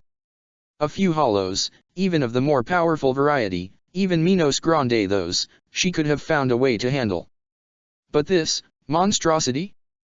The hulking, hard-hitting brute moving like greased lightning? She was all but chanceless. Nimue, however, was holding her ground with only her hands. She had the physique of a slim, slender woman, but as she caught a fist in her palm, the impact running through her body hard enough to cause the asphalt under her feet to buckle, any observer would have to concede that appearances are lying snakes. Isane knew that as a mod soul, Nimue had been built for strength and endurance, to better assist her father. She had never been sure to what extent, but judging by how things were going, it wasn't by a little. For the first time in her life, Isane felt grateful for Kurotsukima Yuri's craftsmanship. But, it wouldn't do to stand by. Even with her incredible strength on display, Nimue was being pushed back. Isane had to force herself to remain calm, seeing Nimue beaten back like that broke her heart a little. Any progress? Nimue demanded, a hint of urgency in her normally calm voice. Almost there, Isane reassured her. She had released her Shikai, and set Itagumo to work immediately. The Zanpakuta's special ability wasn't weak, but it took its time. Slowly, over time, it would lower the temperature around its target, slowing it down. In theory, it could freeze anything solid. In reality, a target like Idrid required time and effort to be affected at all. Idrid raised a fist, and Nimue shook under the impact as she put both her arms into a cross to shield herself.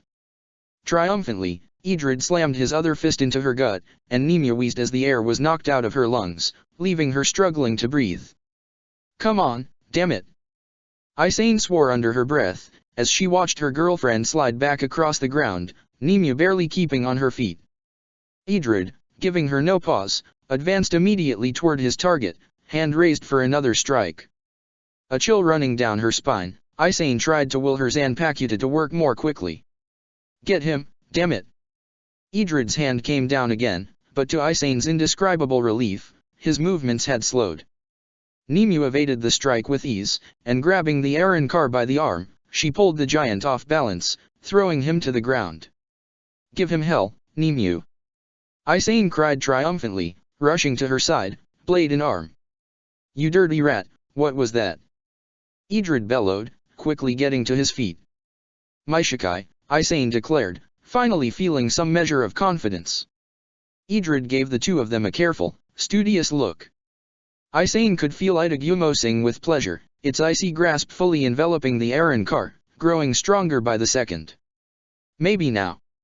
I can't move the way I should, Idrid muttered, slowly waving his arm around. Well, I guess I better stop holding back, then. Isane's spirits sank as the Aaron car charged forward like a raging bull, pushing against the effect of her Zanpakuto as if it were nothing. He slammed into Nemia with a hard tackle, sending her flying. Isane desperately hacked at his leg, hoping to speed up the process of her Shikai, but the blade bounced off his thick hide. Bothersome. Idrid snarled. With a ferocious backhand he sent Isane flying, as well, nearly knocking her out as she struck the side of a building hard enough to crack it. She coughed, landing on all fours, nearly having lost her breath. Well, come on, then. Idrid said loudly. Can you do no better? Freeze me solid and shatter me if you can, Shinigami. Else I will kill you where you stand. There will be no reprieve, and there will be no mercy besides a quick death. Isane's vision blurred as she weakly stood up. He was just too powerful. Was this how it was going to end for her? After all these years? Staring out into the night, Orium felt the trembles at a distance. It had begun, then. The war her mother had spoken of had come harder and more quickly than any of them had expected. Even this far away, even as a human with only a little experience to her name, Orium could tell something terrible was happening. It was like listening to artillery from a distance, like bombs dropped out of planes, landing far away yet too close for comfort. Erza had been very, very clear on this. Orium was not to come close under any circumstance, no matter the argument, no matter how useful she could be. They had a medic, and this was too dangerous, and the enemies were too strong. It was an absolute command from her mother. But Orium thought to herself, thinking with crystal clear focus for one of the few times in her life, thinking about the people out there, about her friends, about anyone caught in the crossfire. What if one of them got killed? What if somebody needed help, and didn't get any? She could make a difference. It was mad, and dangerous, but she could if she tried. But Erza's command had been absolute, not to be disobeyed under any circumstances. But then again, Erza had never had any problem breaking the rules if it meant doing the right thing. In fact, as far as Orium could tell, what was right mattered so much to her mother that she'd rather die than ignore it, rules be damned. Orium knew she was only human. Orium knew she might die. Orium also knew people she loved were out there, in danger, and she knew what the one person she looked up to more than anyone else would do. She wouldn't hesitate, and she wouldn't back down. Even if the odds were 1 to a Googleplex, she'd still try, because that's who she was. That's who Orium wanted to be. Grabbing a jacket, she hurried out the door into the approaching night. Somebody would need her help. Even if the one winding up in need of help was herself, she would still try. Breaking into a sprint, she hurried toward the figurative explosions. She could make it. If not, then she could at least say she'd tried. Nozomi had, for most of her career, worked in 12th Division as a researcher.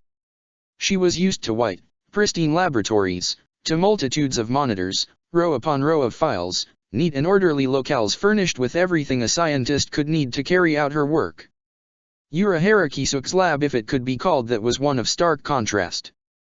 There were monitors, all right, but the place was a mess, papers strewn about, notes with hastily scribbled, half-finished ideas sharing space with folders splayed open and with various instruments. Some she recognized, others, she had no idea what they were. Eccentricity and a general lack of neatness weren't uncommon back in the science division, sure, but the genius Urahara, a one-in-a-generation mind, took things to the next level. She had been given a chair and, trying not to disturb a stack of papers looking dangerously unstable, she had acted as his assistant from the moment the invasion had commenced. It was her role to observe, after all. But despite adjusting her expectations, she found herself surprised by the quality of his technology. Everything looked like it was built by hand, which it probably was, and she marveled that he'd managed. The monitors were clean in their emissions of data, the computers up to date and humming as they processed new information. Messy as it was, this was in some ways a better research terminal than most she had seen. "Come on, you stupid little..." Urahara muttered, fidgeting with a screen, the main one in front of them, well over 2 yards wide. "I serviced you just yesterday, do not make me wait." He banged the monitor with his hand, secured a screw, and suddenly the screen flickered to life, giving them a clear view from above of what looked like a battlefield. Nozomi only caught a glance of the field before the screen changed, switching over to another, then yet another. "What's this?" Nozomi asked curiously. "Drones," Urahara said, a self-satisfied grin on his face, "one of the latest technologies in the human world. Tinkered with it myself, and next thing you know, I've got a flying platform that carries a small camera. Set up enough of them round town to get a view almost anywhere. And to think the meticulous Captain So iPhone is putting so much effort into good, old-fashioned spies, eh? It's incredible," Nozomi said, staring fascinated at the screen. The aforementioned captain was in view on the screen, and by the looks of it, she was making a mess of her opponent. "You can see all of them." "In just a second, I will." Urahara nodded, seeming pleased with her reaction. "Well," Nozomi added, "a visual is all well and good, but what about emissions? We could tell 1,000 times more, scientifically, from their Ryotsu levels." "Well ahead of you, assistant," he said with a smirk, and flicked a remote. On a smaller monitor, waves appeared in patterns well familiar to Nozomi. Her specialty had always been microengineering, which meant she had to know her molecular spirit particle physics. "Incredible," Nozomi said, staring wide-eyed. "This is from Captain So iPhone's fight." Urahara nodded. "And here, and here, and here," he said, flicking one button after another, lighting up several monitors rapidly. "Are all the other ones online so far? I'm already collecting so much data." "This is fascinating," Nozomi muttered, staring intently. These were hollows, most of which are non-humanoid, yet they move as if quite comfortable in this new bipedal form. Meaning, the transformative method would have to have included some kind of cognitive stimulant, a booster pack, if you will, for their newly made brains to adjust. "Absolutely," Urahara said, nodding. "I certainly built it to be capable of something such as that, but I never explored it fully. It seems Aizen did. These are clearly not his first experiments. They primarily fight with their fists, rather than their blades. Intuition or arrogance?" "Both, I'd wager," said Urahara, "but most of all, I doubt they have had much practice with a blade. An Arrancar's Zanpakuto may have the shape of a sword, but its primary purpose is to act as a conduit for accessing their baser powers. Yet at least one of them appears more than proficient," Nozomi said thoughtfully. "A personality thing, perhaps? Could be pragmatic. You've got a weapon, so why not learn to use it properly?" "Could be," Urahara said, nodding approvingly. "May I?" said Nozomi, reaching for the remote. "You change the main monitor with this button," Urahara said helpfully. "Please, help yourself. I will be plenty busy on my own." Nozomi grabbed the remote, and cycled through one camera after another. It was a terrifying thing, when she thought about it, watching comrades in arms be attacked so viciously, fighting for their lives. But as a researcher, she'd learned to keep a certain emotional distance. Her role was not to be invested. Her role was to find out as much as possible given the available raw data. She constructed her hypotheses and she made her conclusions and she interpreted it as best she could. Emotion was a hindrance, a taint on the logic that was meant to guide her actions. Carefully, she flicked from one battleground to the next, making mental notes of the Arrancar's fighting abilities and strengths. What she found out could perhaps save lives one day. That was a good greater than her personal feelings. But, then the screen flipped past the sight of a bulky Arrancar tossing his enemies around like ragdolls, and her heart skipped a beat. She saw Kotetsu Isane being flung into the side of a building. She saw Kuratsuka Emu struggling to even stand. The Arrancar was moving slowly, but not slowly enough. His attacks were too fast and too powerful. Before long, "They're going to die," Nozomi said, a sinking feeling in her gut. "Oh, yes, I suppose it doesn't look good for them," said Urahara neutrally, briefly looking up from his screen. Nozomi hadn't even realized she had spoken out loud, but she continued. "At this rate," she muttered, her brain circuitry working as quickly as it could, "I think, if the Arrancar doesn't decide to end it quickly, they have 5 minutes at most. They're not turning this around. That's what war looks like, I'm afraid," said Urahara, his voice dampened. He had been in the stealth force, Nozomi recalled, he would know what he was talking about. Without thinking, she stood up. 5 minutes, she said firmly. From here to there, it's 3 at most if I move quickly. Oh, said Urahara.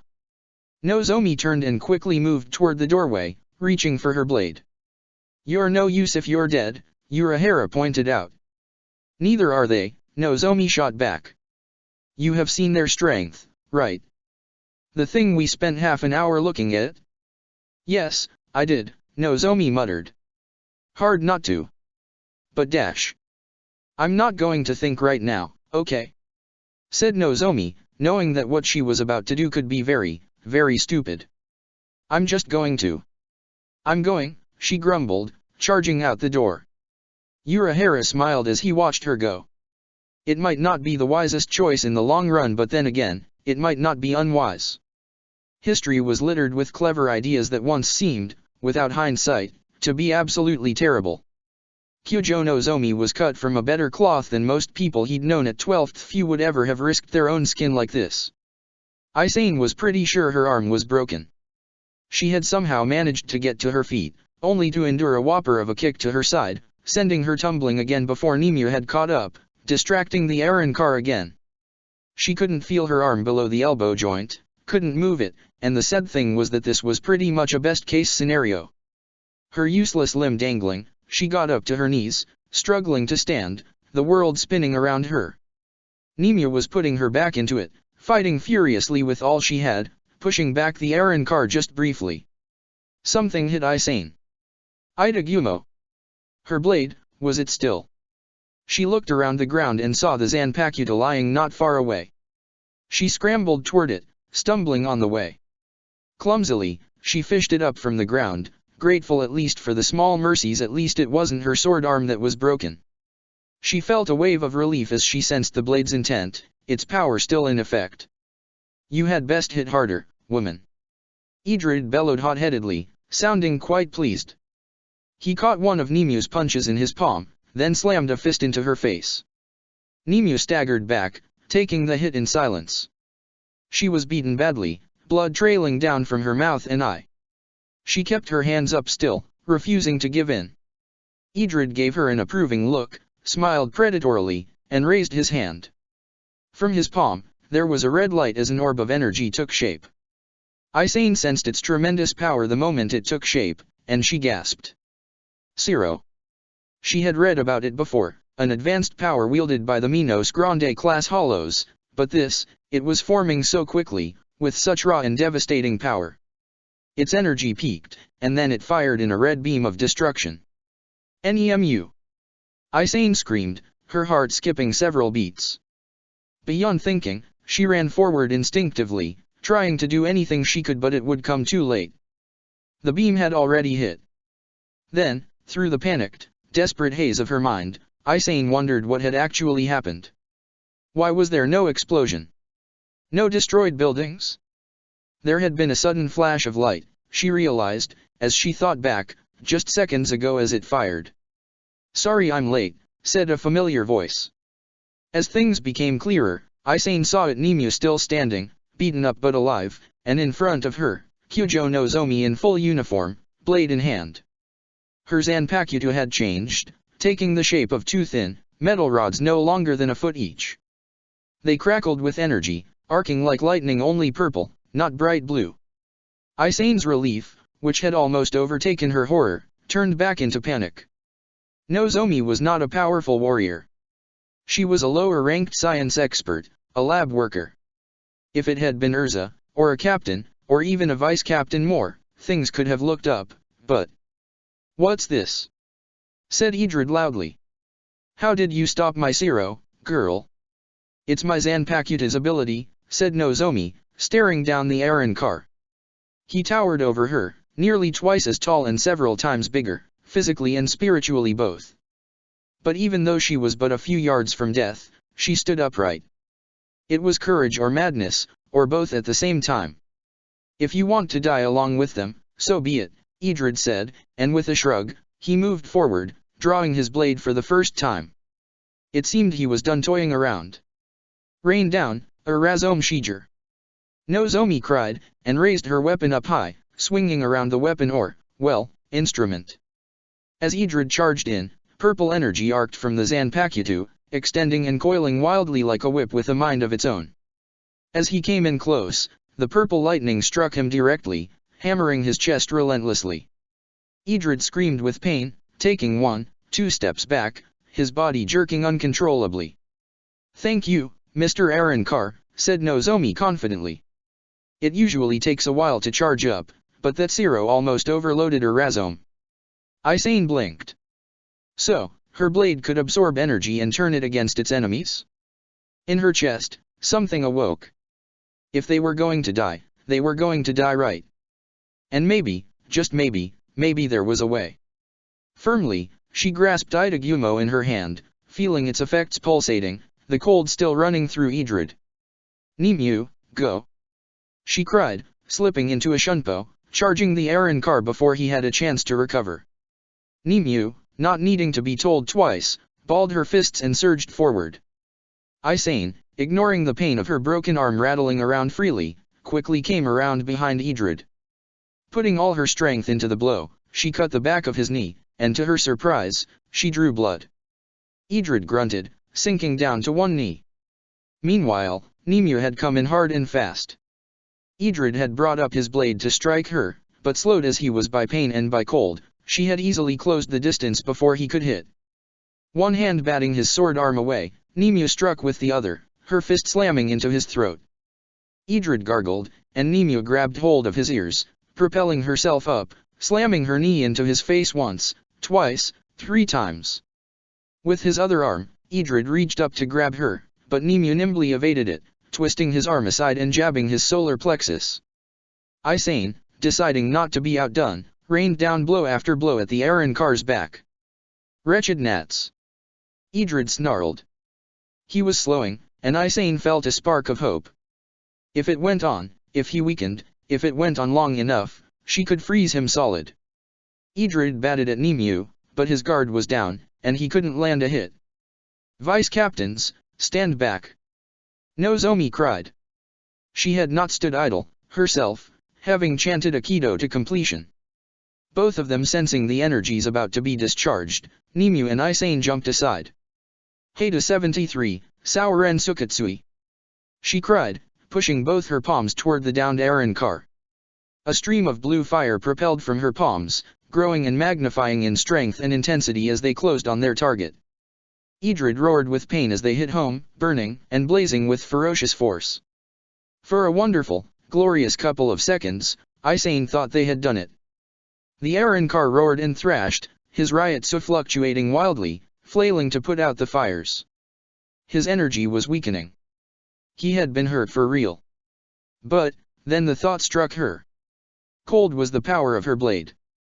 The spell, as powerful as it was nothing but blazing heat. Her heart skipped a beat, for what felt like the 17th time, and as the Kido began to burn out, her worst fears came true. Ripping his jacket, reduced to rags and cinders, Idrid stood before them, literally smoldering. His skin was riddled with blisters and ugly burn injuries, but, Isane realized, he was free of Itagumo's influence, and he was still quite alive. He took a long, deep couple of breaths, blade still in hand.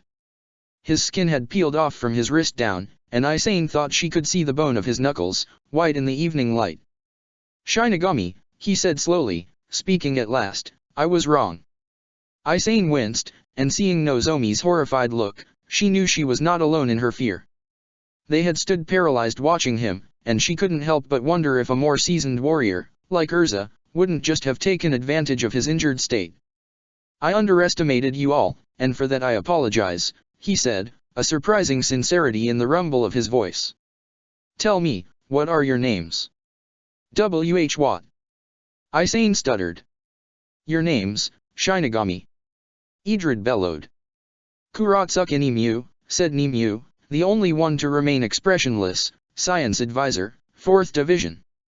"Keikatetsu Isane stuttered, Vice Captain, 4th Division. Medical Support." "Kyujo Nozomi, Science Advisor to 5th Division," said Nozomi. Idrid grinned widely.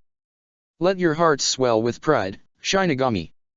You are but functionaries, possessed of useless professions I cannot understand, yet despite that weakness, you have shown a strength I never expected. I was wrong. Your deaths will be worth my time after all. Isane steeled herself. She was afraid, very afraid, but it wasn't time to roll over and die yet. Listen, Nozomi, she said, as sharply and quickly as she could, can you do that thing again? Sure, Nozomi said nervously. Good, Isane said. Try and use it again, whenever you can. I'll slow him down with Itagumo.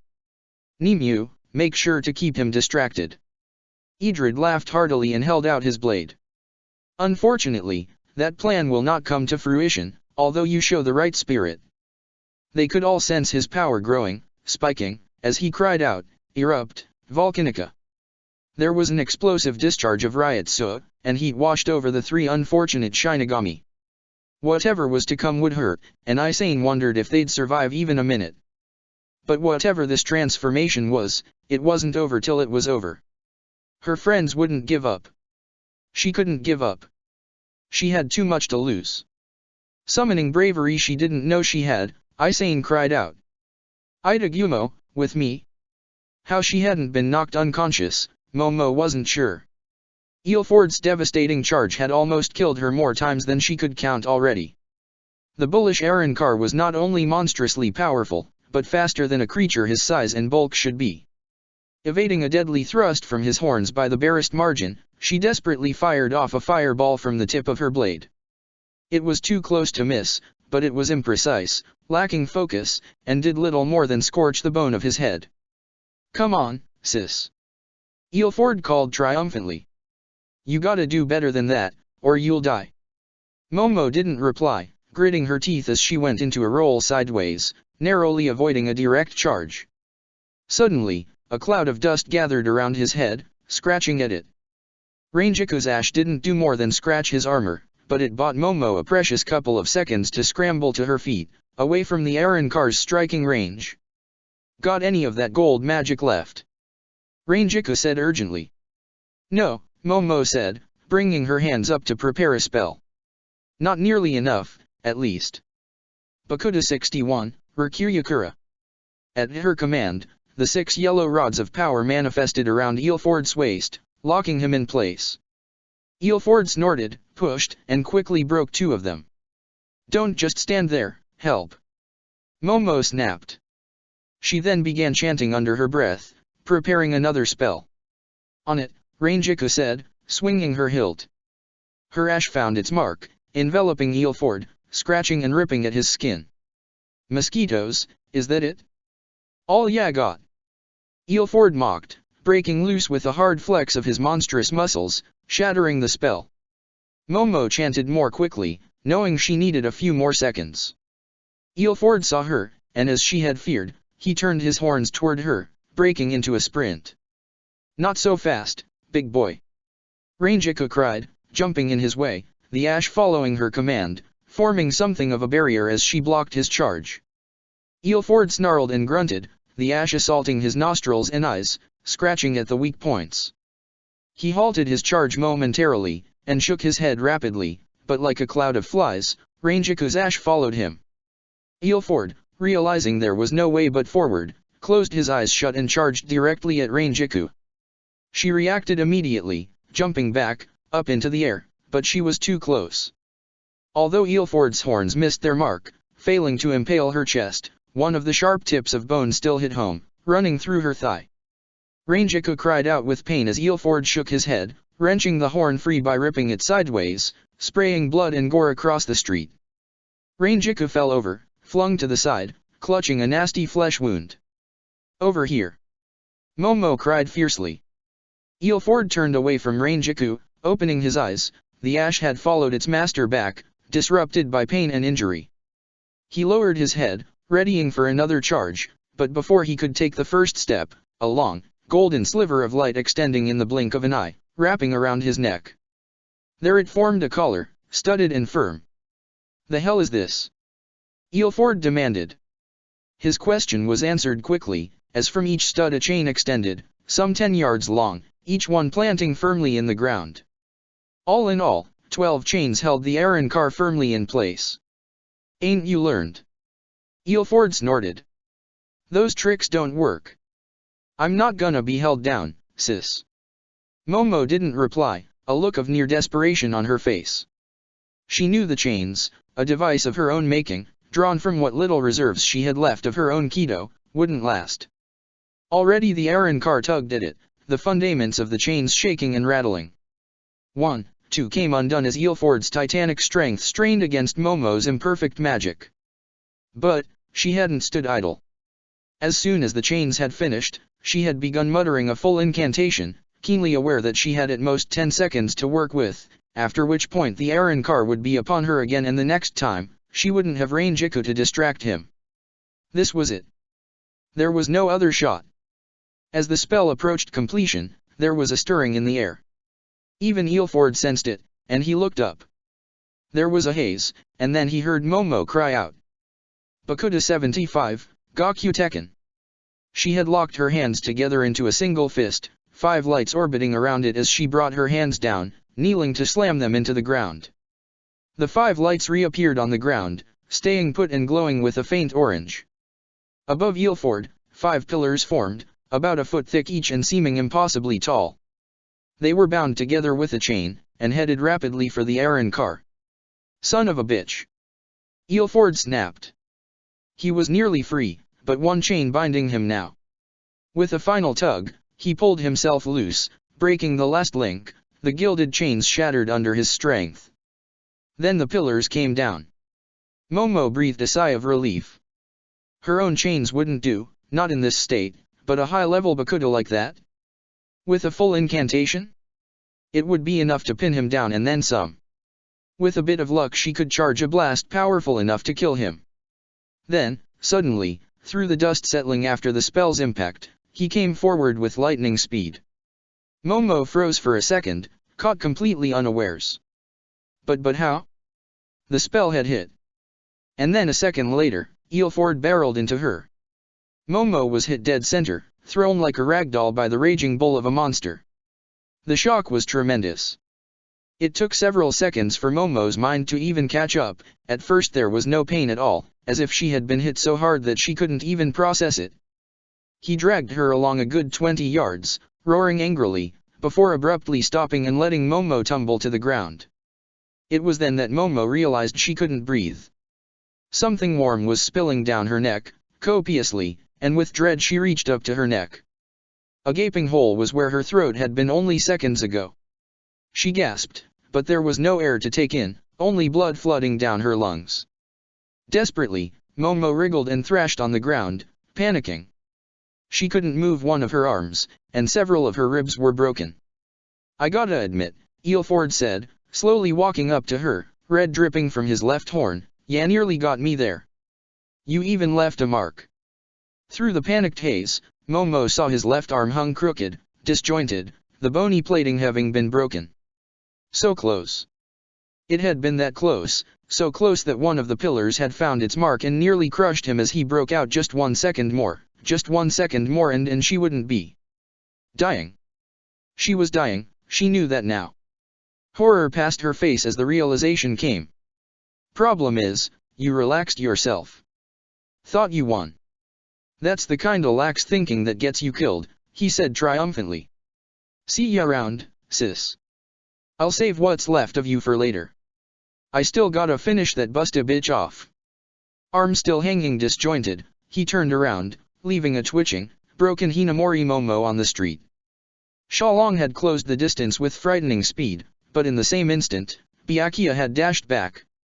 With preternatural speed, Shalong turned and pivoted, barely losing any momentum as Byakuya dashed from one side to the next, trying to evade the Aaron car.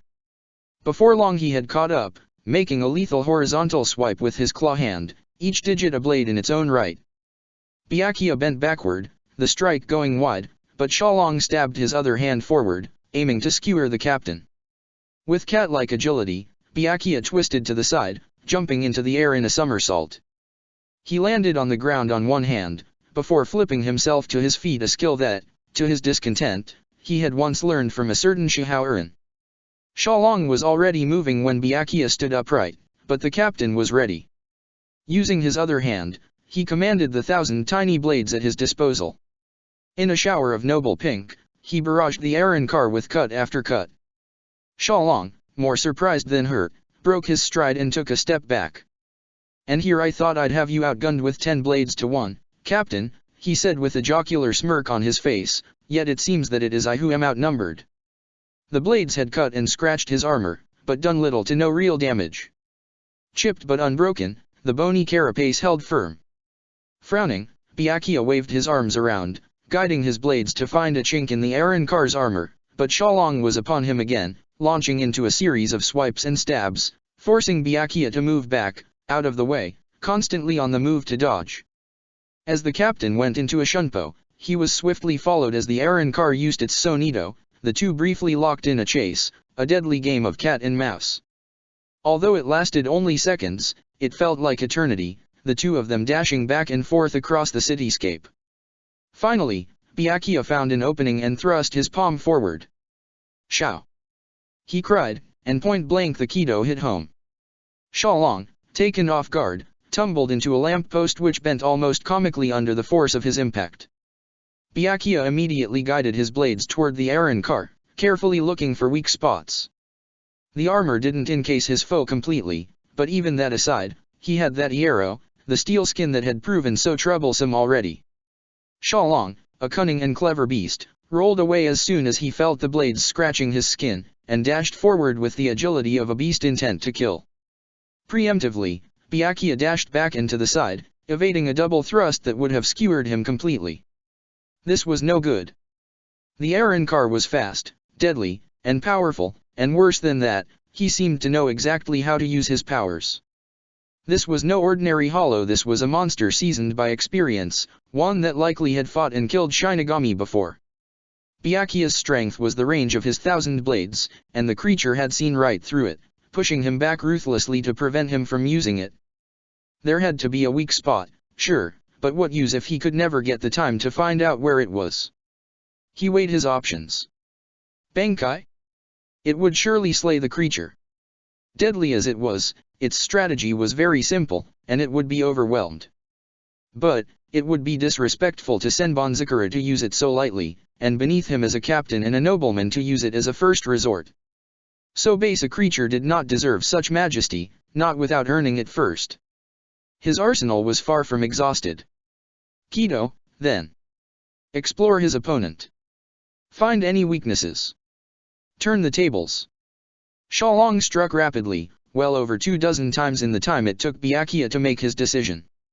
He used Senbonzakura only to parry, slowly falling back as he dodged one strike after another. Come now, Shalong said, a glimmer of bloodlust in his eyes. Surely this is not all a captain can manage. No, Byakuya said simply. Guiding both his arms up and down, Senbonzakura's blades shot down, pinning Shalong by the hands, pushing his arms down. Quickly, one hand guiding the blades, the other rising level with the Aaron car's face, he said, Shakaha. The spell slammed into Shalong's face, and Byakuya felt a measure of pride. He had, calling only the spell's name, summoned a fireball strong and explosive enough to function, yet not so strong that its impact would hurt him in return. Shalong, surprised, stumbled back, his head swaying. As Byakuya had suspected, it had not been enough to do serious damage, but targeting the head had been enough to stun him. Byakuya held up a hand. Sukatsui, he said impassively, showering the Aaron car with blue fire. Quickly, he redirected his 1,000 blades, each one crawling across the monster's skin as it stumbled back under the magical barrage. Shalong, aflame, staggered back, flailing his arms as Byakuya's blades carved and stung him, striking the Aaron car like mosquitoes. With satisfaction, Byakuya saw the blades draw blood, cutting through the skin on his face, several ugly gashes appearing up his cheek. It did not last, of course. Shalong was strong and skilled, a survivor of 1,000 fights like all of his lord's fractions, and the blades weren't enough to hurt him seriously. After recovering from his stumble, he dashed to the side. The blue flames were still licking his torso, slowly dying out, finding no purchase on the bone carapace covering his chest. He stabbed forward with a clawed hand, a look of furious determination on his face. Byakuya, quite ready, had already moved back and out of the way. He had not hurt the Aaron car, but then again, he had not expected to. He was getting a sense of his foe now, and more importantly, he had taken charge of the battle's pace. As he'd suspected, the Aaron car lacked entirely the range of abilities that Byakuya possessed for himself.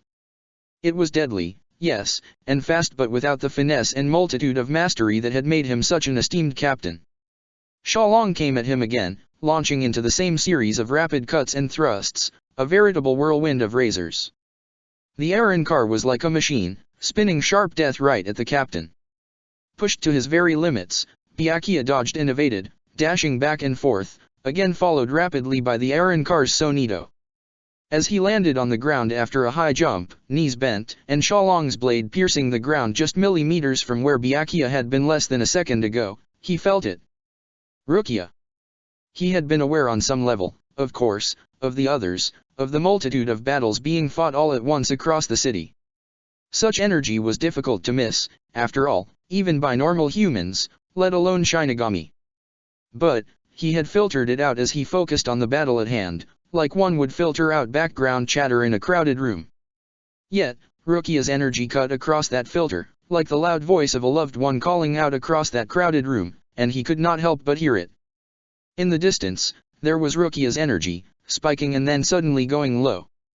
She was being pushed hard, he realized, too hard.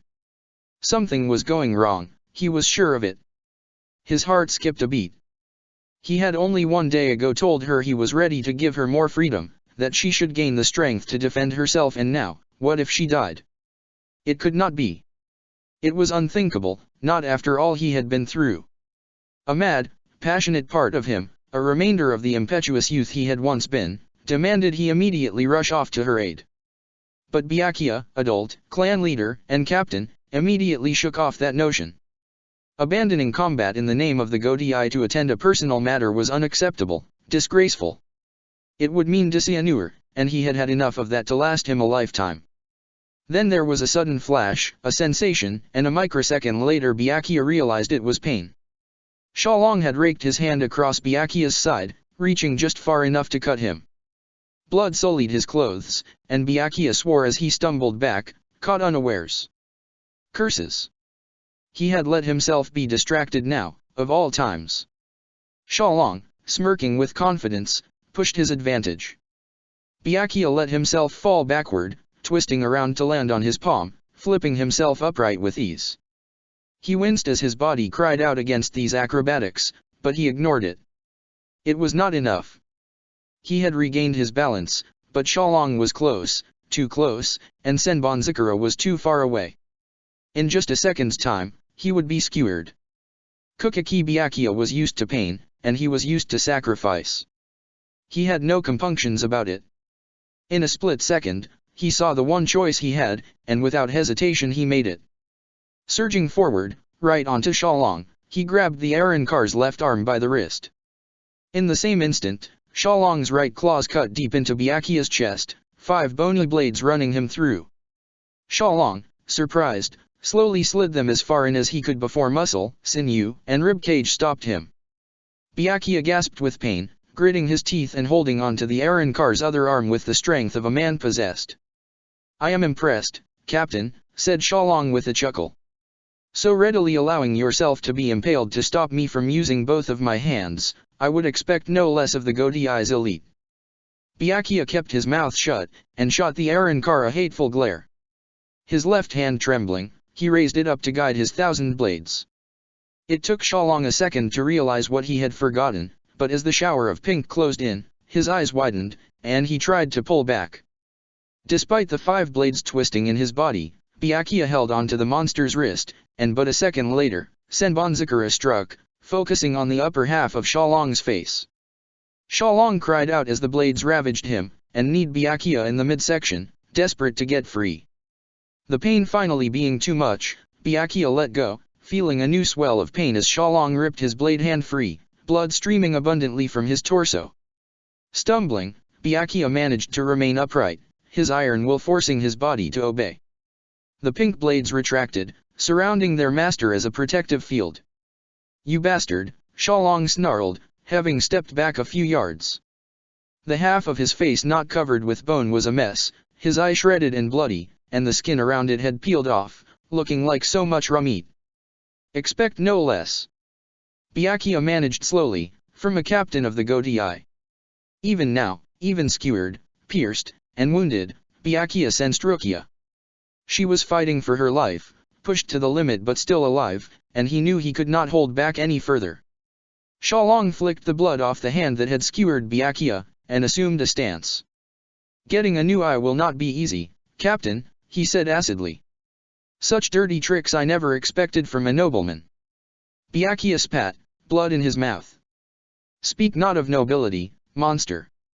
You have no concept of it. I will not be called a hypocrite by the likes of you. You may speak eloquently, and you may feign civility, but I see your true nature underneath. You are a hollow, base, cruel, and bloodthirsty.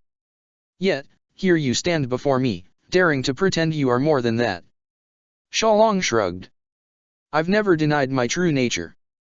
That, it seems, is the difference between us." Byakuya felt his choler rise. His sister's life was still in danger, and here he dallied with word games against a simple beast. "You told me I was to behold, for the first time, the true power of an Arankar. Behold, then, for the first time the true power of a captain, hollow." He raised his hand, and in it, Senbonzakura materialized as a normal blade. Byakuya turned it downward, the tip facing the ground. Then, he let go of the hilt. For a second, Shalong's face was one of surprise. Then, as the blade sunk smoothly into the ground, surprise changed into realization. "Bankai," said Byakuya, his voice trembling a little, "Senbonzakura Kage Yoshi." Around them, in two long rows, giant blades rose out of the ground in a majestic spectacle. Shalong looked around him, seeming to evaluate them. "Scatter."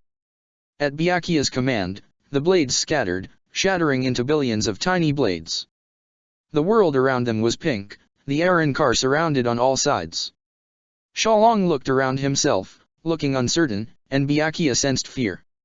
Calmly he walked toward the Arankar, ignoring the pain of his fresh wounds. "What happened to your pride, monster?" said Byakuya, his voice icily cool. "Ever since we started, you seemed so confident in your skills, so assured of your victory.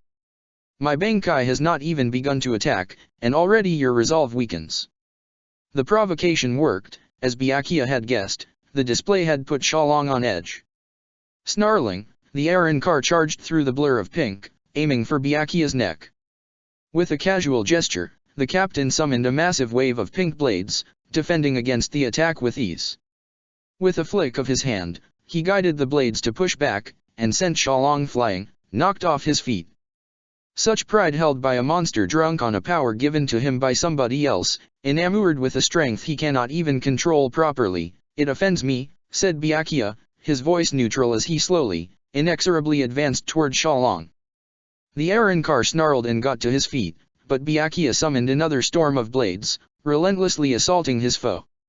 This time he cut, for real, letting each blade dig in hard. Shalong's armor creaked and cracked, scratched by the relentless assault, and his skin was lacerated, piece by piece.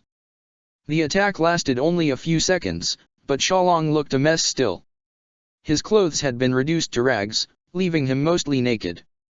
Cuts and scrapes riddled his skin, and his armor so pristine and powerful but a minute ago was covered in cracks. "I will crush that pride," Byakuya continued, "for you have done nothing to earn it." "Why, you demmed Shinigami!" Shalong snapped, his mask of composure breaking. "What right do you have to look down on me?" Byakuya continued to walk forward, and Shalong took a hesitant, fearful step back. "I look down on you, beast, because you wield enormous power that you did nothing to earn or master, and you employ it only in the service of yourself. That is the greatest difference between us, Arankar. That is the weakness your wretched kind represents, and that is why you and all your ilk will lose. Your selfishness is your undoing. You haughty son of a bitch." Shalong shouted, charging forward, arm raised. Byakuya moved his arms quickly, feeling several jolts of pain, but he pushed through it. Following his command, his blades wrapped around the arm Shalong had raised to strike him, stopping it dead in its tracks. It was covered in pink, and Shalong, though struggling, was held in place. "Realize these last few moments of your life the gap between us," said Byakuya, and made a fist. At his command, the blades all began to dig into Shalong's carapace, grinding and drilling at it, tens of thousands all at once. "Realize the power you tried to best, and realize your folly." As he finished speaking, the blades ground deep into Shalong's arm, ripping it apart. His fingers, his hand, his elbow, the arm split completely, sliced apart by every joint. Shalong screamed, and blood soaked the blades. Byakuya, not finished, raised his hand and guided the blades. Fear overtook Shalong, and he turned around and ran, arterial blood gushing from his stump. There was no escape, of course.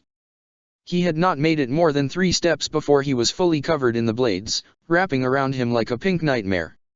"You Shinigami Bastaar dash!" Shalong cried, and then Byakuya cut his cry short. He made a fist again, and millions of blades began to cut, grind, and rip. Shalong gurgled, his mouth having been filled with blades, too. Byakuya had no doubt it was in excruciating pain, but he took no pleasure in this. The creature's armor would make this more difficult, but it was only a matter of time. Mercilessly, he put his blades to work. Limb by limb came off, and soon Shalong's carapace, too, had been ripped apart. Within the minute, all that was left of the fierce and lethal Shalong Kyufang was blood and shredded meat, and small pieces of once white fabric dyed entirely red. As he felt Shalong die, Byakuya recalled his blades, and begun to seal his Zanpakuto. A puddle of red goo was all that remained, which would soon fade into nothingness as it had been purified by a Zanpakuto. For a moment, Byakuya paused to stare. Such was ever the fate of the Gotei's enemies, ground to dust before their unyielding might. Then he remembered, of course, Rukia. Wincing again, he set off into the night, sparing not another thought for his foe. His duty was done here, and he would now pursue it elsewhere while looking out for his sister. Honor had been upheld. The lump of fear in Rukia's throat had quickly dissolved after Diroi attacked again. She had not expected the Arankar to trump her Shikai so easily, but when it all came down to it, power was all he had.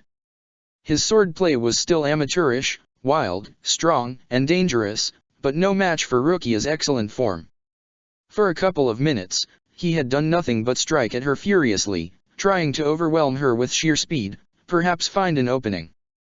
He had attempted to grapple with her several times, but Rukia had been too quick, too nimble. Snarling with frustration, the Arankar pushed forward in a pattern all too predictable. Rukia, who had initially been focused only on defense, finally realized she could go on the offense. Catching his blade with ease, she directed it into the ground. Raising her palm, she put her hand right by his chest. "Shao!" she cried, and the spell fired, sending Diroi staggering back. He didn't lose his balance, of course, but he didn't have to. Rukia wasn't done. "Shakaha!"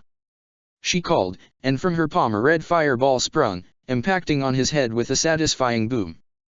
Diroi swore and staggered back, stunned, and Rukia seized the opportunity. Blade pointed forward, she charged. Diroi clumsily raised his blade, acting purely on instinct, but Rukia sidestepped his strike with ease and the hit went wide. Her heart beating like a piston, Rukia cut him across the chest, putting as much strength as she could into the strike. To her relief and satisfaction, the blade cut through the Arankar's skin, a line of red trailing down his stomach. Not finished, and determined to keep him off balance, Rukia stabbed the ground and cried, "Jahaku!" This close, the wall of ice couldn't miss. A lengthy line of pure cold formed. Diroi caught just where it formed, the ice enveloping his legs and chest. Fighting for his life, he waved his arms, striking himself free in a matter of seconds, but it had given Rukia all the time she needed. She held her palm up over her head and felt energy swirl in it, fierce and powerful, as she muttered a quick incantation. Diroi had no sooner broken free than he saw Rukia, sizzling with energy, an alarming yellow orb of lightning in her palm. Hada 63, Reikauerhau. Rukia called, and the spell struck with tremendous speed and force. Fully charged, the blast almost killed the Arankar, and Diroi tumbled back. Keeping her composure, Rukia carefully advanced at the monster, blade raised. He still seemed alive, trembling as he struggled to get to his feet. "Damn you, woman!" Deroy snarled. His clothes had been torn, part of them incinerated by the fire, and he sported a nasty burn on his chest where the spell had first hit. He stood up, if only barely. His left hand hung limp. "I guess it wouldn't be worth it if I didn't have to go all out," he muttered, a twisted grin creeping across his face. "Still, I didn't think you had it in you." Rukia sensed his energy output growing, his Ryotsu increasing, growing and growing until it peaked. She hesitated. Should she attack? In this state he could be vulnerable, but the difference between them wasn't that great. One never knew what a hollow might be capable of, especially one with such a new breed of malicious talents. Within the second, the question became moot. As his energy peaked, Deroy cried, "Chu, Cabeza de Martelo." His blade dissolved, and a second later there was a flash of light as his energy grew and changed, warping to new, frightening levels. Rukia blinked as she saw what he had become. His head remained as strange as ever, only flatter and wider. His arms had become long, muscular, and clawed. His body was now long and sleek, with a thick fin on his back complemented by two shorter ones extending from his sides. His legs were long, and just like his arms, bulging with muscle and claw. A tail ran from the end of his back, long and thick. The upper part of his face was obscured by the mask, leaving his jaws open-toothed and frightening. "Well, then," he said, flexing an arm, "time to eat." He charged, so fast that Rukia barely even had the time to react. "Bakuda 39, Inkuan!" she cried, a simple protective barrier forming just in time. Deroy barreled into it, shattering it with ease, but it broke his stride. Rukia rolled out of the way, just barely avoiding a clawed swipe that would have taken her head off. "Not so tough now, are you?" Deroy cried triumphantly, snapping after her as he spun around. He moved with a smooth quickness, like a predator on the hunt, and Rukia jumped back, somersaulting away from yet another swipe of his claws. She quickly set into a series of jumps back, trying to adjust to the change. Her mind worked in overdrive as she evaded, dodged, and jumped. Deroy was faster, stronger, fully healed, and in all likeliness tougher, but he wasn't doing anything new. He was still charging at her blindly with raw power, only seeming to be more comfortable with this form. One of his strikes cut a lamp post in half, severed in three as if cut by some impossibly sharp razor, and Rukia realized that not doing anything new might be good enough. "Hada 32, Bukasan!" Rukia cried, deciding to try something new. The spell was meant to be charged, thrown offhand, all it did was produce a bright light. It had been just what Rukia needed, though.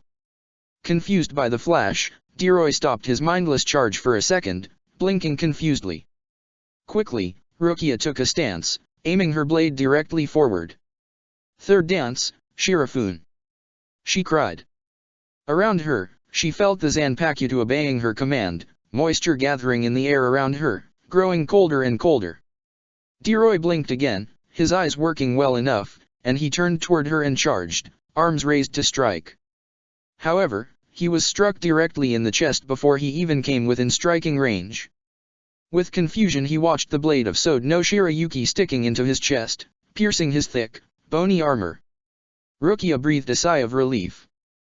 The ice had elongated her blade, just in time, and already it was beginning to do its work. The blood had only barely begun to seep out of the wound as it froze, the ice continuing to extend from where it first had struck.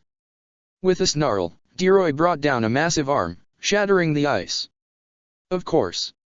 Why would it ever be that easy? Rukia smoothly rolled out of the way as he charged again, a quick shout to the ground propelling her several yards further.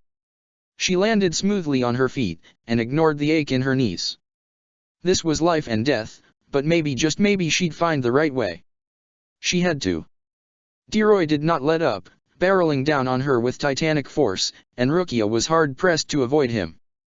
Her skill was still superior to his brutish moveset, but she couldn't let herself be hurt. Her endurance, she was sure, was far exceeded by the monster's unnatural constitution.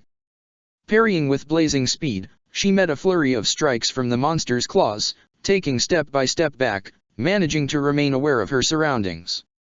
There was not much time to think, each strike happening not a second after the last. Suddenly, he swept at her with his tail. Rukia, reacting just in time, jumped over it, but it was a feint immediately. Deroy smacked her with a backhand, and Rukia felt the air pushed out of her lungs as she was thrown through the air, impacting forcefully with the brick and mortar of a nearby building. She blinked, seeing stars, knowing she had only seconds to react. She had to have been thrown far, because Deroy wasn't immediately upon her, and Rukia was just barely able to stand up before he came into view again. The wall behind her had cracked, bricks dropping down to the ground in pieces. Nauseated, Rukia struggled to breathe. "Eat shit, Shinigami, you're dead meat!" Deroy cried triumphantly, and Rukia sensed victory. He was convinced that he had the upper hand, which was not necessarily untrue, but hollows were nothing if not arrogant when they had some measure of power, and an opponent sure of his victory was an opponent she could defeat. For show, she coughed and swayed on her feet as if she were on the threshold of losing consciousness. Deroy took the bait. Shrieking with glee, he charged. To his surprise, Rukia dodged under his horizontal strike with ease, sidestepping the ferocious blow with her head bent low. Slipping into a shunpo, she put a good 30 yards of distance between the two of them, and quickly unleashed a wall of ice toward the Aaron car. Deroy snarled and jumped aside, but Rukia bent her blade, twisting the wall of ice into the Aaron car's path. Surprised by the sudden change, Deroy slammed into the ice head first. The wall cracked but didn't break, and Deroy shook his head confusedly, taking a second to realize what had happened. He roared, and with 2 swift punches he had cracked the ice, slamming through it like it were nothing, shards of ice spraying across the ground. Rukia had not stood idle. Turning her blade down, she had raised her offhand, weaving it up and down in an intricate pattern, as she cried, "Disintegrate, you black dog of Rondonini!" Deroy, recognizing it as Kido, barreled forward at breakneck speed, shouting, "As if I'd let you!" Rukia realized she wouldn't get the spell off in time, not before he was upon her, and it wouldn't be strong enough without a full incantation. She felt frustration creeping through her mind. In basic Kido, one learned that a spell always had to be finished, and if that was not an option, one had to let the energies dissipate, sizzle out. Anything else could result in a dangerous, explosive result that could harm or even kill the user. Kido was no toy, it was called demon arts for a reason. Letting it finish wasn't possible. Letting it dissipate would just set her back to where she had been before, and she would eventually tire out. The monster probably had greater energy reserves. Her advantage was her skill and her wider arsenal, a bag of tricks the monster couldn't match. She couldn't get into a tug-of-war with him, because she would lose and die. Then, it occurred to her. Was it possible, after all? A captain could probably do it, but it would require mastery of both arts, supreme concentration. She saw Deroy charge, only a second away, and felt extremely motivated. Concentrating, she maintained the Kido energies and slipped into yet another shunpo, knowing she had perhaps a second before the spell sequence had to be continued. Some 10 yards away, to his left, she reappeared, and cried, "Look upon yourself with horror." Deroy snarled and came upon her within the second, her voice being more than enough to set him right in his sights. Her face a mask of concentration, Rukia slipped into yet another flash step, dodging a blow that could have cleaved her in two by the narrowest margin. And then claw out dash. Deroy came at her again, spinning around on the spot with the instinctive speed of an animal having caught the scent of blood. Again, Rukia took a lightning-fast step away. "Your own throat." Bakuda 9, Gaki. Making the final movement with her hand, the spell finished, and Rukia felt a massive surge of triumphant joy as the spell fired. Red light glowed briefly, from her entire body, then it faded, and the energy struck Deroy, the red light reaching around his entire body, covering him from tip to toe. The spell was very basic paralysis, and Rukia knew it wouldn't hold for more than a few seconds, but a few seconds would be enough. Deroy snarled, straining against it, and hurriedly, Rukia called to her Zanpakuto. Second dance, Hakuren. She put the tip of her blade into the ground, and a white circle formed around her. As quickly as she knew her Zanpakuto would tolerate, she carefully stabbed the ground in front of her 1, 2, 3, 4 times, each mark aimed at Deroy. It was only by the skin of her teeth that she finished. The Car roared angrily, knowing what was coming, and finally broke the low-level Keto. However, as he charged, he was met by a rapidly advancing cloud of white, encompassing him and everything around him, instantly forming a massive block of ice. Rukia knew it wouldn't be enough, and readied herself. She knew what to do next. It took nearly a minute this time, the ice being quite thorough, and perhaps the Car had tired, but eventually it cracked, shards of ice spraying across the evening sky as Deroy burst free, large boulders of ice tumbling aside. "That shit don't work on me, remember?" he snarled, leaping up and forward, landing heavily on the ground. "I'll rip your head off and eat what's left, you little bitch." "Hey, where'd you go dash?" He suddenly went silent, as without a warning, he felt the icy cold touch of the Zanpakuta's edge pierce his throat, sliding a good foot into the softer flesh of his neck. "Hey to 11, Tsiuzuri Raiden," Rukia said firmly, the lightning spell channeling through her blade and directly into the Car's body.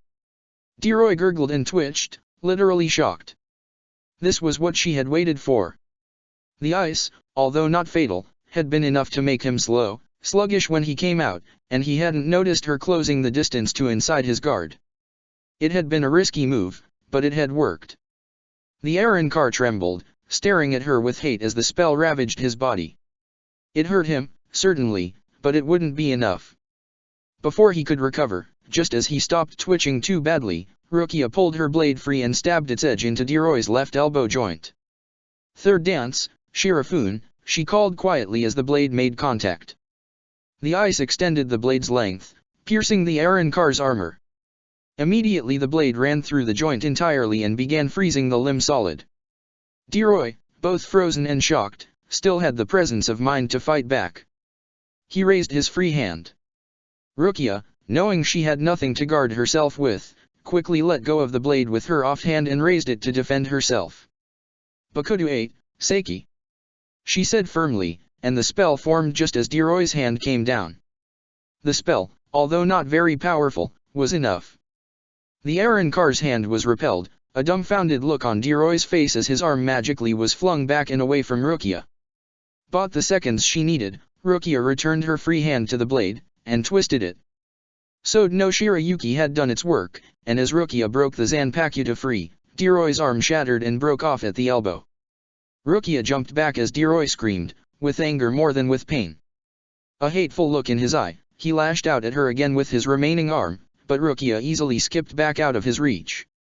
Even missing a limb, the Car's determination hadn't lessened, and he moved forward as brutishly and as powerfully as before. But his movements had become sluggish, and Rukia evaded each strike from his thick, clawed arm with ease. As he made a hard sideways swipe for her head, she dodged underneath it, then nimbly jumped into the air, once more stabbing her blade down into the Car, this time hitting the elbow joint of his other arm. The ice quickly did its work as the blade pierced its armor, shattering the bone with surprising ease. Deroy, knowing what would come, shrieked and quickly tried to shake her off, but his body wouldn't obey, it was cool and stiff. Rukia easily kept herself stable, driving the blade deeper in, and with a single twist of the blade she sheared his other arm off. The limb fell to the ground frozen solid, and Deroy didn't even bleed, the blood turned to ice the moment his arm had been severed. How? Deroy demanded confusedly, a tone of complete frustration in his voice. "How the hell, woman? How can you just cut through my armor like that? I was kicking your ass just a few minutes ago. Were you just faking it all along, you condescending bitch?" "No," said Rukia calmly, assuming a stance, "you were indeed powerful. You could easily have been my match if I had not been careful. Your armor is indeed hard, and my blade couldn't penetrate it normally. But what is hard, Deroy Rinker, becomes brittle when it's cold. My Hakuren could not kill you, but you spent over a whole minute inside of it. Did you think ending your life was my only objective there, Car? I am not so simple-minded. When you were trapped, your body temperature cooled rapidly, and the bone on your body became weak, and your reaction time slowed. That's why it was easy for me to break it. That's why you couldn't hit me. It wasn't your lack of strength that killed you, Car, it was your lack of strategy. Don't you dare look down on me, Shinigami bitch. Deroy snarled, clumsily lumbering forward. I ain't done yet dash.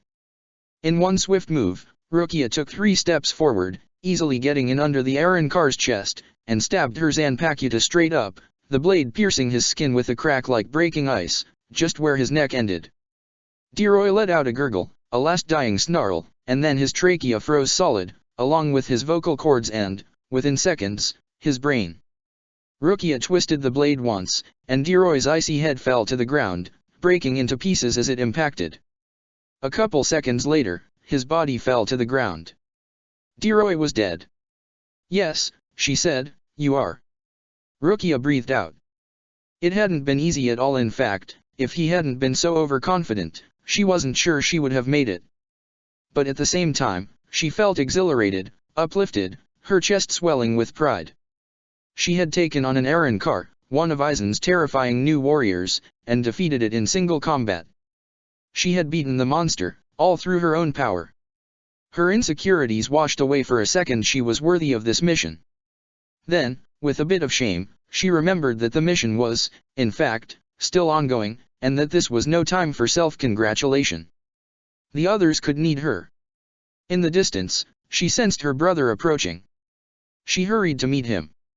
Chapter 65, Noob Negra 3. Ranjika was frantically trying to patch herself up. The right leg of her Shiakusho was covered in blood.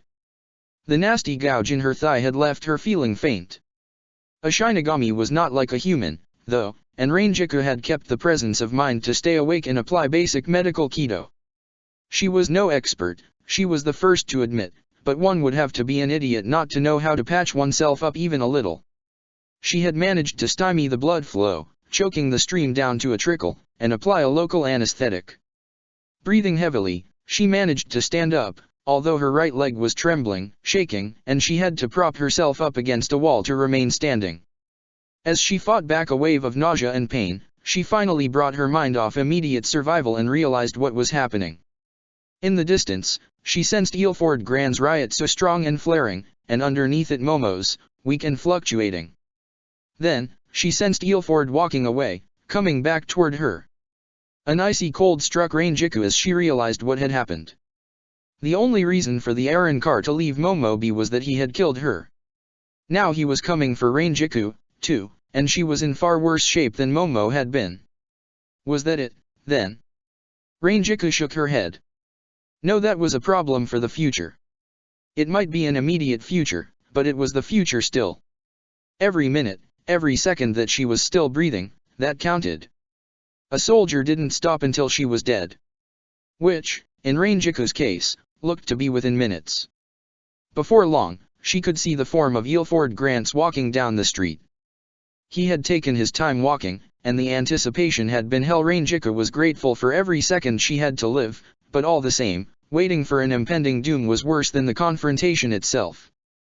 He had sealed his Zanpakuto, returning to his handsome humanoid form, but Ranjika felt no less terrified looking at him. His eyes were cold, cruel, and self-assured.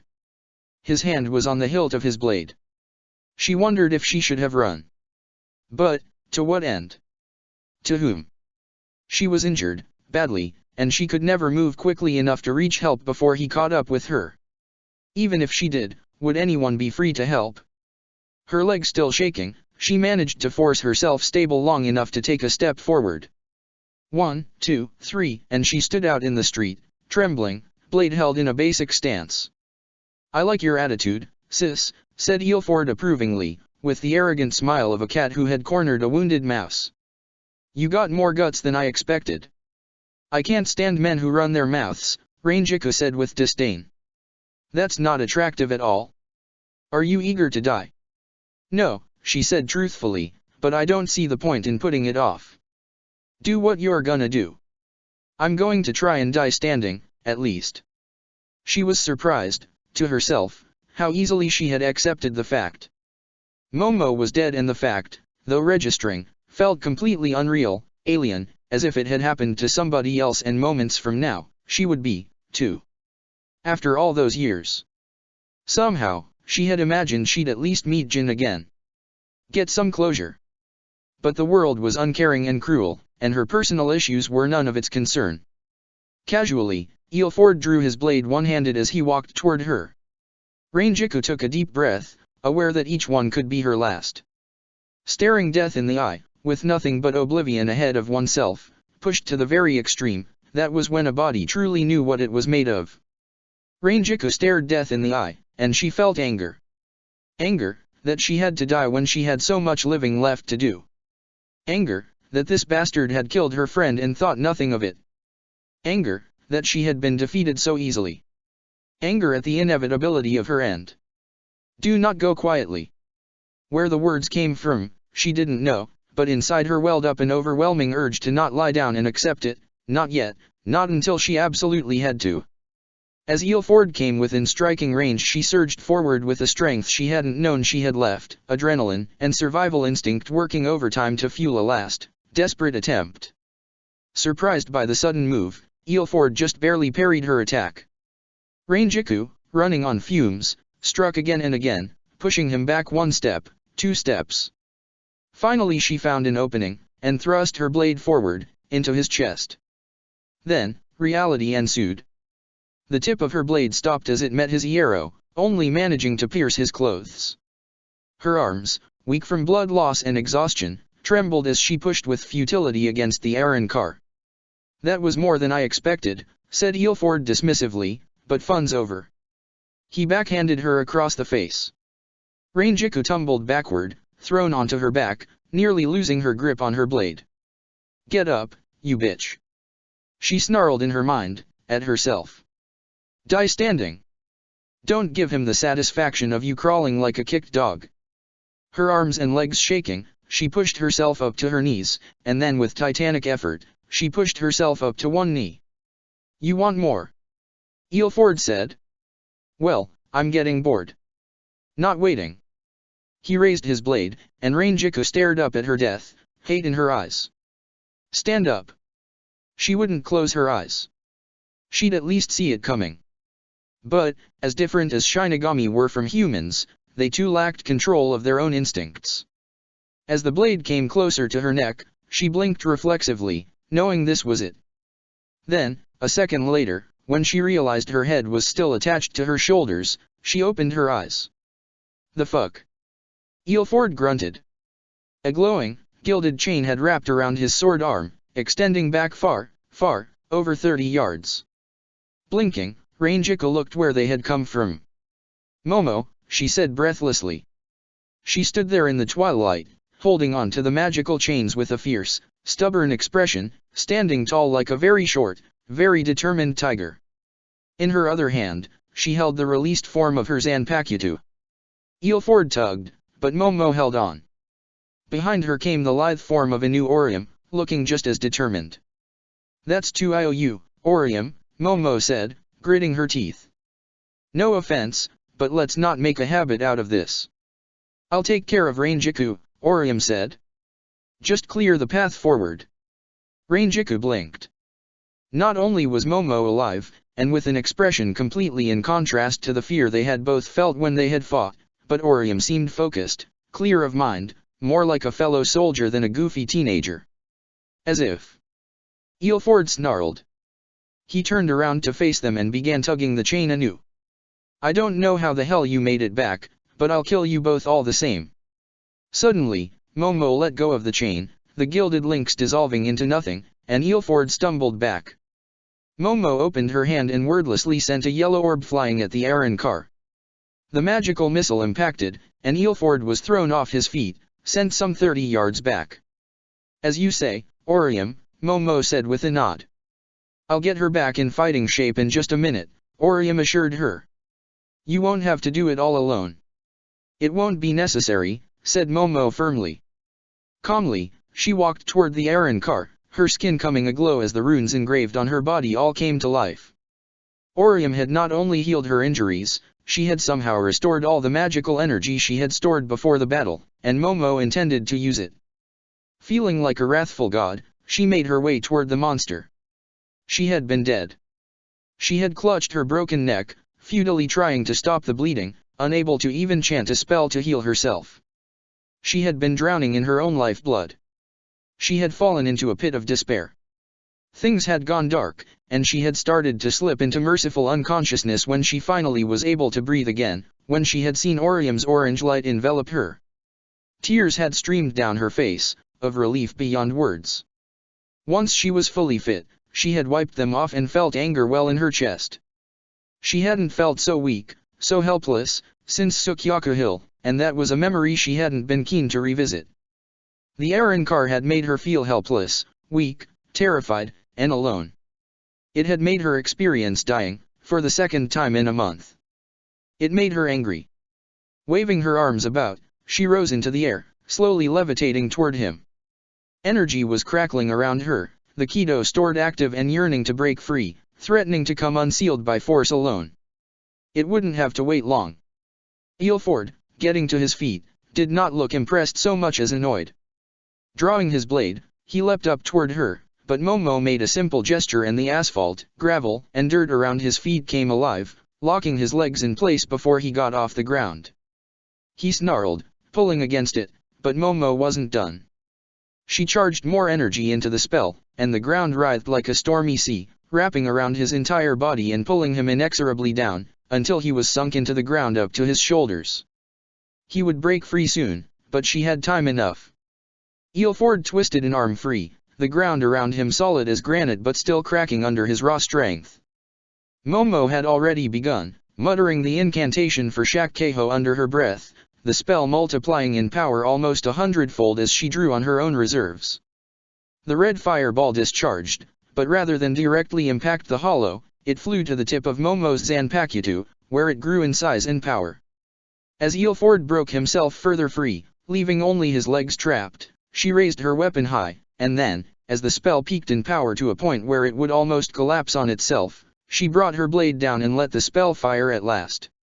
Ilford saw it coming, but had no escape in the second it took to hit, and simply braced himself with both arms crossed over his head. The explosion shook the ground, sending concrete, asphalt, and rock shards all over the immediate area. Every window on the street shattered, glass raining down on floors and pavement. Momo wondered if she had gone too far, shooting a look at Orium and Rangiku, but it seemed Orium had erected a shield in time. Relieved, she turned her eyes toward the Arrancar. He was alive, clothes torn and parts of his mask fragment blown off, looking raggedy and broken. Where was all that back then? He demanded, standing up despite his injuries. Wouldn't you like to know? Momo shot back. He raised his blade, pointing it at her. Skewer, Del Toro. He called, and the transformation began, but Momo was prepared this time. As he transformed, his energy once again warping to take the form of a minotaur-esque monster, Momo unleashed a hailstorm of Kido, unleashing every smaller attack spell she had stored. Fire, lightning, and explosions rained down on Ilford, and around her the golden rings extended as she simultaneously set up her own magical construct to establish complete dominance of the space around her. Ilford, alive and royally infuriated, dashed out from the cloud of dust Momo's bombardment had kicked up. He had transformed, but his hulking form had been ravaged, his carapace cracked and broken in several places. Shinigami scum! He snarled, quickly firing off a zero from his left palm. Momo raised her arms, waving them in a defensive pattern, and a multitude of golden circles manifested where the projectile struck, harmlessly deflecting the attack out into empty space. Further enraged, Ilford leaped into the air horns first. Momo looked at him with a fury equal to his own and extended a palm. Ilford suddenly found his charge not halted, but redirected. Where he had charged upward, he found himself plummeting into the ground, smashing the pavement with his skull. The hell? He demanded. He got up and charged again. This time he found himself on the other side, Momo behind him, running midair into nothing. Ilford didn't understand. One moment he was seconds away from sinking his horns into that wretched girl's chest, to rip out her heart once and for all, and the next he'd find himself somewhere else entirely. Again and again he tried, moving with a speed he knew was superior to anything most Shinigami could match, and again he found himself striking nothing. You are so lucky, said Momo firmly, that I only tried to destroy you with brute force the first time. Get down here and fight, you coward. Ilford demanded angrily. He had fought his fair share of uneven, unfair fights in his day, endured tricks and dirty cheats and dealt them, himself, but this was beyond him. Magic? Why? Said Momo. So you can use your superior strength to pummel me. She raised her arms and began to wave them around in an elaborate pattern. Are you seriously expecting me to give up an advantage because you ask me to? I thought it was we Shinigami who were supposed to be naive about the realities of fighting. Roaring with frustration, Eelford charged a Zero from his mouth, as powerful as he could muster, aimed directly at the accursed Shinigami. She didn't even move, letting it complete, and as it fired, Eelford saw a haze in front of her. As his Zero fired, the haze flickered, and then there was a flicker a few yards away, up above, where his Zero ran its course without hitting anything. Spatial displacement, Momo explained, or to keep it in simple terms, short-range teleportation.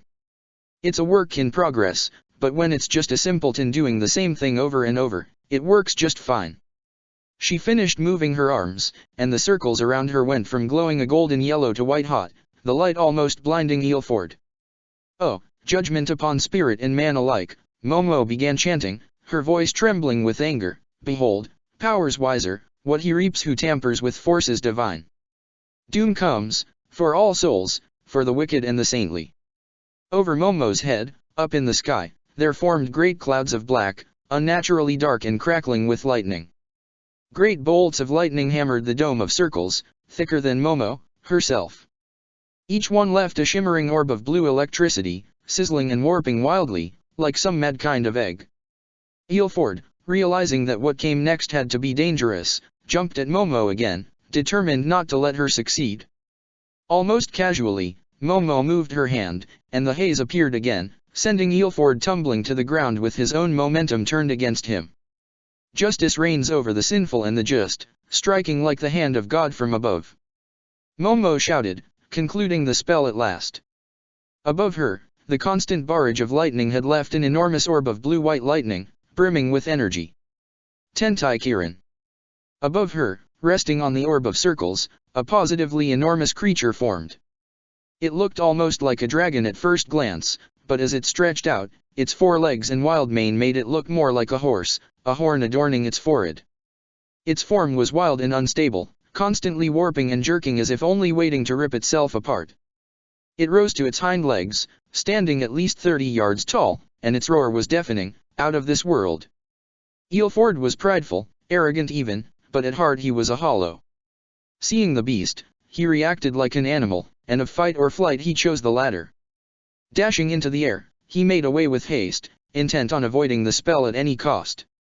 Momo pointed at the fleeing Aaron car, and the Kirin reared its head and leaped forward. Eelford was fast enough to match even a captain, but the beast moved literally with the speed of lightning. As Eelford ran, the beast caught up to him with ease. The Aaron car cried out, a deep, throaty scream as the enormous spell discharged.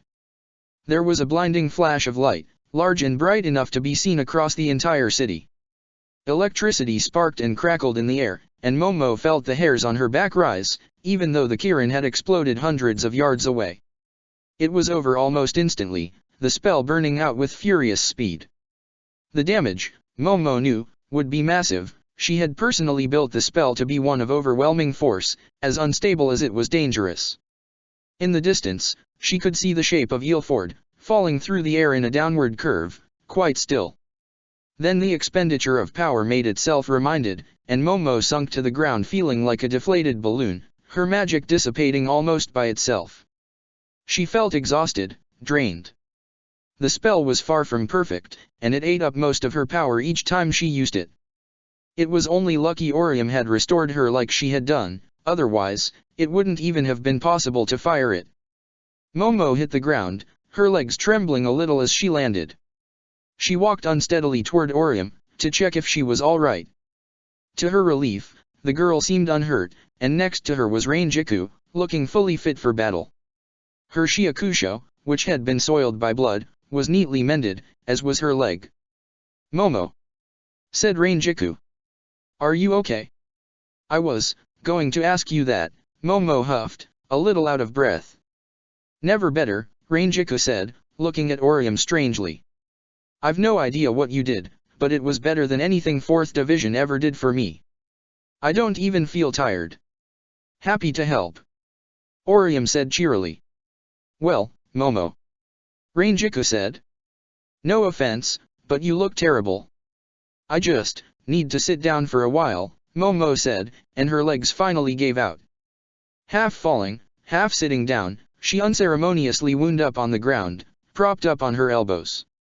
Wore you out, huh? Said Rangiku. No wonder. That thing was crazy. Momo just nodded weakly and smiled. Somehow, with a bit of luck, she had managed to come out on top. Getting Grimjo where she wanted him had been easy enough, as Erza had been able to surprise him. However, once there, the problems had begun, mainly, the problem of him being monstrously strong and twice again as vicious. One had to look at the positives. The upside was that he didn't seem especially interested in killing civilians for the hell of it. The downside, which, from her perspective right now, was quite considerable, was that he was kicking her ass. She had no sooner arrived at the scene of the ruined factory than he had charged her, arms raised. Erza had been forced back into a defensive pattern, her blade doing little more than blocking the barrage of ironclad fists coming her way. Erza felt grateful for her armor. He had already slipped through her guard twice, and the impacts had dented her plate but had been lessened in force by it greatly. Come on, come on, come on. Grimjo cried, laughing like a madman. Show me what it means to fight a captain, already. Erza grit her teeth and focused, taking a deep breath. The sheer relentlessness of his attack was difficult to handle, no time to think, no time to do anything but dodge, evade, and parry. He fought like an animal, a predator honed to perfection by centuries of constant fighting. Parry, block, dodge, evade, in a matter of seconds she would have done all of them a dozen times. This was no good. Put on the defensive, she would eventually tire out, and robbed of her Zanpakuto's power, she would lose. Then, it happened. Grimjo, his eyes met with battle lust, grabbed hold of her sword, pushing it down, and with his free arm elbowed her in the face. Erza reeled back, stunned, and the espada quickly followed up with a right hook. He clamped down on her wrist, and Erza lost her grip on her blade. He tugged hard once, grabbing onto the hilt, and Erza's blade clattered to the ground. Grimjo surged forward again, hollering with shrill laughter. But to his surprise, Erza caught his next blow, deflecting it with her left upper arm. She had managed to recover just in time, and before he could react she slammed an armored fist into his throat, grateful for the protection the metal granted. Iron skin for iron skin, she thought as she kneed him in the midsection, the shocked espada now the one reeling. She jumped up high, slamming a roundhouse kick into his cheek, and before he could recover she landed on her feet and swept his leg out from under him. Grimjo fell to the ground like a felled tree, and Erza raised a boot to stomp down on his head. Not an espada for nothing, Grimjo twisted out of the way just in time, the factory floor cracking under the impact of Erza's foot. Quickly he rolled to his feet, but Erza was upon him. Raising a palm, she cried, "Shao!" Kido was not her specialty, but the spell overbalanced Grimjo nonetheless, and Erza relentlessly pushed forward. She knew she should retrieve her blade, but she also knew she had to push the advantage while she had it. She kicked Grimjo in the chest, and as he fell he went into a roll again, coming up on one knee, catching her fist in one hand as it came down. Erza, her eyes gleaming with fury, struck again, but Grimjo caught her other fist, too. She pushed, struggling against his raw strength. In that competition, they were nearly matched, but slowly Grimjo stood up, holding back against her power, both of them trembling with exertion.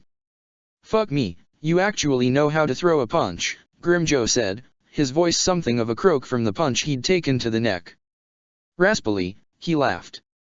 Erza felt deeply grateful to the training she had received from Yoryuki so long ago. The Arankar clearly hadn't expected her to be skilled with and without a blade, and it had allowed her to turn the tide, if only momentarily. Growling, she intensified her efforts, as if just pushing him back would beat him. "That's more like it, Captain," Grimjo said, his eyes aglow with a hunger Erza hadn't seen since her battle with Kenpeki. Kenpeki? The thought of it brought her some comfort. As terrifying as this beast was, Kenpeki had been far more frightening, and she had beaten him, even if it had taken her all. But you had Bankai then, a small voice reminded her. Suddenly, Grimjo kicked her in the midsection. It wasn't very hard, in fact it only sent her sliding back a good 10 yards or so, and it took minimal effort to keep her balance. I was getting afraid you was just a pushover, Grimjo said with a chuckle, putting a hand on the hilt of his blade. Go on. Pick it up. I ain't got all night. Erza looked, and beside her feet lay Tetsu no Tama. Her eyes firmly on the espada, ready to match any sudden move he made, she slowly bent down, retrieving the weapon. I thought your kind spat on ideas like honor, she said cautiously, a little puzzled. Honor? Grimjo barked, and laughed again. This ain't about some dumb shit like that. I just won't have no punk tell me I only killed a captain cause she lost her weapon. With that, he pulled his blade from its sheath. In the twilight rays of sunshine, coming in through some dirted windows, it gleamed, looking every bit as deadly as her own blade. Erza took a stance, raising her blade high. I will not lose to you in a battle of swords, espada, she said firmly. Let's test that, Captain. With that, he charged. His form was poor terrible, even but he was fast and furious, and more importantly, all but impervious to harm from a blade sealed like hers was. Erza parried and dodged his wild swings with ease, but the espada fought in a manner no formal school of fighting could have prepared her for. He used his entire body, throwing punches, kicks, tackles and even attempted headbutts, the sword only functioning as an extension of his already deadly skill set. She jumped over a leg sweep, blocked a clumsy stab, and caught a fist with her free hand, the force of his charge unbalancing her. Neatly, she somersaulted, landing behind the Aaron car as his impulsive charge was fast and hard enough to carry him past her in the time it took her to land. Erza surged forward, stabbing at his eye. Grimjo twisted aside, attempting to counter-attack, but Erza evaded with ease. She slammed a fist into his face as her blade stabbed forward, failing to pierce his skin. Grimjo was set back only momentarily, his lightning reflexes letting him strike back before a second had passed. She dodged back from a vicious roundhouse kick, his foot missing her head by a hair's breadth, and took a stance. This was no good, too. She had a better chance now. She wondered if the espada even realized it, but he fought better without a blade. His using one gave her at least something to react to relate to through her intense training with a blade, but he was still relentlessly powerful. Tetsu no Tama, I could really use your help right now, she called. But it was in vain, there was only silence and the vicious struggle of survival. It became apparent with frightening clarity, as Idrid stood towering over them, that any notion of completely avoiding civilian casualties might just be futile. He stood towering over them, twice again as tall as a house and then some, and he emanated heat, the air a haze around him. He rumbled out a roar, or perhaps just a grunt for a creature of such titanic size, and raised a fist, slamming it down with tremendous force. The three unfortunate Shinigami evaded, using Ishunpo/I to take them further down the street. The asphalt, they noticed, had melted where he had struck, leaving a glowing pool of lava. Isane stared at him, pale, momentarily forgetting about the pain in her broken arm. We need a plan of attack, she said.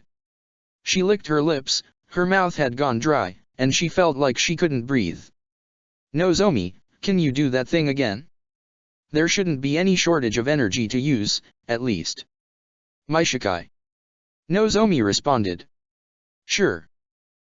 In about 3 minutes. What? Isane snapped. It takes its time. Nozomi protested. Especially since it absorbed so much energy all at once. 3 minutes, Nimue said, nodding calmly. We'll just have to stall him, then. We don't have 3 minutes. Isane snapped, knowing she was, by all rights, the senior officer and therefore in charge, and likewise on the edge of breaking down with panic. Incorrect, Nimue said, staring down the gigantic Idrid, who had begun to walk toward them with confidence. You fail to consider a significant advantage. And what is that?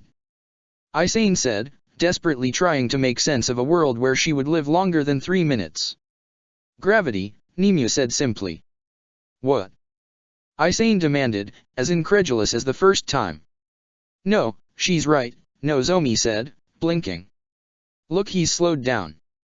But Itagumo isn't Isane begun. It's not your Zanpakuto. It's gravity, Nozomi explained. Spiritual entities like us are not bound by the same restrictions as purely physical ones, but they are not unaffected, either. A being that size, even powered by his own energies, cannot help but be affected by Earth's gravity. Isane blinked. Idrid was closing quickly, but only because his strides took him a block forward at a time. His gait, however, was much slower than she would have expected, not slow, but slower. Correct, Nimue added. Additionally, his power, which seems to be centered on generating heat, must be extremely draining. He is assuredly more powerful than before, but that is not necessarily to our disadvantage. We were outmatched before, but now, we have maneuverability. He'll destroy half the town chasing us. Isane said, sparing a thought for the hundreds of human souls that would be burnt to death without the Aaron car even trying. This town will fare no better with us dead, Nimue fired back impassively. Nimue was built for rationality, and Isane couldn't fault her logic. With them dead, nothing would stop him. They just had to make the best of a bad situation. Idrid was almost upon them now, raising another fist. You need time, said Nimue to Nozomi. Yes, said the green-haired researcher, nodding nervously. Very well. With that, Nimue charged to meet Idrid. Nimue! Isane cried, her heart skipping a beat for what had to be the umpteenth time as the Aaron car's fist came down. Through the smoke the impact created, the street liquefying under his touch, Nimue surged up, grabbing onto his wrist and propelling herself upward, toward his face. Futile as it was, she aimed a punch at his eye. Meanwhile, Isane and Nozomi had been forced to skip back another couple of blocks, the lava threatening to burn them alive. Nimue was fighting bravely, Idrid rumbling angrily as he swatted at her. Isane stared as her girlfriend fought, nimbly skipping around the Aaron car's enormous body, avoiding death over and over. Vice Captain, Nozomi said. Isane didn't answer. Vice Captain Katetsu, Nozomi said, a bit more firmly, and Isane shook her head. Please focus, said Nozomi. We need a plan. Yes, we do. Well, you're Zanpakuto, right? It could work, sure, Nozomi said, but there's no guarantee it will be enough. We need to do more. Could you use Itagumo again? I will, yes, but... Isane said, flustered, stealing a glance at Nimue again, she was dodging out of yet another attack. The roof of a house crumbled under the mist blow from Idrid. Focus, Nozomi said. Can you or can't you? Look, Isane said desperately, in theory, yes, Itagumo could affect him, but, a thing that powerful, with that much actual heat? It would take literal years. Nozomi bit her lip. And if I had a way around that? Isane rolled her eyes, feeling herself almost snap. Look, I'd love to live in a world where that was the case. But we don't. I can't, and I'm not saying that as in I lost hope, I physically can't. He's too damned powerful. I'd love to somehow be able to freeze him solid and then roast him with his own power. I'd also love to one day have a perfectly normal relationship, or be promoted to captain, or actually stop being insecure about myself, but that's not happening, either. She stopped to breathe, very much on edge. She was used to stress, the kind where life and death mattered, that was just being a doctor. But, usually it wasn't her life on the line. I said, what if I had a way? I'd take it and turn the burning bastard into the biggest glacier you ever saw. Isane snarled, clawing at her hair with her one good hand. Nozomi reached into the folds of her shiakusho and pulled out a small vial. Normally, I wouldn't use this, she muttered. It's not nearly properly tested, and I'm not at all sure about the dosage of the chemicals involved, but tell me what that is, right now. It's, an experimental serum. Personal research, said Nozomi, twitching uncomfortably. It's not nearly at the stage where I'd even test it on rats, but, it's literally life or death right now. Shut up and tell me what it does. Well, in theory talk. It's supposed to supercharge the Ryotsu flow that regulates the bond between a Zanpakuto and its user, as well as upping general spiritual output. In theory it should make you stronger. Like, a lot. That's the idea. I only brought it with me to see if Mr. Urahara could have a look at it. Quickly, Isane snatched it out of her hands, fumbling, almost dropping the vial. What's the worst that could happen? She asked. Like, how bad? Your Ryotsu overcharges, burns out, and you die. There was an audible smack ringing out, and Nimue sailed through the air. Idrid had finally hit his mark. She was partly aflame, and she crashed into the side of a brick building, breaking the wall outright where she hit. A few seconds later she stood up, wobbling on her legs. Her left cheek was a fiery red, scorched by flame, and her clothes were smoking. I'll do it, Isane said, making a move to take the lid off the vial. Wait. Nozomi said hastily. Wait for the right time. I can't be sure if it'll even work, and if it does, I can't be sure it will even last a minute. We need to coordinate an attack. Isane nodded. Was that time enough? Nimue said, having walked up to the two of them, her voice trembling a little from the exertion. Just about, Nozomi said with a nod. Actually, can I ask you for one thing? Whatever it takes, said Nimue, and Isane's heart ached for her, so determined even after all of that. I need that bastard to generate a lot of lava all at once, as much as possible. Once he's done so, I'll absorb the energy, overcharge my blade as much as I dare, and hit him. Right before that happens, Isane, you do your thing. Isane nodded.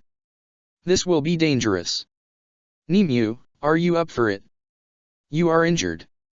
Nozomi is considerably less experienced than either of us. There is no other choice. Isane nodded again. All right, do it. Still a little unsteady on her legs, Nimue charged in, a look of determination on her face. Come, then, woman. Idrid snarled, his voice like so much thunder. Come and die like a warrior. He brought down his fist, and Nimue was nearly thrown off her feet by the shockwave alone as she narrowly dodged his punch, using the wall of a building to dash back a little. Idrid snarled. His shoulder came aflame and his left arm aglow, and lava poured down his arm. It seemed he could not only melt rock, but create it as needed, a terrifying power. Nimue jumped aside, her skin blistering under the searing, stifling air as the pool turned into a stream, well on its way to becoming a river. It's time, said Nozomi. I'll get into position, Isane said, still trying to act like the senior officer. Let me know when you're ready. You'll know, all right.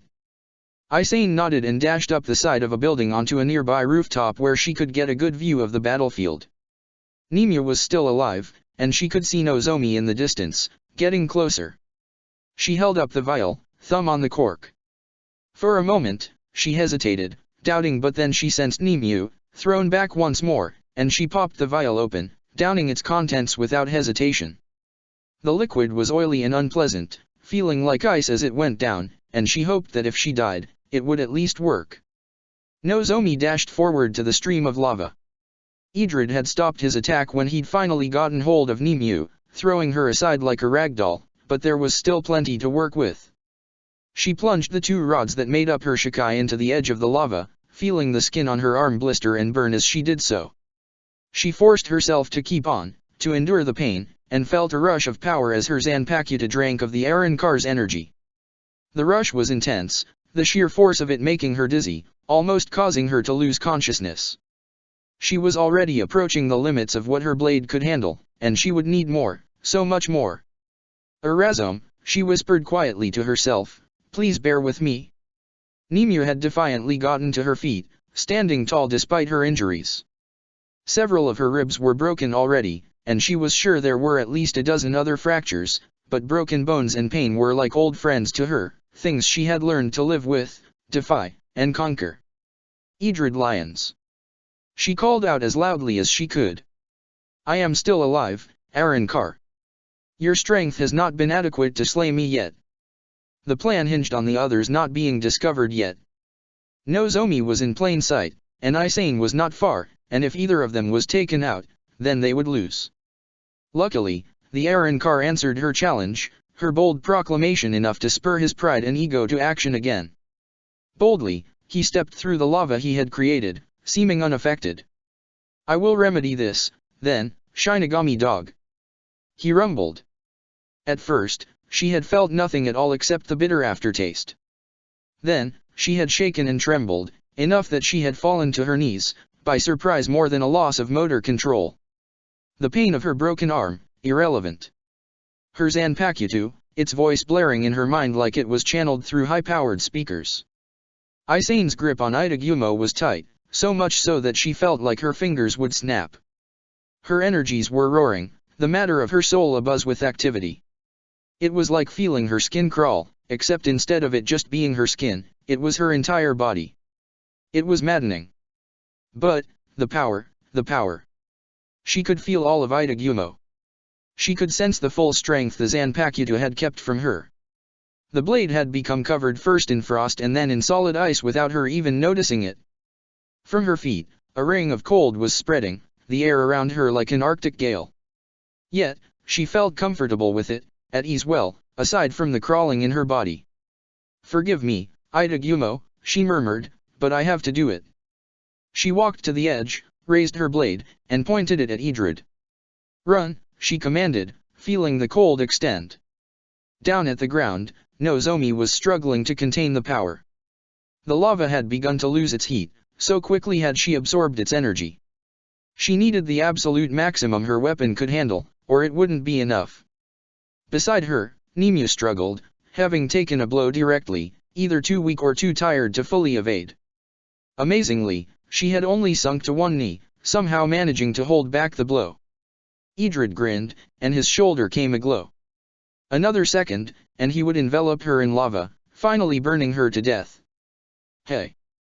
Nozomi cried, finally finished. The power she held in her hand now was volatile, trembling as if ready to explode, and Erza was crying out in pain, grunting and roaring with the Sisyphean effort Nozomi was putting it through. Isane hadn't made her move yet, but there was no time. "What?" said Idrid, and too late he sensed the enormous power radiating from Nozomi. "You little brat, I'll kill you first." Both his arms flared with heat, Nimue collapsing as he let off, both hands aiming for Nozomi now. She jumped into the air, knowing she only had one shot, but Idrid reached out for her, his arms coming dangerously close. Then, suddenly, he froze.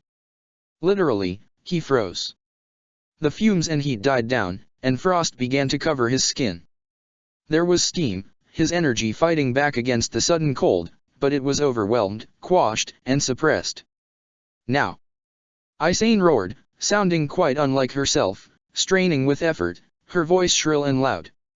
Nozomi finally released the energies contained in her blade, colored a dark yellow-orange by the lava it had drawn from. It rapidly coiled out, Nozomi almost losing control as it discharged. Once it had readied it all, she knew, she would have but a second to put it to use. Gritting her teeth, she let it finish, then waved her hands once. Idrid cursed, struggling to stand up, to get out of the way, but his movements were truly slow and sluggish now.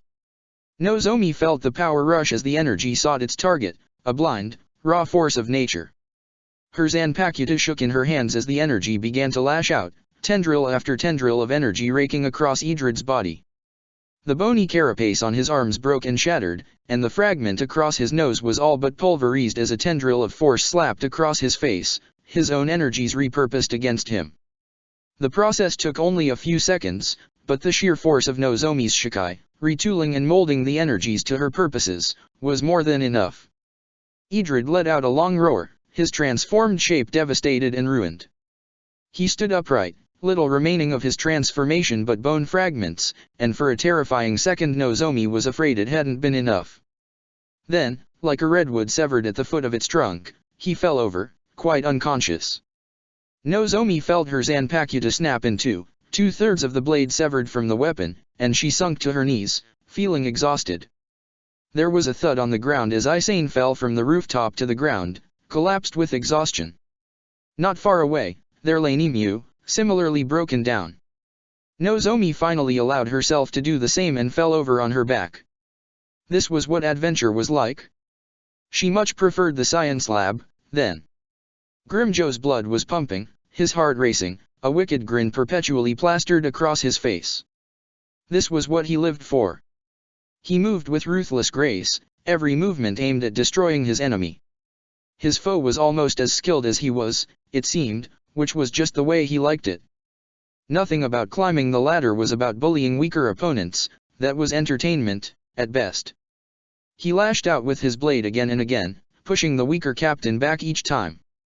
Deep down, in between the rapid surges of deadly movement, he wondered why she hadn't released her blade. It would be impossible to imagine a captain without a functioning Zanpakuto, but then again, he wasn't losing. Why would she be holding back? Slamming a fist into her chest as their blades clashed, making a serious dent, he realized he didn't care.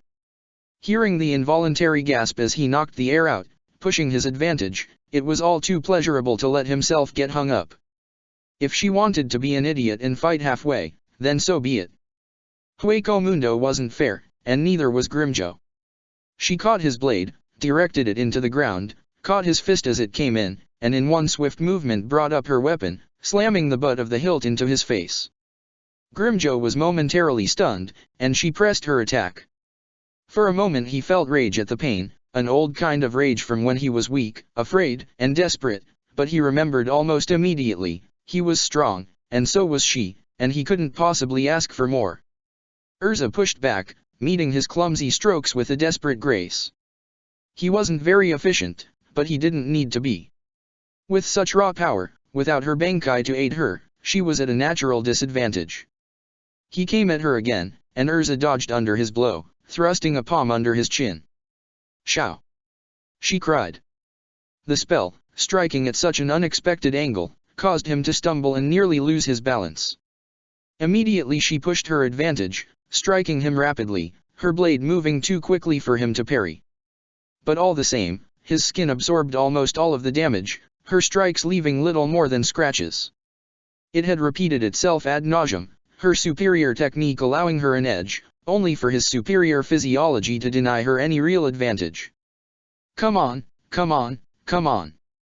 Grimjo demanded loudly, sounding uncomfortably like a certain Zaraki. "You gotta hit harder if you wanna live, woman." Erza skipped back, trying to think. This couldn't go on. At this rate, the best she could hope for would be for Soifone or Byakuya to finish their fights and come to her aid, but she might tire out before then, or they might be too worn out to help, and even if it worked, she'd have to explain why she hadn't just unleashed her Bankai. Necessity was the mother of invention. Somewhere, far back in human history, a bold individual, tired of the cold, had approached a dying forest fire. He had grabbed a burning piece of wood, taken it back to camp, and nurtured the flame with more fuel. Eventually he'd have figured out how to make sparks. Somewhere, sometime, somebody had tamed fire because they had to. With one's back up against the wall, exceptional people worked the best. In Erza's case, it wasn't invention, but reinvention.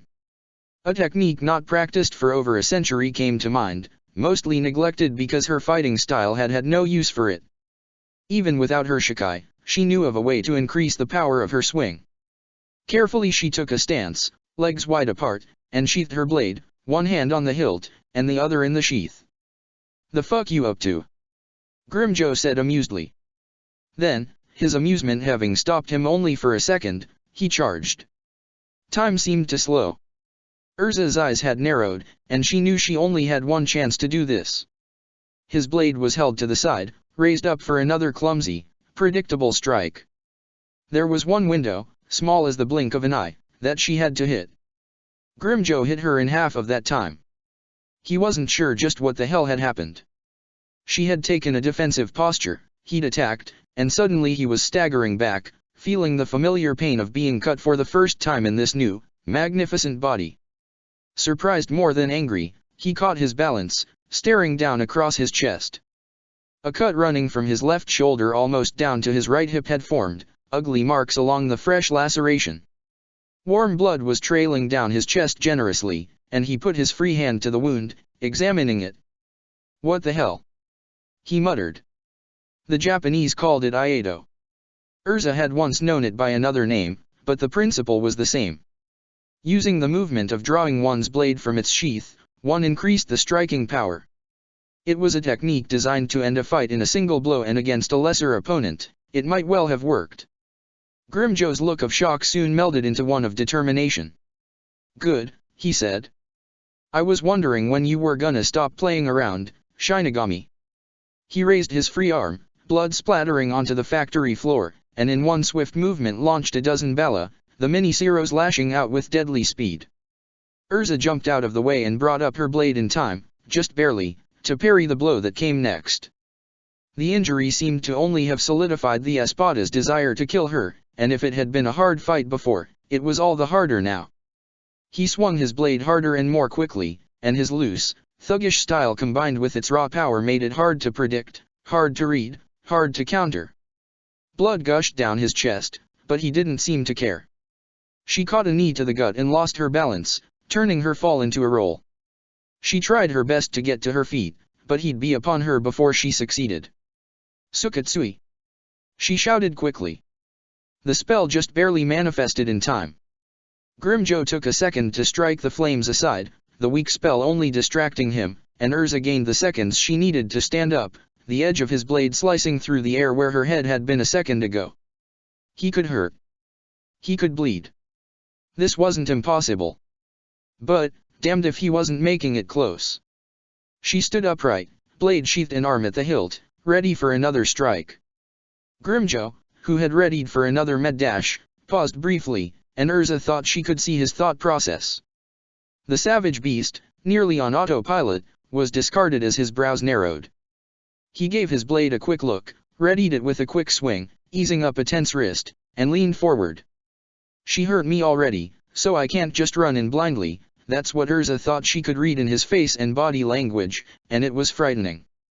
He was impulsive and reckless, yet when forced to do so, he seemed capable of restraint which potentially made him a more dangerous enemy than Kenpeki. Not one for hesitation for more than a second or so, Grimjo dashed forward again. Erza readied herself, then drew her blade out with great force. Grimjo broke his charge momentarily, leaned back, and just barely caught her strike with his own sword, sending sparks flying as the two edges clanged against each other. Not a moment later, he jumped up, aiming a vicious sweeping kick at her head. Erza dodged, feeling a whoosh of air above her head as she skipped back, resheathing her blade once more. Grimjo pressed his attack, stabbing forward. Erza moved aside, his strike going wide, and seized the opportunity. Striking hard and true, she slashed at him. Grimjo twisted out of the way, but he couldn't quite manage, couldn't quite get away, and he quickly shielded himself with his free arm. Erza's blade raked across it, drawing blood, but the strike wasn't direct enough to do more than break the skin. Aiming for the unexpected, she surged forward, pressing her attack before he could recover. A weak spot, perhaps, or just keeping him occupied, anything but letting him set the pace again. Grimjo nimbly parried, out of speed more than skill, but he was being pushed back, one step after another. Realizing the situation he was in, he snarled, lashing out with a fist. Erza moved her head aside, and his swing went wide. He unbalanced just slightly, and Erza punished him for it, slamming the hilt of her blade into his nose. He grunted with pain and stumbled back. Erza struck again, stabbing forward, right into the wound she had already given him, feeling a momentary satisfaction as Tetsu no Tama found purchase in his flesh, sinking several inches of steel into his body. It was tough and thick, like old leather. It seemed it wasn't just an Arrancar's skin that was hard, but she was cutting him all the same. But, she had come in close quarters with an espada, and she hadn't hurt him nearly enough. Although his blade was not in position to strike, it didn't matter. Grimjo let go of the weapon and with one hand lashed out, grabbing her by the throat. His other hand made a fist that slammed into her face, hitting with the force of a sledgehammer. Erza grunted and twisted her blade, hoping to cripple him with pain. Grimjo yelped, the noise turning into an angry cry as he hit again, and again, relentlessly pounding her face. Erza was seeing stars, and knew that if this continued, she'd lose consciousness. Not long after that, she would lose her life. Twisting her blade again, she ripped it free, and as Grimjo paused briefly, she kicked him in the midsection, sending the both of them reeling back. They were both breathing heavily, but the Arrancar seemed no less enthusiastic. "Ha," he said. "Now, that's more like it, Captain! He scrambled forward, hastily grabbing up his blade from the ground, and dashed toward her again. Blood was staining his clothes red, gushing generously from his injuries, but it did nothing to deter him. Erza, still recovering from the furious strikes to her head, only barely parried. Her head was pounding, and her vision had become blurry, and she hoped she hadn't gotten a concussion. On autopilot, over a century's worth of muscle memory guiding her actions, she dodged, evaded, and parried, but Grimjoe had a clear head whereas she did not. Somehow she wasn't sure how he pinned her blade down, grappled with her sword arm, and slammed a fist into her throat. He let go, and she stumbled back, coughing loudly as she tried to breathe. She still held onto her blade, still stood, but it was a hair's breadth from going from bad to worse to catastrophic. Grimjoe, smelling blood in the water, came in with a heavy overhead swing. Holding up her blade, Erza parried, but it had only been a feint. Just as soon as she caught his strike, he had kicked her in the midsection, sending her flying back. Fainted? By a shoddy fighter like him. If she hadn't been almost unconscious, Erza would have been furious. No sooner had she slammed into a factory wall than Grimjoe was upon her again, raining down blow after blow on her. Erza parried lamely, but was stunned from the hit, and only barely kept up. Grimjoe pinned her blade against the wall with his sword, and Erza felt a sobering pain as the tip of his blade ran through her wrist. The hand of his other arm went to her throat again, and with a malicious leer on his face, he stared into her eyes, only inches away. "A right, proper hard fight," he said, "that's how it's supposed to be, Captain." His fingers tightened across her neck, and Erza realized she couldn't breathe. Forcing herself not to panic, she tried to think. She had but seconds before it would start become too much. With her free hand, she slammed at his throat, his face, but he was too close and she couldn't get the momentum. Grimjoe laughed loudly, enduring her futile struggle with ease. Then, on instinct, all other options expired, she pushed a knee forward, as hard as she could, driving it into his groin.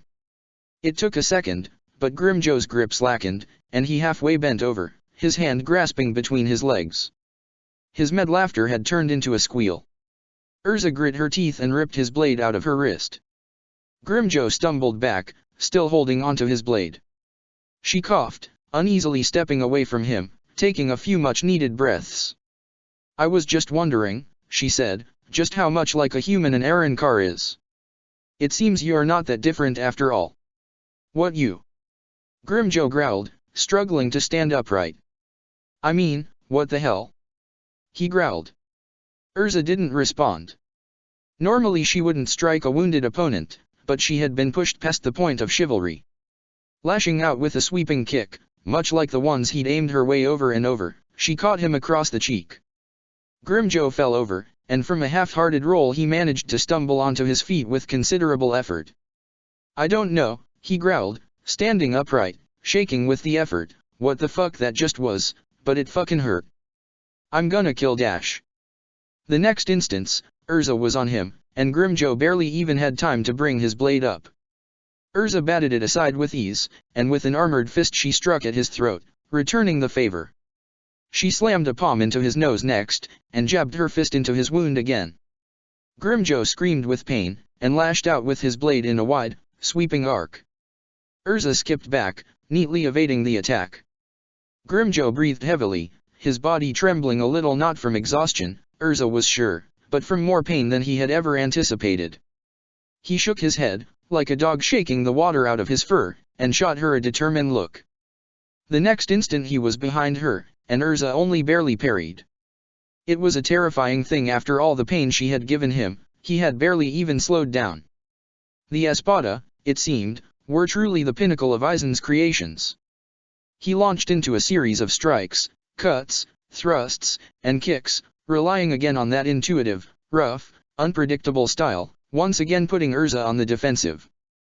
But, as difficult as it had been to anticipate him, she began to adjust. His lack of form wasn't doing him any favors. She was a master of the blade, well above such clumsy attacks as the Arrancar made, and her experiences with Yoryuki, a master of the hand-to-hand, meant that now, once she started to get used to his style of attacks, he wasn't as difficult to handle. He was deadly, fast, and dangerous, to be sure, and too tough to easily be hurt by her attacks, but nonetheless, he was manageable. To her surprise, Erza found herself dodging, evading, and parrying his every attack. Grimjo, growing frustrated, snarled and disappeared in a swift step of sonido only to reappear behind her, a sweeping kick aiming at her head. Erza blocked his attack with a forearm, reeling under the vicious power of the blow, and simultaneously parried a cut from his blade. Then, she saw it. In the palm of his free hand, the red glow of an orb of destruction. "Bye, Captain," he jeered gleefully. Erza, knowing she was out of time, not even a second to spare until it fired, twisted aside. It was not enough. The orb fired, catching her almost dead center. She was violently thrown back, all sensation lost for an instant. Then, as she slammed into and through a brick wall, it all came back. Her right side was on fire, burning with heat, and her entire body felt like it had been through a mangler. Approaching her with victorious cheer was Grimjo, blade in hand, eyes narrowed. She lay still on the ground, quite still, hoping it would work. "Dumb bitch," Grimjo said. Erza could feel him charging another zero in his hand. "Ya really shouldn't have held back." Then, as he came in close, just within striking range, Erza surged to her feet. 1,000 muscles screamed in protest, but Erza blocked it out with a wall of rage and determination, grabbing Grimjo by the wrist. Before the shocked Arankar could react, she slugged him with an uppercut, grateful for the strength of her steely gauntlet. Grimjo reeled back again, and Erza pushed herself forward, ignoring the hurt in her body. Taking her blade in both hands, she cut at him relentlessly, hacking and slashing at her foe, recklessly striking him with all she had. Grimjo, surprised still, slipped back and away with another sonido. Erza stood upright, breathing heavily. Somehow, it seemed her armor had absorbed most of the blast. She wasn't sure how, but made a mental note to thank Urahara later. She still burned, still hurt, but she was on her feet. "Fuck, you're a pest," Grimjo snarled. The two of them stood out on the street now, the sun setting in the distance. "And you're arrogant," Erza said, staring him down. "If you weren't, you'd have won already." Snarling, his patience lost, Grimjo charged. Erza anticipated his strike with ease, and parried, driving his blade into the ground. Grabbing his arm with her free hand, she used his own momentum to flip him over, the espada slamming into the street. Twisting his arm, she made him drop his blade, and stabbed her own sword down. Grimjo twisted out of the way and ripped himself free of her grip. Erza skipped back, unwilling to try her luck in such close quarters in her current state, and Grimjo got to his feet, clumsily grabbing hold of his dropped sword. "Right, enough fucking around," he growled. He assumed a stance, legs wide apart, and to Erza's surprise he ran his offhand across the wound in his chest, coloring his hand red. He raised his hand, flinging the blood into the air, and as his riotsu began to grow explosively, Erza realized it had to be some kind of technique. He stabbed his blade into the street, and grabbed hold of the wrist of his bloodied hand, holding on to it firmly. "Behold the true power of an espada, you bitch captain!" he snarled, triumph seeping through the anger of his tone. Around his hand, malevolent hollow energy arced like lightning, white-blue and intense. An orb of raw force had begun to materialize, and Erza's eyes widened.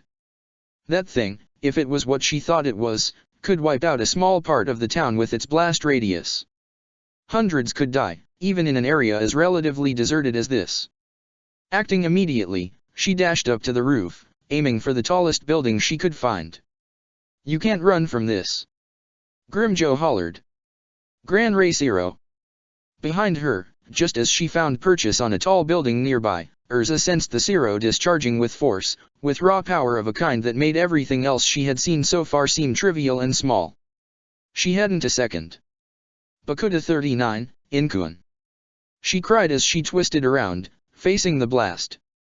The hastily constructed spell wouldn't be nearly enough to stop the force, but it could perhaps lessen the impact. Something had to be better than nothing. The world went white for a moment, and Erza blacked out. She awoke seconds later, realizing that she was moments away from colliding with the ground. With the reflexes of a cat, she twisted around, trying her best to land on her feet. She succeeded only partly, managing to turn a full-blown crash into a clumsy roll, one that still hurt something terrible. She skid across the street, somehow still able to hold onto her blade through all this chaos. Groaning with pain, she paused, wanting very badly to just pass out once and for all. However, she forced herself to stay awake, and after a minute of trying, she finally managed to move. Her every muscle shaking, she stood up, leaning on her blade like a cane. Blinking, her world still something of a haze, she looked around. She breathed a sigh of relief as she looked at the cityscape. The top of the building she had stood on had been blown off, but nothing else seemed harmed, and the building itself seemed intact. Anyone inside would have made it. You. Grimjo's voice, filled with loathing and anger, rang across the street. How the fuck are you still alive? Every part of her body roaring in protest, Erza took a step forward, raising her blade. You're a poor shot, Grimjo Jaeger Jacques. Emotions played across his face, rage mixed with incredulity. Truth be told, Erza was sure she had only got lucky. That blast had certainly been powerful enough to kill her if it had hit directly. A glancing blow, an aim slightly off-center, her spell being more effective than she'd thought, or perhaps all put together, had let her live. Stubbornly, she stepped toward him. Grimjo was breathing heavily. It seemed he, too, had tired some. Fine. He snorted. I'll kill ya if it takes me all night, bitch. He grabbed hold of his blade, leaned forward, and ran his hand across its length. If that's what it takes, whatever, he said, and his power began to climb. Grind, Pandash. No, a calm voice said, you will not. So iPhone had gone through the city carefully, jumping from one roof to the next, examining each potential enemy with care. Fortunately, Erza's team seemed to be competent enough. Most foes had already been killed by the time she made her way through the combat zone. As she had expected, their leader had been the most troublesome, but Erza was keeping him busy. So iPhone was in no rush. Better to make sure they had all been killed, rather than rushing through dangerous enemy territory. She had already disposed of a blonde weakling Aaron Carr, clearly exhausted from his fight, barely able to raise a hand against her. She had cut his throat, quickly and efficiently, and moved on. Now, as she came upon another of these creatures, alive but weak, she knew she was right to be thorough. Whether through the incompetence of her team members or the sheer tenacity of their foes, some had survived. So iPhone slipped down onto the street quietly, not intent on giving the monster a chance to react or retaliate. He was tall and muscular, a mane of red hair spilling down half of his scalp. He was in a bad way, his blade broken, clothes ripped, blood and burn injuries riddling his skin as he stumbled slowly across the streets. Good. All the less likely he'd be able to put up a fight. So iPhone slowly slipped her blade from its sheath, creeping up to the wounded Aaron Carr. She took a few final steps, waited as he was about to turn around a corner, and then dashed. Then suddenly, there he was. Where he had come from, so iPhone didn't know. All she knew was that a lithe Aaron Carr with dark hair suddenly crossed her path, his blade parrying hers. Immediately she somersaulted back, landing with her blade held up in a defensive position. She cursed inwardly. Had she focused too much on the wounded Aaron Carr? Did this new arrival possess some special ability to mask himself, or had she just been careless? He had moved with absolutely tremendous speed and precision, that was for sure, and only to defend the life of this wretched Aaron Carr, not to attack her. Idrid Lyons, said the Aaron Carr, his voice smooth, calm, and collected, are you badly injured? El Lord Valiente, rumbled Idrid, a shocked look passing his face as he saw So iPhone for the first time. I am able to walk, but not much more than that. The Aaron Carr nodded. Captain So iPhone, he said coolly, keeping his guard up but otherwise making no move to attack, I am Lanza Valiente, the Octavo Espada. I am well aware of your capabilities, commander of the stealth force, and I have no doubt you would be able to overcome me. However, I am not your mission, nor do I intend to fight you unless I am forced. What is the meaning of this? So iPhone demanded. I am come to collect what remains of the Septimo's retinue. Unfortunately, it seems Idrid is the sole survivor. As such, I suggest you let me leave with him. You would be better served tackling the Septimo himself. Would you rather aid your comrades, or get held up fighting yet another espada, one that wishes you no ill. So iPhone scoffed. I do not trust you, espada. As is to expect of an enemy on the battlefield. However, do I speak falsely? Is your mission not aided more by your aiding the battle against the espada trying his damnedest to kill one of your fellow captains? Your mission. He was right. Eisen had to have briefed his Car on the nature of her organization, as best he knew, but it surprised her even one of them had memorized it. It was true the mission mattered most, and the mission was to guard Karakara town. Further conflict was not only unnecessary, but to be avoided. If the espada was truthful, it was a gift.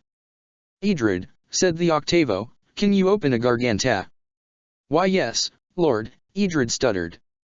Wearily, the giant raised his hand and ripped open the fabric of reality, sheer blackness revealing a pathway into Hueco Mundo. With your leave, Captain, said the espada politely. Begone, hollow scum, so iPhone said neutrally, keeping her guard up.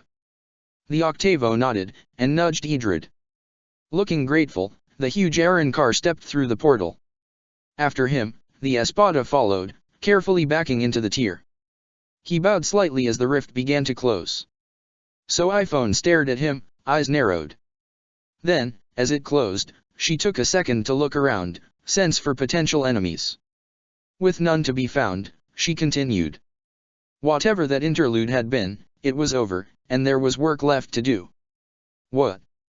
Grimjo demanded irritably. Further down the street, another Car had walked up, exuding a calm, collected presence, power humming quietly under her gentle appearance.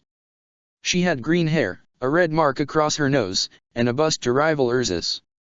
I said you are to return immediately. But the fuck out, Utterschwank. Grimjo snarled. This is my fight dash. What was the one order Lord Eisen gave you, Grimjo? She said, in the patient tone of a mother correcting an unruly child. Fuck him. Grimjo paused, appearing to think twice about his words. I didn't mean it like.